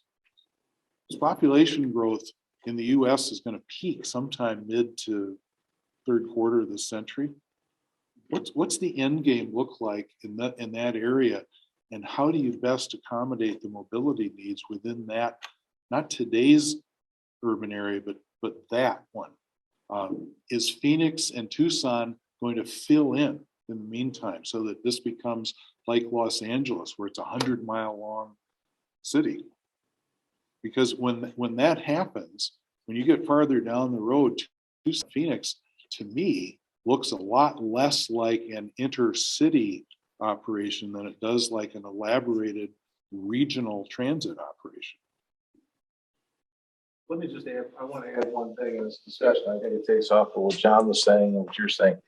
And, you know, I think the Tucson to Phoenix corridor has a lot of similarities to Chicago-Milwaukee. And Chicago-Milwaukee is a very well-used, high-performing corridor, which does intersect with the national network and does create a lot of connections, but also stands alone on its own very well. So I think, you know, our corridor characteristics here in Arizona can be a contribution to the national network while also standing alone in their own right. The networking principles that I described to you and I showed on the slides apply at any scale. You can build networks on a regional basis just as much as on a national scale. We're working on that in Minnesota right now. Is developing a thesis to persuade the state people that instead of looking at this corridor and then that corridor and then something else, that are all within the state rail plan, which has about, is each is an arm, but treated as an arm of a single body. So that instead of running a train from here to Minneapolis and there to St. Paul, why aren't we talking about running them through? Yes. So that every train goes through the whole Twin Cities and does all of that work. And do that on 2 or 3 different axes so that suddenly in Minnesota, you can get from almost anywhere to almost anywhere. And that's why I think, you know, maybe an El Paso, Tucson, Phoenix, Yuma, LA, on a schedule that was sort of, you know, alternating with 8 hours apart from, say, the Sunset or something, would have a great deal of merit. It would serve all those intermediate communities. It would provide the corridor link, and it would also add the network.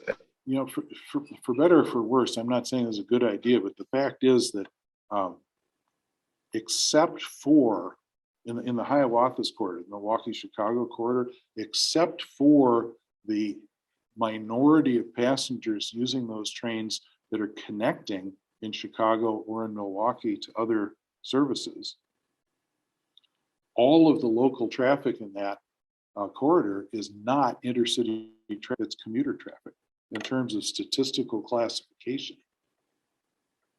The BTS defines intercity as non-recurring trips over 100 miles.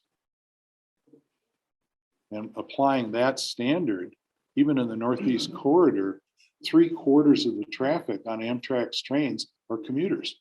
It's not a moral point, it's a classification point. But if our focus, if what we're advocating primarily, I'm not saying exclusively at all, is if the focus is intercity, then let's focus on developing intercity. Okay, my turn finally after all these years to ask a question of somebody who impresses me. So in other words, in summary, you would say that the network is a partially built network, that connecting two of the transcontinental lines, for example, Flagstaff to Phoenix, would increase the utility for people who want to use rail as a way to get around.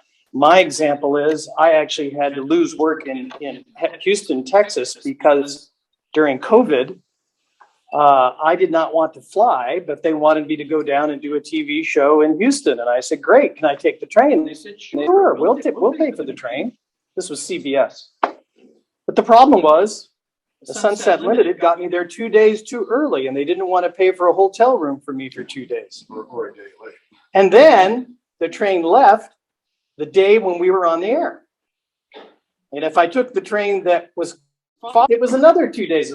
They looked at the hotel cost and went, no, we're not going to do that. We'll find someone else. So if the frequency was up there, that would not have been an issue for me.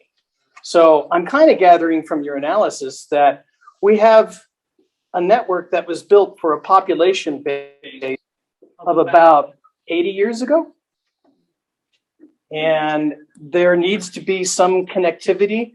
No one would be happier than me to see a train coming from Tucson through Phoenix and connecting to Flagstaff. Right now, you can go to Sky Harbor Airport, get on a bus, and go to Flagstaff.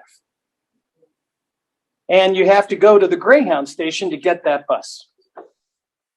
And I got to tell you, have you ever been to a Greyhound station recently? Go to the Phoenix airport to Flagstaff. I've got a ticket for Christmas for that. But you have to go to the Greyhound station at the Phoenix airport. Are they chain a point? No, the last time I did it was Terminal 4. Oh. There's a new bus service that's not Greyhound that picks up from Terminal 4 instead of Greyhound. Well, all the better, because Terminal 4 has absolutely no traffic at all. What they do is you don't put it at Terminal 4 itself, they put it at the transfer point where the light rail connects to it. Ah, they're doing it at 44th Street and Washington. Gee, I've heard that before. This gentleman way back here has been so patient. Let's do him. How many tourists coming into Arizona are going to stop to figure out how to do all that? That's how I got this meeting today, sir. Okay, stand up and ask your question. You know, I noticed you mentioned splitting a train up, but I wondered why Amtrak doesn't want to do that. The freight railroads did that all the time. In fact, they went overboard with some of these cities of everywhere, but they just loathe having to split trains. The only place they do is in Albany and Spokane. And I was riding the Capitol recently, this last month, and it's got to be the worst scheduled train in the world. They should call it the After Midnight Express. It hits all the cities in the middle of the night. And you wonder, why can't it leave at noon from Chicago, hit waking hours, Toledo, Cleveland, and then overnight to Washington. And there it can connect with trains that go into the Piedmont. But at the same time, why not, is there a section that can't come down from Detroit and put on that train at Toledo? And that would connect with trains that come in from Kalamazoo and Battle Creek and Ann Arbor. And you start thinking, what if they did that and you had 1, 2, or even 3 seat connections? What would be the amount of cities that you could put together? And it would just be infinitesimal. In fact, if that train was able to then go up the corridor to, let's say, at low level equipment, it would take corridor to New York, then it would connect with all the cities in New England. And so you would say you'd have from a train like that would have hundreds and hundreds of, let's say 2 train connections, 3 train connections, hundreds and hundreds more. And instead the train is made so that you can get on Cleveland, Ohio, if you don't mind getting on a train at 3 o'clock in the morning, you know, and going to Chicago. And why would it just seemed like.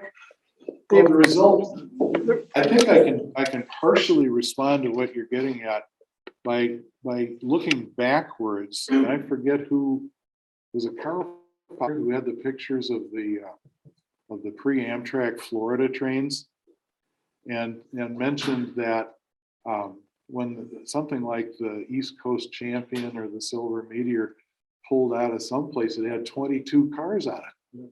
Well, how many cars Amtrak Silver Meteor carry? How many cars are on the Texas Eagle? That's an embarrassment. 4 cars. Four, I know, 4 cars. It's crazy. And that's what happens when you chop up your network into segments that don't connect, and places, contrary to what you're suggesting about a statistical analysis, where the trains don't keep moving and run through and down a route, is your demand drops from 22 cars to 4 cars or 6 cars or whatever it is. So I support what you're saying at a conceptual level. Unlike aircraft, they can add seats to it. By putting on another car, or 2, or 3. But they don't. That's because they've been hiring airline executives. I mean, I don't remember the numbers, but Southwest Airlines has their executives have said that by cutting their station dwell to a bare minimum. Have you ever watched a Southwest plane come in and go, oh my God, it's like Japanese train cleaning. They've said that they can operate their network with so many fewer aircraft. That's a lot of money. You know, when you figure out the cost to acquire a new 737-800 or 900, and you have to buy 20 fewer of them, that's a lot of money. That's getting more bang for the buck by keeping those assets moving. Last question here. Okay. You, go right ahead. No, this one right here. This gentleman here, he's been very patient. I'm sorry. On the allocation of grants for the infrastructure bill, in order to establish a strategy for maximizing the networking and maximizing the use of funds to get maximal results. I presume that the decisions are being made by the FRA with inputs from Amtrak. You are suggesting that FRA and the whole process needs oversight and supervision. What I'm arguing for is that we, as citizens of this country, would have more trains to more places, serving more people and generating more output if FRA had objective ROI criteria that they had to bring to bear on their allocation decisions. This is getting to my question. FRA needs oversight to assure that they do the best job. That oversight is a responsibility of former mayor of New Orleans, Mitch Landau. And I'm presuming that he's putting together a technical staff to allow him to do that oversight. Is there consideration of giving Mitch Landau inputs to the best way for him to do that oversight? You phrase that in the passive voice, which allows me to pitch it back to you.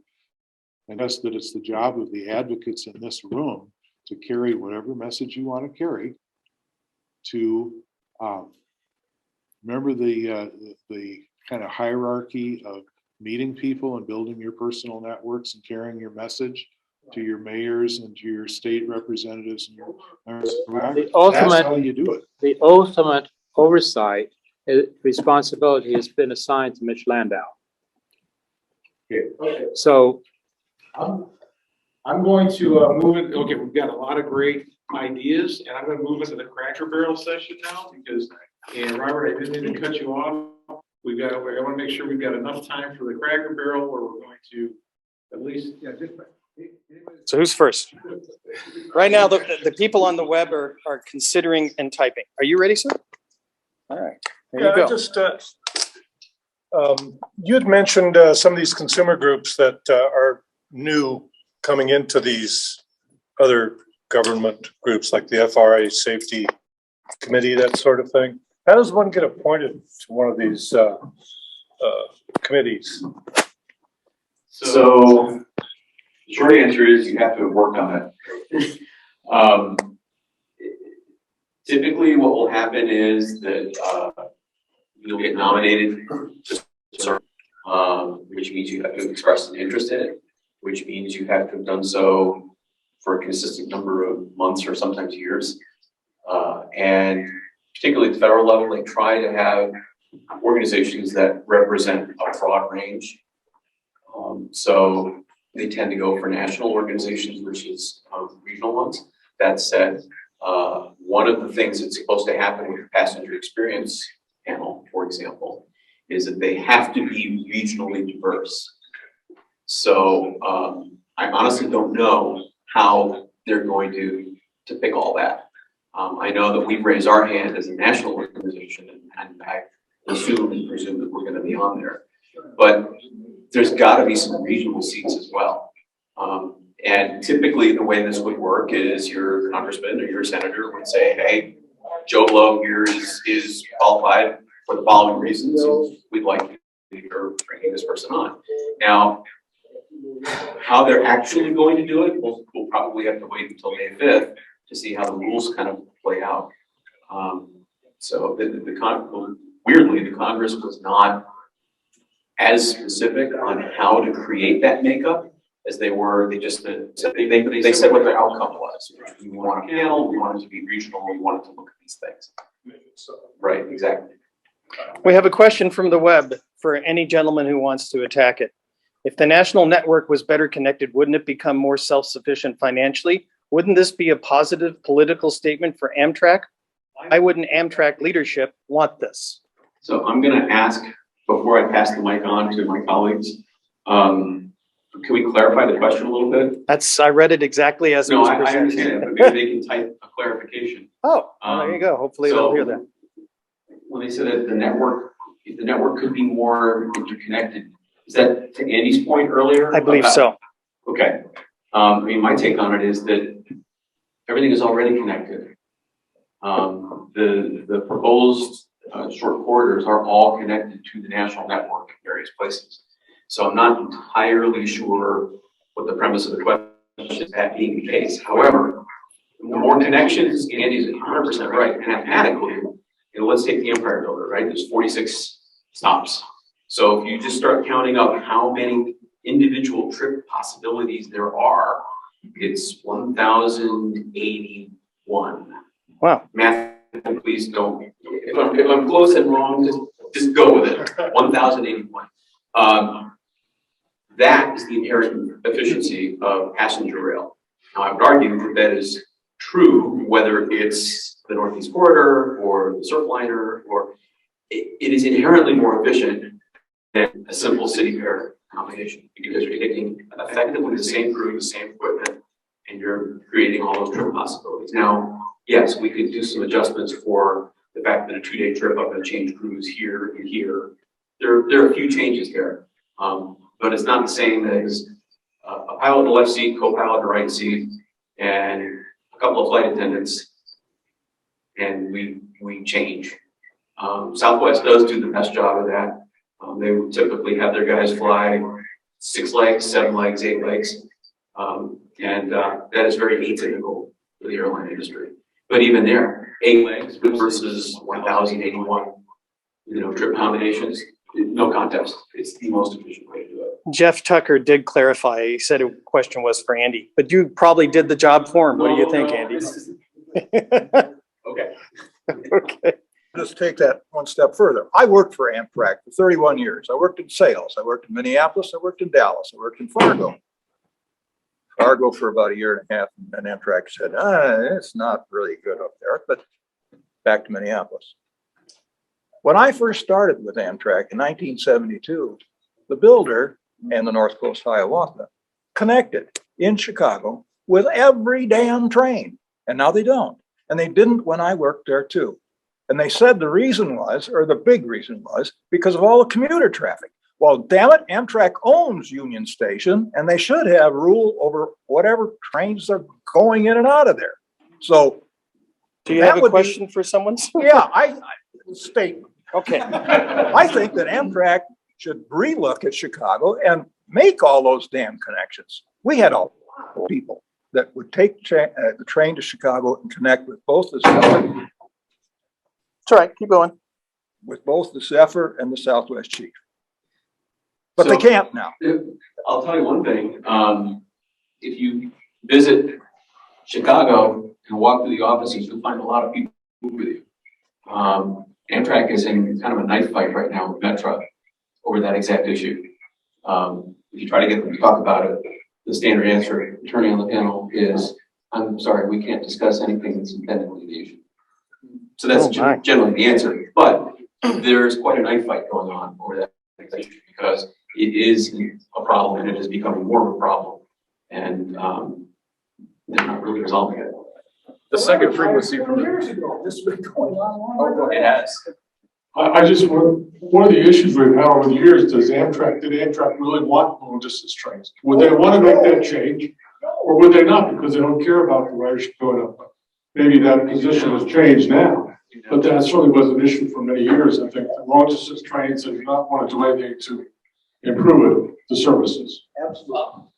And I'll just add right now, I just want to add one thing in that I think this, at least with regard to Minneapolis, and of course the area that's near and dear to my heart, Minneapolis, La Crosse, across Wisconsin, that will be hopefully be served by a new additional frequency between Minneapolis and Chicago. So that's a positive. When Amtrak lost connections with the Texas Eagle at Union Station in Chicago, they basically gave up over $1 million a year in revenue. And these are facts. This came from the Texas Eagle Marketing and Performance Organization, TEMPO. When that connection was lost, you couldn't go same day from anywhere in Illinois or Arkansas or Texas to Wisconsin or Minnesota. Over $1 million a year they gave up. Back to life. One connection between two trains. George, do you remember, you and I calculated when we were working on the last on the 3X cuts. Remember we looked at what was lost on the Chicago connections. And it was an enormous amount. It was 40 or 50 million, wasn't it? When you add it all up? I just don't remember exactly. I don't either. I have the data, but it would take me a while to find it on my laptop. But Peter is exactly right. And that is when connections are lost, you lose city pairs. And one of the biggest mistakes, I think, that has worked against national mobility by rail is categorizing the three segments of Amtrak's business into state corridors, long distance, and northeast corridor, because people don't necessarily travel along those particular segments in that particular way. And the worst thing that, and I think Stephen Gardner is generally recognized as the primary author of PRIA, that designated the three segments, state-supported, northeast corridor, and long distance. That is absolutely, in my mind, the worst term that could ever be applied to it, because what people don't realize is that the origin and destination of the train is irrelevant to the traveler. They just want to have the train go from where they are to where they're going to want to be. And they don't care if it's long distance or short distance. They want it to be on time. They want it to be reliable. They want it to be comfortable. They want to have a nice experience. But the important point is, and Richard Anderson, used this as a reason that we don't need the Southwest Chief because only 8% of the passengers travel between LA and Chicago. Right. Well, no, the reason we need the Southwest Chief is because only 8% of the people travel between LA and Chicago. They're traveling between LA and Kansas City, LA and Newton, Chicago and whatever, and we have graphs based upon Amtrak data that show exactly the flow of passengers, who gets on in LA and gets off as they go along, who goes straight through, and then who gets on and goes to Chicago, and then those who get on an intermediate place and gets off an intermediate place.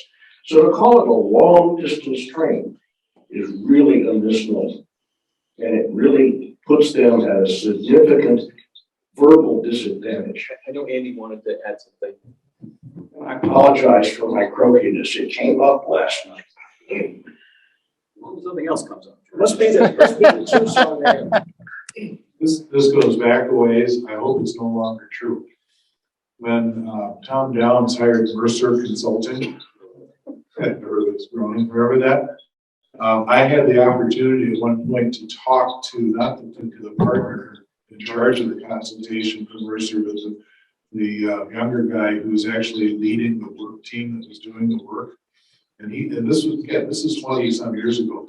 He said that they did not have accurate data reflecting connecting traffic flows because Amtrak they didn't track it, and they used algorithms. Management built algorithms to create arbitrary numbers to allow for the connections that they knew were occurring that they didn't account for. So a management algorithm, like the cost allocation algorithms in APT, is simply what management thinks the numbers ought to be. It's not what they are. Another example. It's just a little empirical example, and I think proves the point or supports the point. When we got, it was Graham Clay that made the decision to extend the Sunset Limited to Jacksonville and then down to Florida. They never ever dreamed of, and they never mentioned or promoted Jacksonville as a hub, and yet it very quickly developed that people figured out on their own that you could ride number 2 to Jacksonville, get off and wait for a northbound Atlantic Coast Corridor train to go up into the Piedmont or to the Northeast. And Austin Coates, who's our founder of our organization, would go down to the Jacksonville station every night and count heads. And the numbers he would report were 15, 20, 25 people every night making those connections, unpublished connections. And it developed spontaneously. I mean, imagine if these clowns actually advertised this kind of stuff. When was the last time any of you saw an ad in any media for the Southwest Chief? It operates in a running vacuum. What business operates in an advertising vacuum? It's insane. I have to say, they did actually. Now, this is again, you can quibble about the intelligence of it, but they did roll out a pretty extensive social media marketing campaign with really cool video for all Wilson's trains, but particularly the Southwest Chief. They did it a month before they went to 3X service with the pandemic. How many people who buy $1,000 sleeping cars? You guys are killing me with these short answers. Okay, let's get another question. All right. There's people back here have been really patient with me. Paul, you're going to have to wait 1 minute. Well, their idea of 1 minute. Young man, you had a question?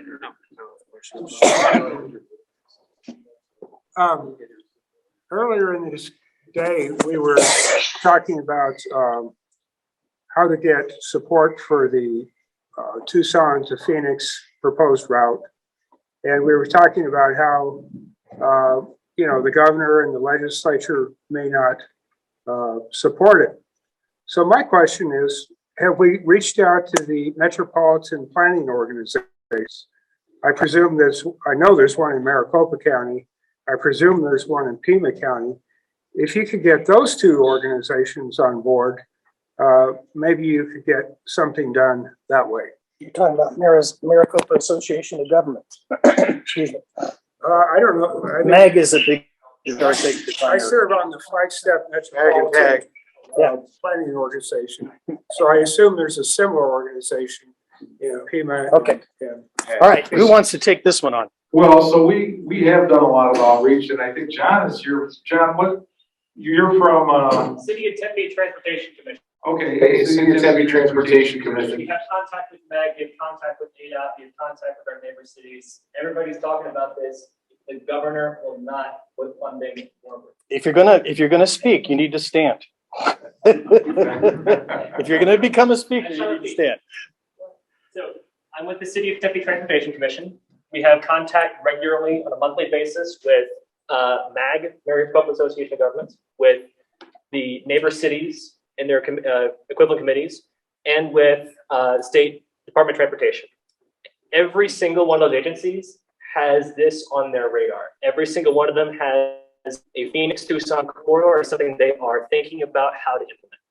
Not just from a standpoint of how to make the train run from Phoenix to Tucson, but what does the station look like in Mesa? What does the station look like in Tempe? What's the station look like in Coolidge? What does the station look like in Marana? How do you get to Tucson Airport? Because there's that Y connection missing there. All of that detail level stuff is what's going to show up in the level 2 environmental impact statement, if that is ever built, or sorry, if it's ever finished. Problem is that level 2 environmental impact statement has to be done by ADOT, and ADOT has its hands tied by the governor. So unless and until we get a governor and a state legislature that are going to be willing to put funding behind passenger rail in this state, we are relying entirely on MAG and the Pima Association of Governments, PAG, for the local level stuff. And my concern has been this meeting that I think that that's going to give us maybe a regional rail system in Maricopa County and maybe also in Pima County that might not connect to each other. So the network effects wouldn't be there because of that little coordination. The thing that becomes a problem then is how do we get those folks in office? And that's where the hard work has to happen. So I appreciate that. That's been our experience. We have done a lot of outreach to state legislators. We've done mailings to all the state legislators. We've sent surveys to them. We have been in contact with the with the state, and we are not making a lot of progress. So we need help with that. That's the bottom line, and that's what's really holding us. That's what's really holding us back is the lack of support from the governor and from the state right now. Todd, And just to add to that, I showed a slide in my presentation about restoring the Welton branch, and that was from a ADOT study from 2014. I think it was a consultant they hired for ADOT actually did the study. But I shared this with you, Todd. I've emailed it to you. It's this presentation in PDF format with all this information about what they did in the study. I could not actually find the real study in a publicly available website at ADOT. I got that from MAG because that was a presentation that ADOT gave to MAG. So they're the only reason I even know about it. So the state put that in a shelf and hid it away, this whole Welton branch detailed study. I didn't know about it until 2 weeks ago. So MAG, thanks to MAG, I know about it, and we know about it. keep going down, Todd. This whole endpoint thing is endlessly confusing. 8% of the Southwest chief passengers ride to LA, Chicago. I'll bet a bunch of those are going beyond Chicago. In the Northeast corridor, fewer than 1% of passengers in both Acela and conventional trains are riding between Boston and Washington. So by that logic, by Richard Henderson's logic, you should segment the Northeast corridor into 3 or 4 discrete chunks because nobody's riding through the endpoints. Paul Dyson with Railpack, and I want to be very provocative. It doesn't necessarily mean that I believe this, but I want to be based on experience in trying to restore service on the Gulf, based on 40-odd years experience as an advocate in the West. My statement that I'd like you to respond to is, If you don't own the railroad, you're wasting your time. Go lead weight. I always think that I'm just They gonna get to respond. I'll Hang on. respond to this question very shortly, that I think that the railroads need to be adequately paid for the services so that we consider passenger trains as a customer. And I'm not sure what's involved in that. But certainly we can see the Union Pacific and the Capital Corridor, what's 16 trains a day on UP. And now even the dispatchers have an incentive program for running the trains on time. So I think that's part of the problem. I think Jim